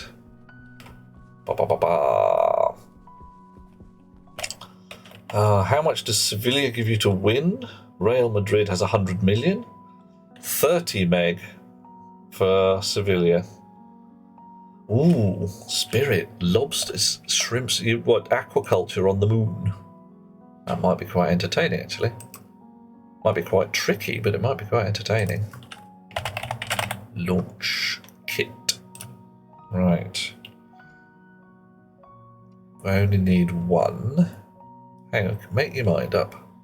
Oh, needs more steel. Great. Do we have any more steel in the box? I've used up all the bloody steel. Well, nibbles. Going to have to make some more steel. Yeah, Skizzers. I wouldn't even say it's great for blueprinting, for prototyping. It's good for knocking up little diddy bits of code, like, I don't know, you shoot the fire extinguisher and it explodes. You press the button and the door opens. Even you press the button and 10 seconds later the door opens. But writing an entire game, like you say, the whole game logic, I don't want to be doing that in Blueprint. We had a company I worked for a little while ago did a game called The Assembly. And it was built in Unreal, and it was built almost exclusively in Blueprint. So when they had things like a sliding block puzzle game, that needed 16 sliding elements, and it had to check whether they were in the right alignment and all that kind of jazz. The guy tried to build it in Blueprint, and he got tangled fast. And I turned up there, and one of the first jobs was please fix, and it was just, oh god, can't I just write 20 lines of real C code? And they looked at me as if I was some kind of mutant with 3 heads. It's like, but that's hard. It's easier than this. So I did it. It wasn't hard. It wasn't hard at all. Yeah, Obi kept things on the CPU when we were using version 6, but version 7 had the GPU burst mode as well for doing it quicker but more opaquely. Right, furnace is set to steel. Fuel pressure is okay. Fuel pressure is not as good as I'd like it, but it's nice and steady at least. Numbers are green. Chonk. Chonk. 1, 2, 3, 4, 5, 6. Okay. 7 is available if you know who to ask and which rock to turn over. It's alright. It's got some lumps and bumps in, but it does work. I'm thinking Spirit with the fishies and the lobsters. And again, we're onto livestock. I'm concerned that they'll go the way of the chicken, and that would be bad. So, you know, I'm pondering. I'm having a ponder. What would happen if your lobsters started getting out and you had space lobsters?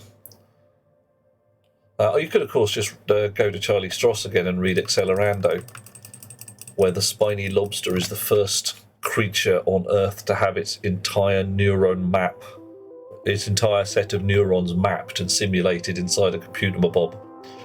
So it becomes the first proper artificial intelligence on Earth is a spiny lobster.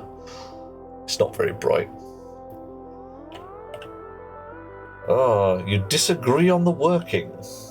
Oh, okay. What do you reckon, John?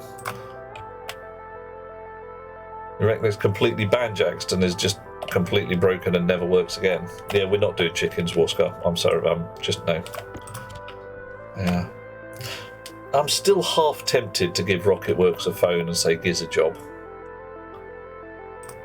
Half tempted, partly because they're in foreign parts and I have this horrible feeling they're going to say, come into the office. It's like, dude, it's in New Zealand.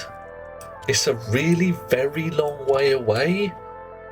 Can't I do my interview by phone? I don't mind working with Unity. I've been working with Unity for ages, and most of the time I can make it dance and sing.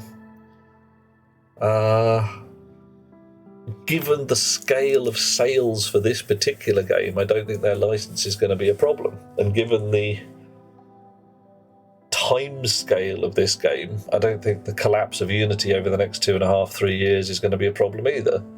And I honestly believe that's going to happen if the current CEO runs the same concept of we must make unseemly quantities of money. So that is the absolute death of a games company. Your job is to make games, good ones. And if you happen to make some money, well done. If your entire focus is we will make as much money as possible, and if we happen to make some games, well, no, that's not where it's at. Yeah, Nargodian, we could do it. Give them a shout. And frankly, the first thing I'm going to code is some frickin' coffee. Can't stop me. Actually, that might not be the first thing I code. You know, amongst the first things I would code would be some coffee. Don't know what else. I'd have a look at the rockets. There's got to be a list, hasn't there? And given the ways that some of this works, I am 100% sure that a lot of the code is not general cased at all. Like, I will find there is tomato plant code and potato plant code and pumpkin plant code, and they will not descend from a common plant class. Something is going to be manky in the middle. You don't like having to have a separate IC housing for the chip that controls your lathe. Yeah, you want an IC housing on the lathe.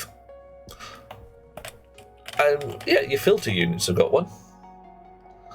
So that, to my eye, is almost certainly just a tiny little tweaky bit here, code-wise, but it would also require somebody to do a bunch of modelling and a bunch of setup. And quite a lot of setup. And heck, a thing I would build into this game would be a RAM chip, or even an EPROM chip, or even an EEPROM chip. Just the ability to say, yeah, non-volatile RAM, let's go with that. I would have a memory chip that I could say, here's an address, give me a data. So your logic would be literally write address, read data from address. Or write data to address, but you know. Just the shizzle you could do with a simple block of RAM. Oof, blimey. Or a fatter processor. One with more pins. One with more memory, or access to RAM chips. One with more data space inside. Suit inputs for the chip. You can sort of get at some of them, but not all of them.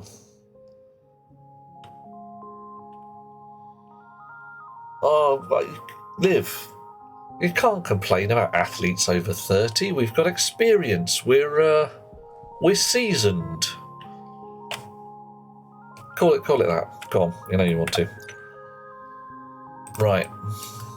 What do we need for our launch wazza?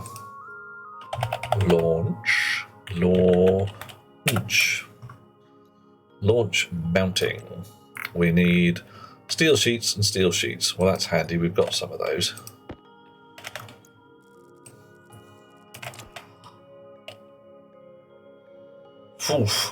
I could press a button on the keyboard and read it on the chip. What would be your intent there, Nargodian? What's the thought? Are we trying to invent Space Invaders here? Because that'd be pretty cool too. And yeah, if we're dreaming, like I say, the dot matrix display or the vector display we spoke of.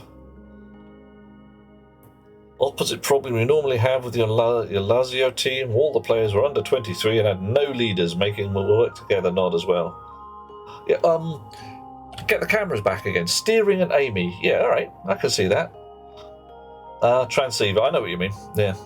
So, how about instead of doing that, you could bind a button in the world to a button on the keyboard?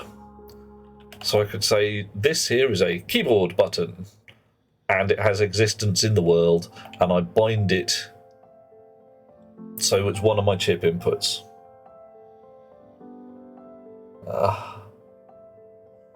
And then, yeah, I could step on it or whatever.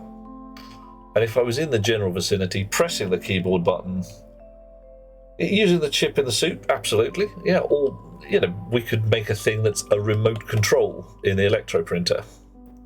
And when you're holding that in your hand, instead of north, south, east, west, moving you around, you are moving the remote control. Perhaps. Something like that. So I wouldn't want to tie it directly to your suit for some reason. Don't know why. It's a balancing act, says Liv. I find it fun trying to figure out how it works and what fits best. Well, I've always got to figure out what fits best, let's face it. You don't want to be having things that don't fit right.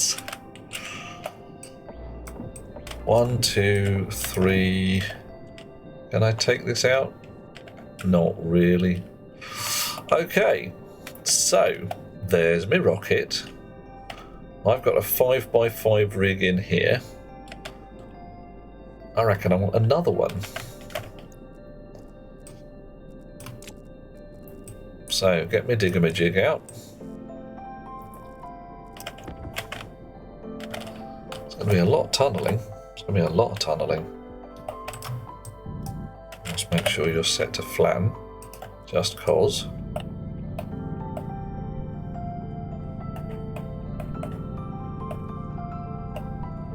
Alright. How far have we gone? Probably more than 5 by now. Maybe not. 1, 2, 3, 4. Oh, not bad, not bad. Right. Digger. And now we go this way for 2.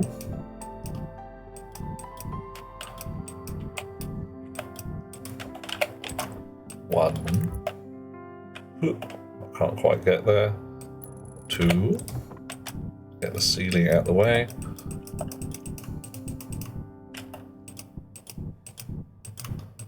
There we are. Right. Want to expand the utility, but avoid increasing the power. This is not as fun. Exploding a gas can to dig. I could do it, but it's a bit unpredictable. It makes a bit of a mess. And it's quite expensive on gas. You see, I don't have your lovely Martian gas atmosphere, do I? I've got to scab every ounce of breathing gas here. 1, 2. There we are. Right. So now, back the way we came.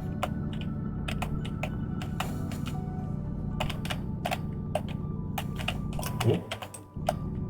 Caught on the floor. Okay, caught the ceiling. Yeah, alright, okay, it's the ceiling. Oh, we found another bubble. The moon is full of massive great holes and troublesome biddy bobs. I have to do repairs just as much as we do digging sometimes.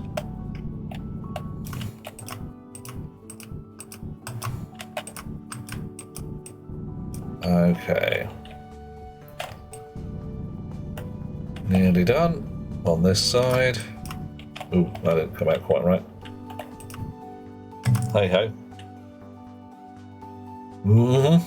Oh, I see. Is that what it is? Is that how the moon is made of cheese? It's not just that it's cheese, it's frothy cheese. It's a Swiss cheese with holes in. Not impossible, is it? Okay, it's kind of impossible, but it's good to think about. Well, now we know what kind of cheese the moon is. Is it Gruyere? That would be a good cheese. Old Amsterdam Gouda. Yummy. One of my favouriteest cheeses, that is. My own personal cheeses. Some that I like to share, some that are rare. My own personal cheeses. Okay. Right, what's my problem? I haven't got enough water in my pockets.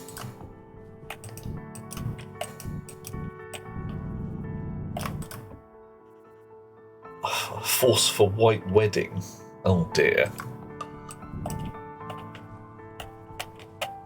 It's a nice day for a bit of Gouda. Not quite right.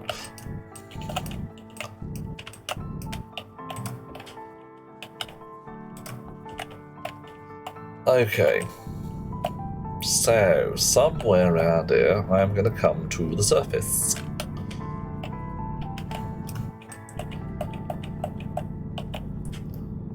Going to be an awful lot of digger-majig work going on. Repair the walls at the bottom before they get too bad. I am going to have to dig down one layer more to put the holes in. Yeah, gotta go down one layer below this. Oh, hang on, auto mod has held a message. Your advice is fly up as high as you wish to dig and dig down, or this will drive me crazy. Yeah, so what I've got to do right now is establish my center point, you see. So what goes on here is I go like that, and then I climbs into the middle, and then I goes like that, and I digs further up and carry on and on and on.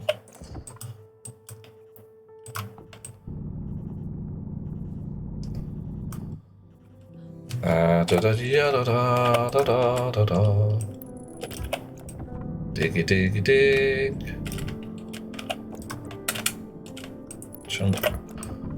Diggy diggy dig. Chunk. Guess what? It's a bit of a dig.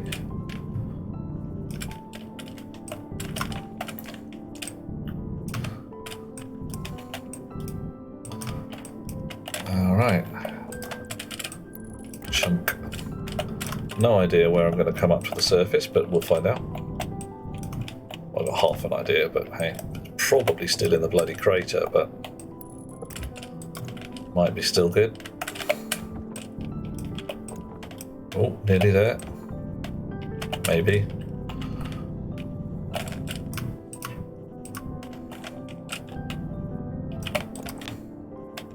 Ugh. Chunk. Chunk.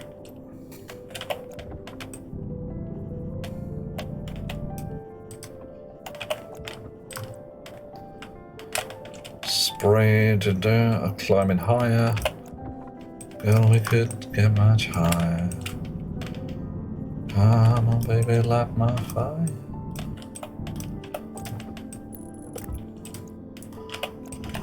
Wow. The sounding method. Well, yeah, one way of putting it. Slowly, very slowly as it turns out, climbing upwards. I'm going to come out the top of a bloody mountain. That'll be fun. Whoa, there we go. Hey, and we're out.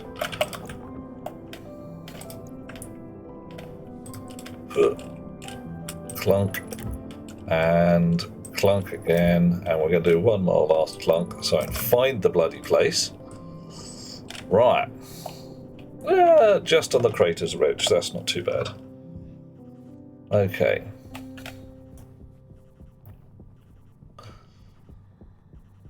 Get a drink of water. Did I turn that off? No, that'll be why it's making a noise. The water in Majorca don't taste like what it oughta.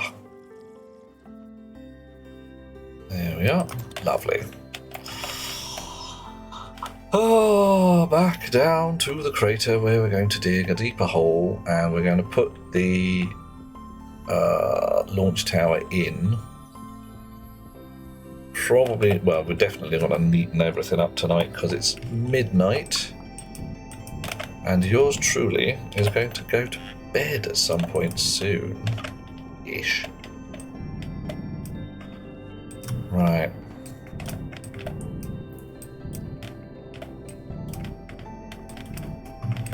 Right, now here comes the also fun bit, because I want this to go all the way down to the bedrock.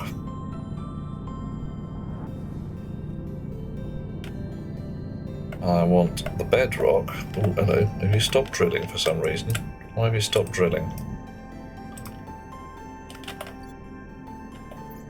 Oh, you've still got power. Uh-oh, Houston, we have a problem.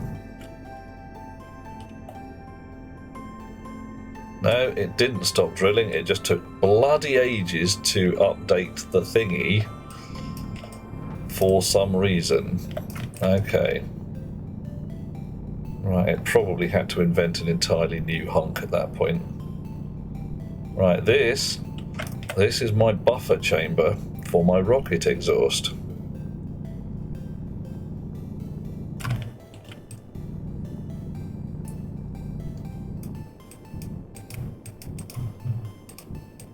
Right, I'm neaten things up a little bit. There we are. Not going to make it perfectly clean, but hey, clean-ish will do. Right. Okay.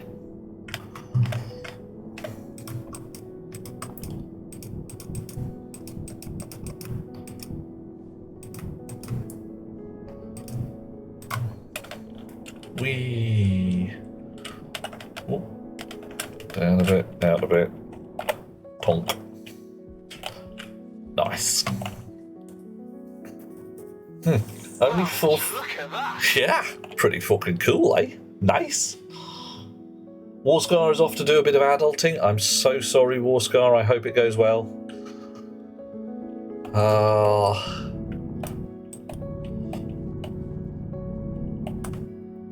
Doing a bit of a look. 4:14 p.m. You say? Oh well, in which case it's hardly worth going to bed just yet. It might be worth going to bed at some point though. You know, with the sleeping and the lying down and the not having any kind of weird psychotic episode. You know that shit that people do. Not having psychotic episodes. I'm told it's all the rage. Uh-oh. Yeah. Okay, I have learned what to do now when it decides to think about the cubic, what's name, the old marching cubes. Stop digging for a brief while until it gets its shit together. Hey, TK, TX Dirk, how are you? TK, not TK, TX, yes. Transmitter Dirk.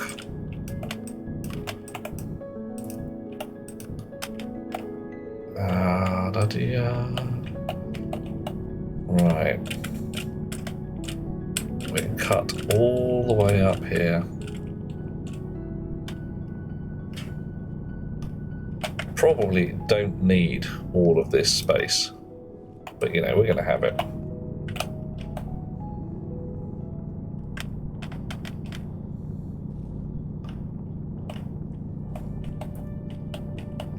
Right. Yeah, there's a lot of drilling to be done. Well, this is one of the delights of putting that pillar in the middle. You can always just sit there and say, right, I know where I am, I know roughly where I need to be. And if we've cut a ground layer, we know kind of sort of when to stop. Gonna make mistakes, gonna drill holes in the walls. That's what the terrain manipulator's for, to mend things afterwards. You doing good? Having a relax? That's how we like things. Chill, kick back, put your feet up, have a cup of tea, cup of coffee, nice beer, cocktail, glass of wine, a biscuit, maybe a Garibaldi. Everybody loves Garibaldi. Well, I do, and that means everybody important. Because everybody who's right will agree with me. Coffee. Oh dear. Oh.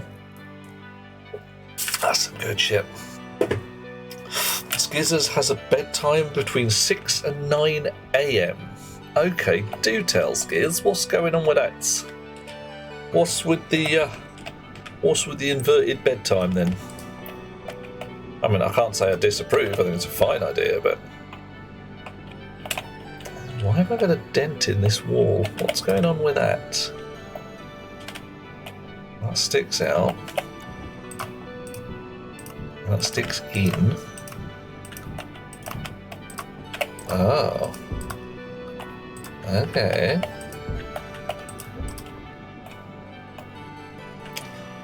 Well, we interesting. A night owl who drinks Dr. Pepper. Well, what's the worst that could happen? I used to drink Dr. Pepper a lot myself, and it started making my teeth feel furry. I was like, yeah, I'm going to give up on this. I'm going to stop drinking this stuff before it rots my head. I mean, I like a bit of sugar, who doesn't? But there's a limit when you suddenly realise that you're drinking syrup.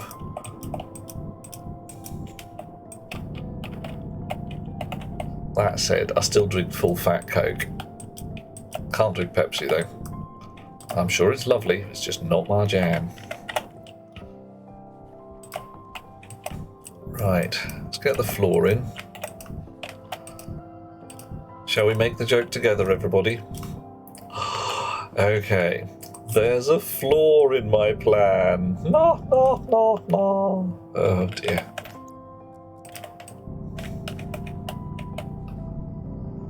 Laugh, well, you know, it's either that or cry, I suppose.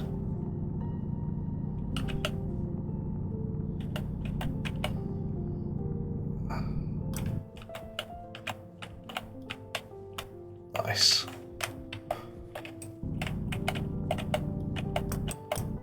Oh, okay. Fix that in a bit.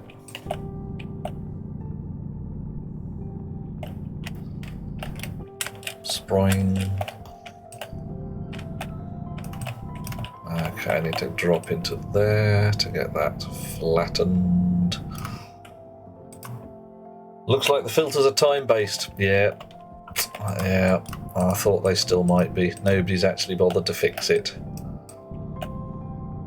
There are some things in this game that have me sitting there going, I don't know how you would have thought to write that. Like, why? What mental process was going through your head when you decided to make the filters based on time? Bit of an odd one. Bit curious, don't you think? Wow. It's like the airlocks. A vent operates on the pipes that are attached to it. So if you attach a really long pipe... Uh-oh. Hang on, that can't be right. No, my oxygen's just fine, thank you, Delethea. Fine, thank you. Mostly fine. Hang on, let's just check. Yeah, alright, fine. Yeah. It's not even that. There's just some really weird ways of doing things.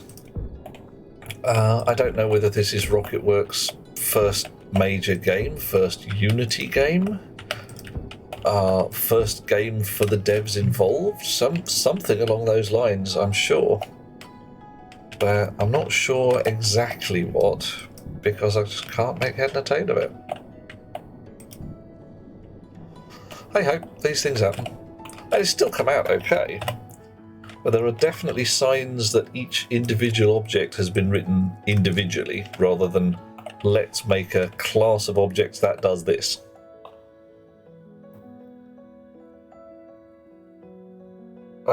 Yeah, all you know is a hammer and everything is a nail. Oh dear. And Dr. Pepper's the only soda that doesn't give you acid reflux within an hour. Okay, well, you got your reasons for drinking it. I say go ahead if it's making you happy. Booyah. 2, 3, 4. 1, 2, 3, 4, 5. Center point there. Lovely. Lovely, lovely, lovely.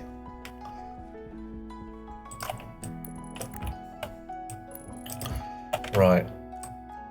Weld these fellas up. We'll start to run out of juice in the welder.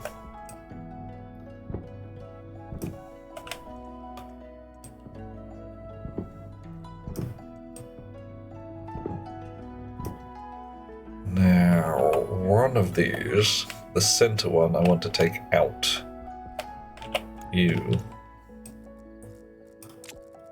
Well, actually, a couple of these I'm going to take out because I need to put the launch pad in. And it needs to be there. Chonk. There we go. This launch pad in, welded up.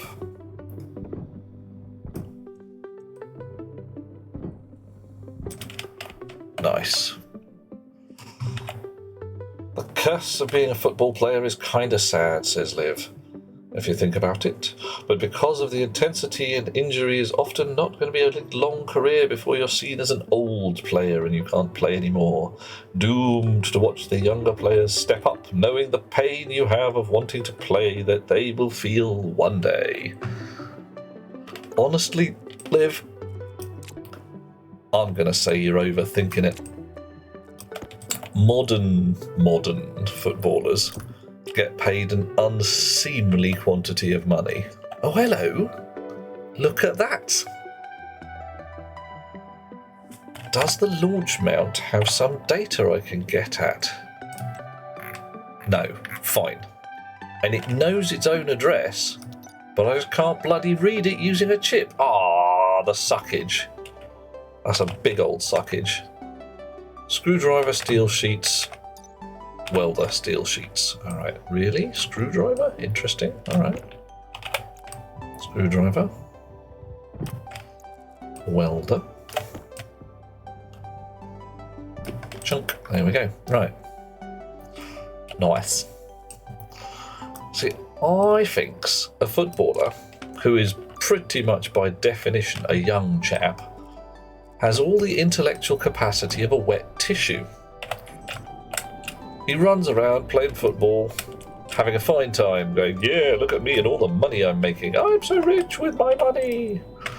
And if he's half sensible, or has a half sensible dad, mum, manager, something like that, by the time he comes to the end of his, as you say, all too short career, he has a reasonable amount of cash squirreled away in the bank, a ghostwriter already working on his biography, a nice place to live, a lovely girlfriend who may or may not become a lovely wife, and is vaguely sorted. Vaguely. If he's an idiot, then yeah. That short career is all he gets.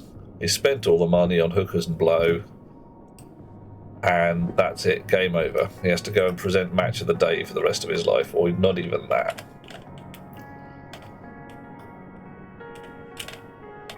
I suppose the ones who present match of the day are probably the lucky ones. I am minded of the tale of an American lass.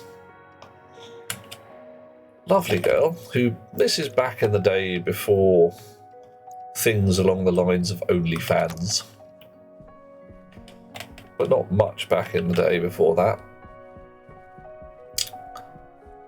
Was putting herself through college by doing a certain kind of acting work. Very specialised acting work. And was working fairly hard, getting good money, until she realised, properly good money, that the reason she was going to get all of this good money was to put herself through college so that she could get a degree to get a job where she would be earning good money. Did her sums. I was like, hang on, I've got the money right now. I'm already earning more than I am likely to pick up in most of the jobs I give a damn about. So why don't I just stick to my current acting career for another few years until I am, quote, too old for it, give up, retire, do a degree at my own pace if I even give a damn at that point, and just relax. And she did. Just, yeah, I've got the money now. I don't need to worry about it anymore. Okay, we're going to run out of steel sheets, aren't we?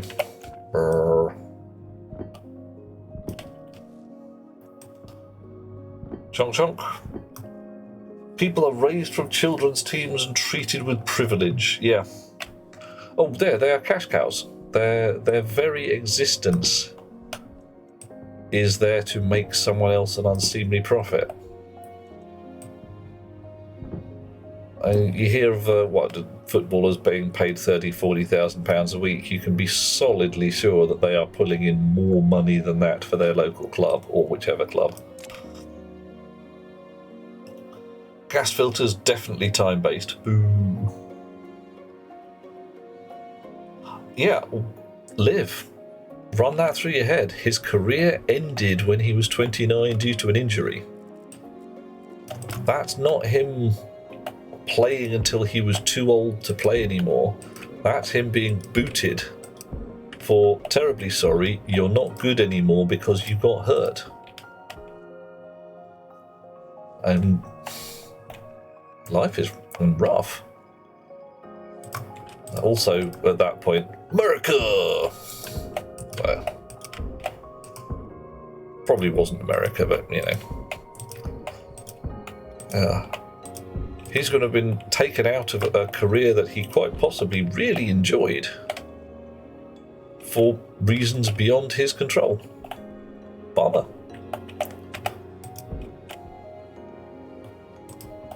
Alright, there's a dent there. Why? How is that a dent? That one, no, that one. Any of these?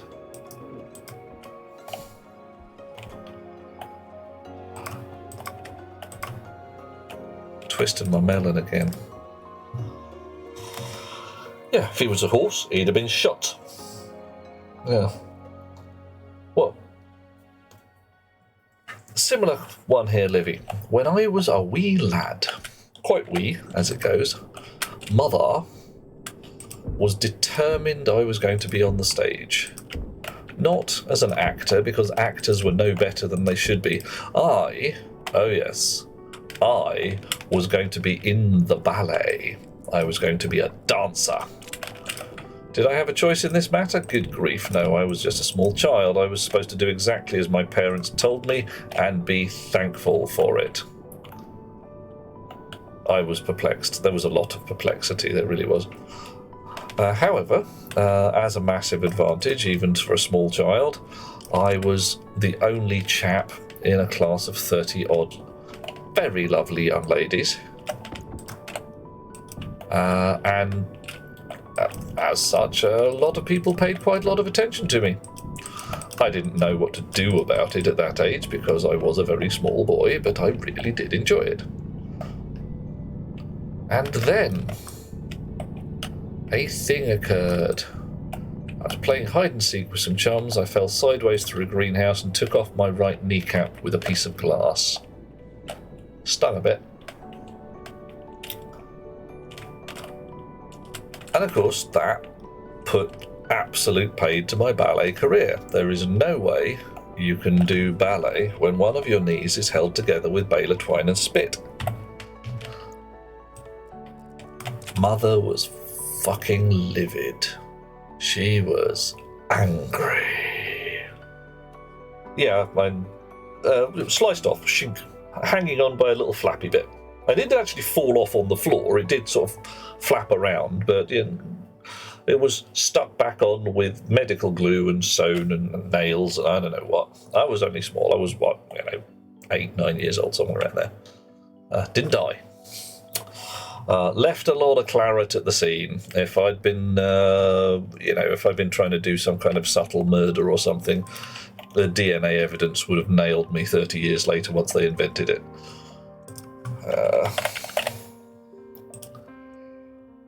But, yeah, main thing there, Mother very upset. Very upset. So I was handed a violin instead, and been told that okay, if I'm not going to be a dancer, I'm not going to be the next Nureyev. I'm going to be the next Paganini. It's like okay. So I have come to hate the violin with a fiery passion. Apart from anything else, it makes a disgustingly unpleasant noise until you're very good at it. Yeah. Yeah, a ballerina took a greenhouse to the knee. Oh yeah. Times are hard. Dear, oh dear. My northern's showing right now, is it? All right, fine. Yeah. The accent of my... Oh, I can't even say the accent of my youth. I was brought up in darkest Hertfordshire, darling. Oh. Oh, God, yeah, well, and from this end of history... I'm entirely calm about it.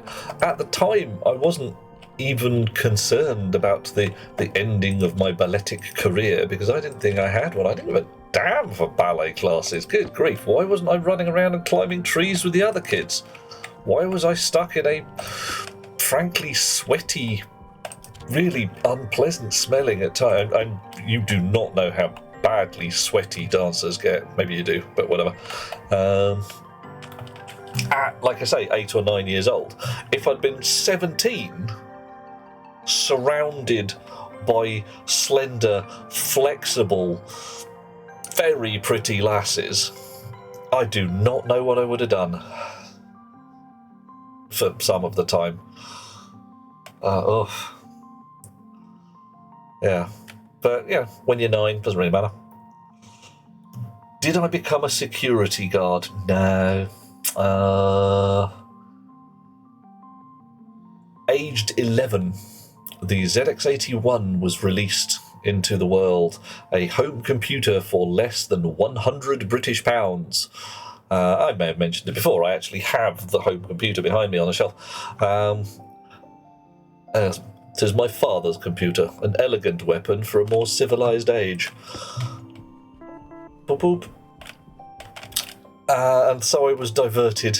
I discovered a talent for talking to machines much more effective than talking to people. Bloody idiot people who couldn't keep their mind on a single thought for more than a couple of minutes at a time. And that kind of put me sideways for most of a decade.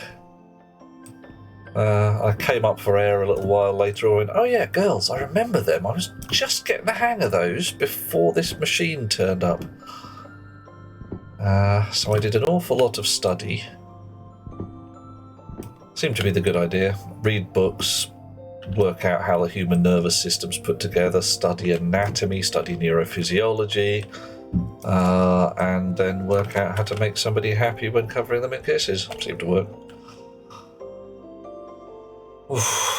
Skizzers went to high school with a guy who played American football, hand egg. Quite right. Got drafted by a professional team. Ooh, career ended before he even got to play a single game during the season because of an injury during off-season training. Now working in the pharmaceutical industry. How ahem do I have to say with the pharmaceutical industry? Because that could cover a lot of ground. I mean, yeah, we could go anywhere from proper legit pharmaceuticals to, yeah, I've got what you need right here, mate.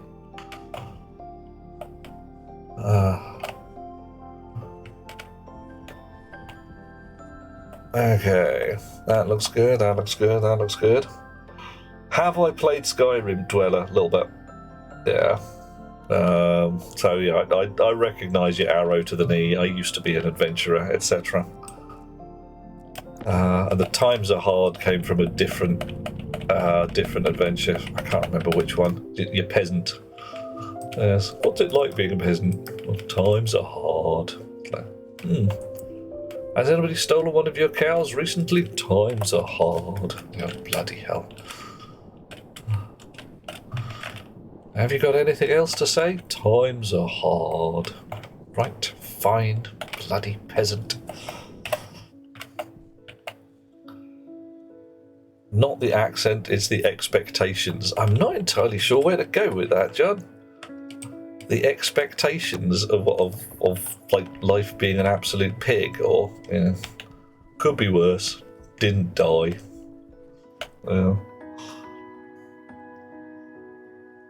Oof. Livy has been given 30 million budget and has spent 60 million. Wow. That's, well done. Jolly well done, I think. Skizzers hates the violin, not because we were forced to play it, but because we was forced to listen to your sister. Exactly. There you go. The violin is a blight on all who come near it. Violin should be practiced in a soundproof room and the only people who should be allowed to listen to it are the student and the teacher.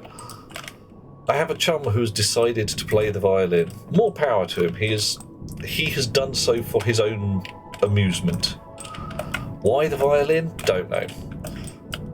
But even he is willing to say that as a beginning student, the noises he makes are foul. Some instruments you can play and get a melody out of in 10 minutes. Some instruments you can play, and even when you're screwing up, it doesn't sound too bad. I mean, the harp, for the love of Pete, the harp is really hard to sound awful on unless your harp is poorly tuned, at which point tough beans all round, but that's a mechanical problem. Guitar you can make sound a bit odd, but again, hard to make a really rancid noise on it unless it's a fretless one. But all the violin family, violin, viola, cello at least has the advantage of being somewhat lower pitched, so that when you screw up it's not quite so screechy and ear bleeding. And bass, of course, yeah, everybody loves the bass. You can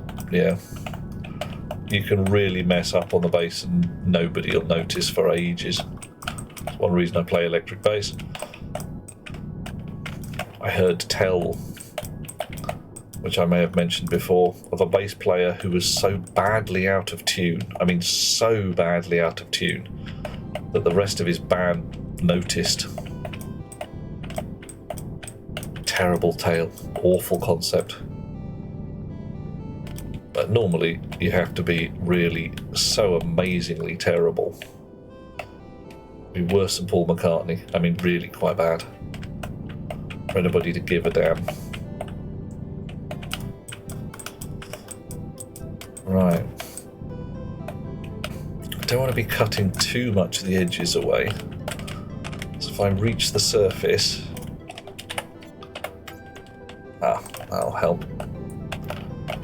If I reach the surface... Oh, hello. I want to hang on to this blue. Right. Junk. No, John, he did not kill 30 kids with the machine. That I know of. I'm pretty sure it's not that weapon. I hope. Oh, one time, says Liv, before you were born in like 1980. Like, oh my god. Eldest brother was very sick and the hospital needed a test that was in your house, so your dad had to take it to the hospital. On his way back to the hospital, protesters in the way of his car, telling him to F off. That if he never got to the hospital, your brother could have died. So he got out of his car, picked up the guy by the collar and slammed him onto the bonnet of the car and told him. The police came to tell your dad off. It was from the squadron he was in the army. The dad explained that the police helped him get to the hospital. Nice. That's cool. What were the protesters... I can't see why protesters would hang near a hospital. And the 1980s were full of people protesting things like, Thatcherism. Frankly, I'm down with that. Thatcherism has... Well, Thatcher and Reagan. The very concept of, I'm all right, Jack, sod you. It doesn't matter that you haven't got anything to eat. I'm going to get a Ferrari tomorrow. It's just one of those things that should never have been allowed. But it's been driving the world for 40 years, so hey. Yeah. Let's see if we can make capitalism poison everything. Oh, lots of people are going to die, but it's okay. Well, they've made a lot of value for shareholders. Oh dear, is my left-wing politics showing? Well, tough. It's...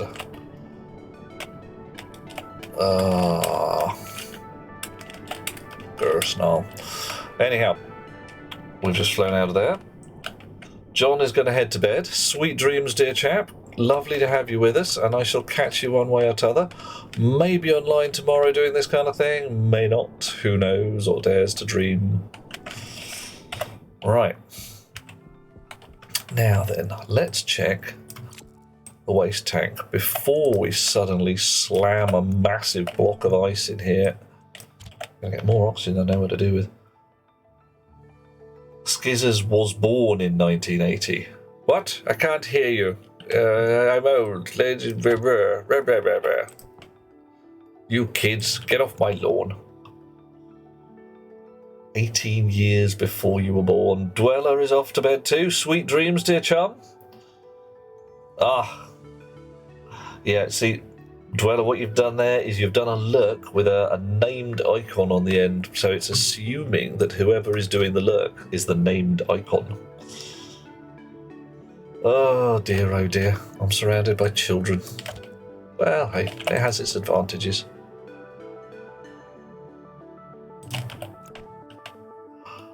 I started my career, as I may have mentioned, doing a bunch of study, neurophysiology and all that jazz. Ended up hanging with a woman twice my age, literally twice my age. We got some funny looks. Tough beans. We had a very, very good time. I taught her an awful lot, which was a bit of a surprise because I was expecting to do a learn. Are you old, Liv? Okay. Well, I'm sure you're absolutely lovely and not wrinkly in any way. Although, I think offering to test and check that out might be considered a little bit inappropriate. So, you know, if you want me to make sure that you are not old, you're going to have to ask me. So there. Old. I mean, what is this old you speak of, Earthman? 2.5 megapascals. Now, in theory, the filters are now switched on. Good, they are. Low pressure sides at 745. High pressure sides at 2.51. Alright, so filters should be having a lovely day. 1.76 megapascals. That's... What do we got there? 20 on that side. And where did the 11 suddenly come from? Am I looking at the right place? 2.49. And the 11 was 27 megapascals. Nitrogen tank's getting a bit full. Oh, that's 10 pascals, not mega or anything. Right, okay. Well, that's actually just the atmosphere where my jetpack is running.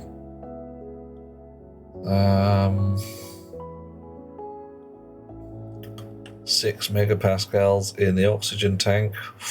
We've used a fair amount of the old oxygen, haven't we? 1.8 in the hydrogen. Ooh dear. Oh my.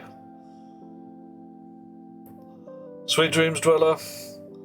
And yes, Giz, I'm with you, mate. Not old. Not even a bit. 16.7. Why is the valve? Is the valve open? Valve's open. Oh, and not switching off. Hello. 2 megapascals. 16. I'll have to look at the numbers on this and find out what I set it to. Oh well, no matter. Nothing's exploding, so it's all right for the moment. Okay. Gonna cut out the chamber.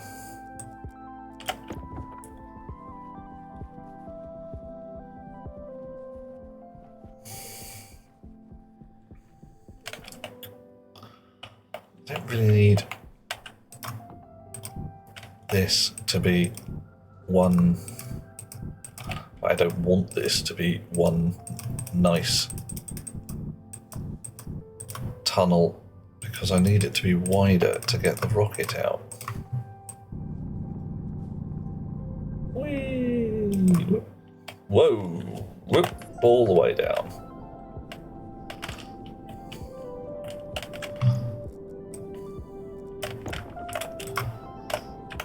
Chonk.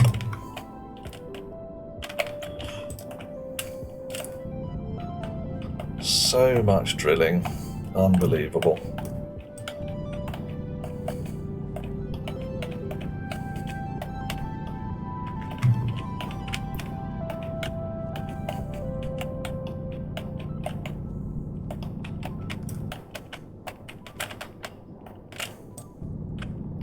Be a little careful. Don't want to drill into the ceiling.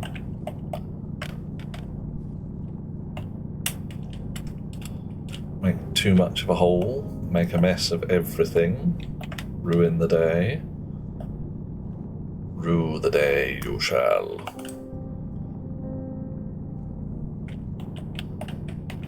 Get a nice lot of blue though. Wish I could get some pink as well. Chunk. One of your key players has a hamstring injury. Well, get them some cheese and make a sandwich. Yay! That's not how that works, is it?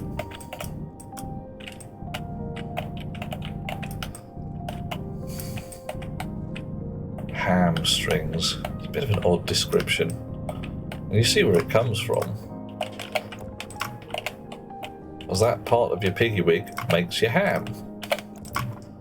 And it's a bit of, you know, string, a tendon in the part of the human body that is analogous to the piggy wig's ham.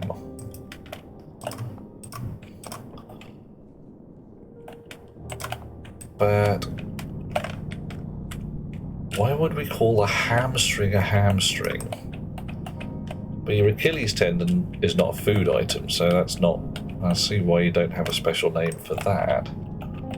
There's got to be more parts of the human body that are named after food. I suppose we don't eat humans that much. Maybe we should. Some people are probably pretty tasty. Some people are probably quite rancid. How are you going to know? I wonder. I mean, I've always been of the opinion that smokers don't taste quite so nice as non-smokers, and you can definitely tell a meat eater from a vegetarian. Your vegans, on the other hand, how do you tell your vegans from your veggies? Not a clue. Even if you bite them. Well, you know, apart from asking.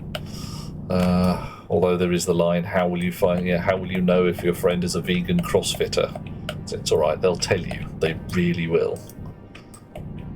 He'll know. Oh, oh, oh. Chunk, chunk, chunk, chunk. Come here, you. Right.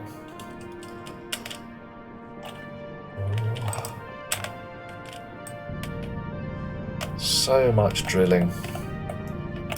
Loads of drilling going on. Oh, hello. What was that? Autosave. Good.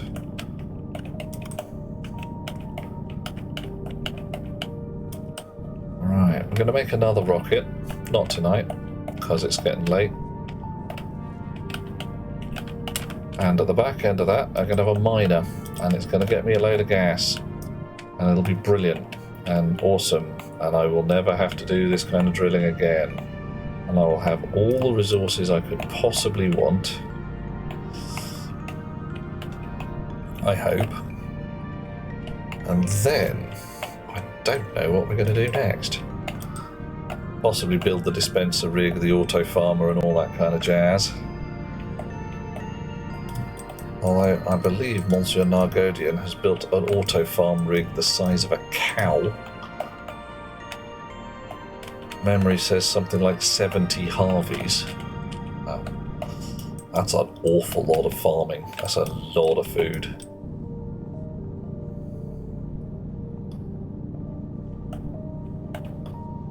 Alright. Nearly done.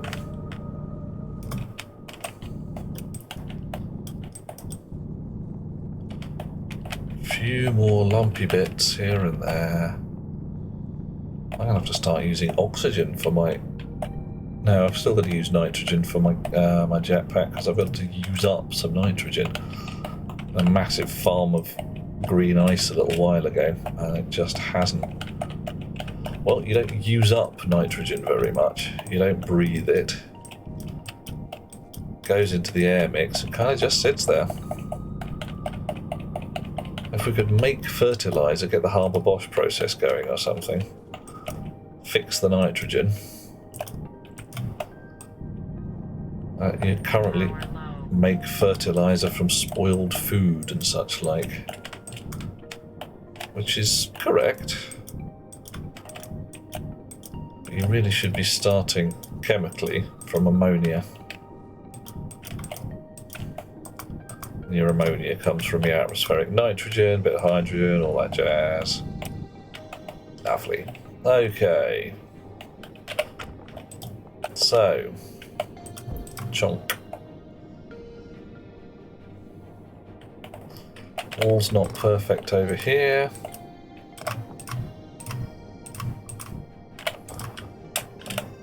Chunk, chunk. And this here is our way out.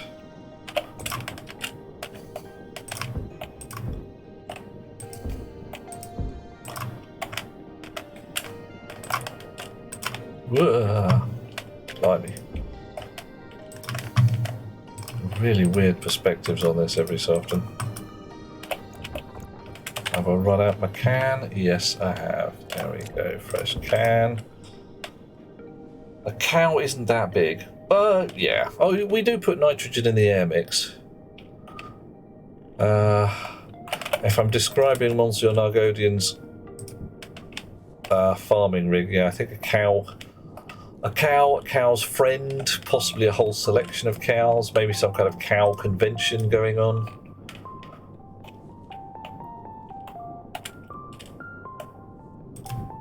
It's ridiculous. I mean, it is proper ridiculous. To the point where you're sitting there thinking you are not going to eat this much food. There is no way you're that hungry. Or if you are, you maybe should possibly cut down a little. Maybe, you know, go easy on the pizza for a while. That'd be another thing that'd be nice in the game, wouldn't it? Pizza. The ability to use your bread. You'd have to get some kind of cheese, though. Right. So, this is where we need to tunnel. Oh god, you hush. You wake up. Tunnel upwards.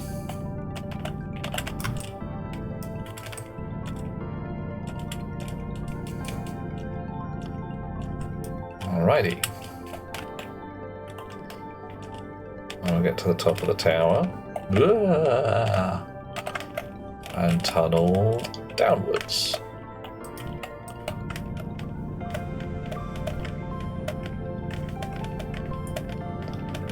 And we're at the bottom of the tower. And we try and maneuver. It was a bit seasick, sorry.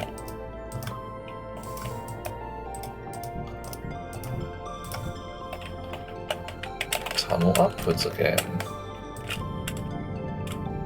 We'll neaten up the size later, but we're certainly getting the kind of effect that we need, so that's okay.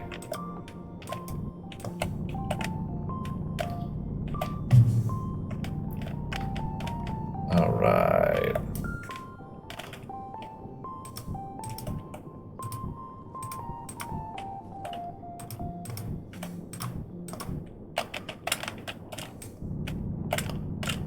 Whoosh. Climbing up. Cleaning the tunnel as we go.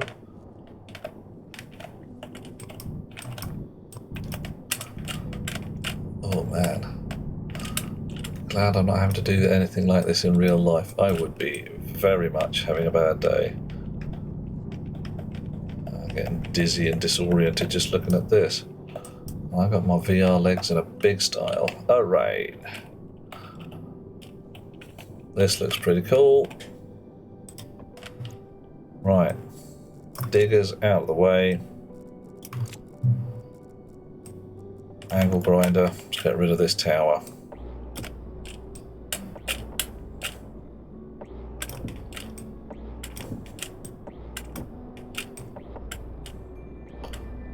There we are. Last one. Tower out the way. Bit of repair work. Wahaha. Yeah.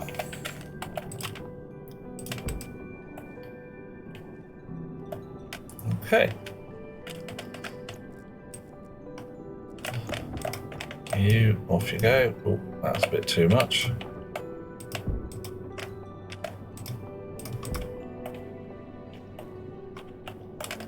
How's my tunnel looking? That's not bad. There we are. One more. Right, I reckon a rocket will probably fit through that. And it doesn't look awfully contrived. Maybe a little bit.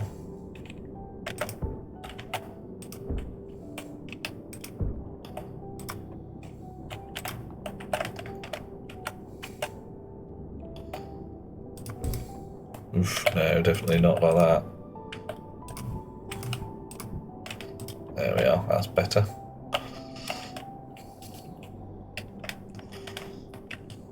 Right. Thud. Ladies and gentlemen, boys and girls, various other lovely chums of certain types. It is time to find somebody to raid into so that I can go and have a snooze. Lie down in my comfy bed. Let's see who is out in the world who is worth a look. If anybody's got any suggestions as to who we might want to raid into, do squeak, because I'm always open to suggestions. Who do we have? Monsieur Taco playing 7 days. Space Viking 42 playing Baldur's Gate. Imara Ravensfire playing Final Fantasy. Mighty Goose playing Hunt. OK Stranger playing Revenge of the Colon. Oh my, I have no idea what that is. Son of Tice playing WrestleQuest. And Something Barbaric playing Medieval Density. Dynasty. Medieval Density. Oh blimey. Ooh. Sleep is overrated. Yeah, I don't know. Sleep has its uses. Lying in a darkened room and hallucinating for some hours. You know, I could get used to it. I could dig it sometimes. Who do you reckon we should raid into? Has anybody got a particular favourite or a friend out there who is busy streaming and having fun? Or we could once more see if there's anybody playing Stationeers. Who is playing Stationeers? Well. There's a place called Homer. Ah, right. Problem there. The fellow is speaking German, so we may not manage too well. Oh, apparently I'm not playing. Hang on a second. That's better. Okay, yep. We've got a fellow called 30. Some dodgy British chap with a beard who you probably don't want to play with. And a couple of German chums who sprechen Deutsch. Auf Deutsch, yeah. Well, how do we reckon about this new chum that we've never met called 30? And we'll see how they are, because you never know, we might meet somebody new and interesting. Chunk. So, raid's about to go out in a minute or so. I'm actually going to go into the hab. I'll deal with this ice next time. Whoosh. And right now, look at this.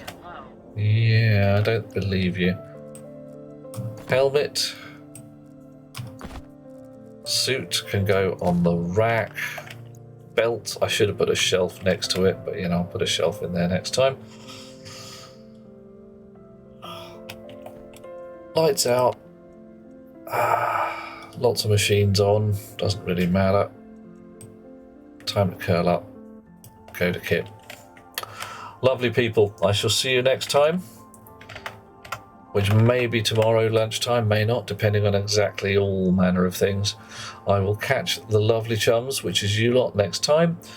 And right now we are going to raid into 30's channel, intended for mature audiences. So like I say, please behave maturely. See you soon. I hope you enjoyed yourselves. We're going to build another rocket. We're going to go mining. There might be some explosions. There might not. Who knows? See you later. Bye.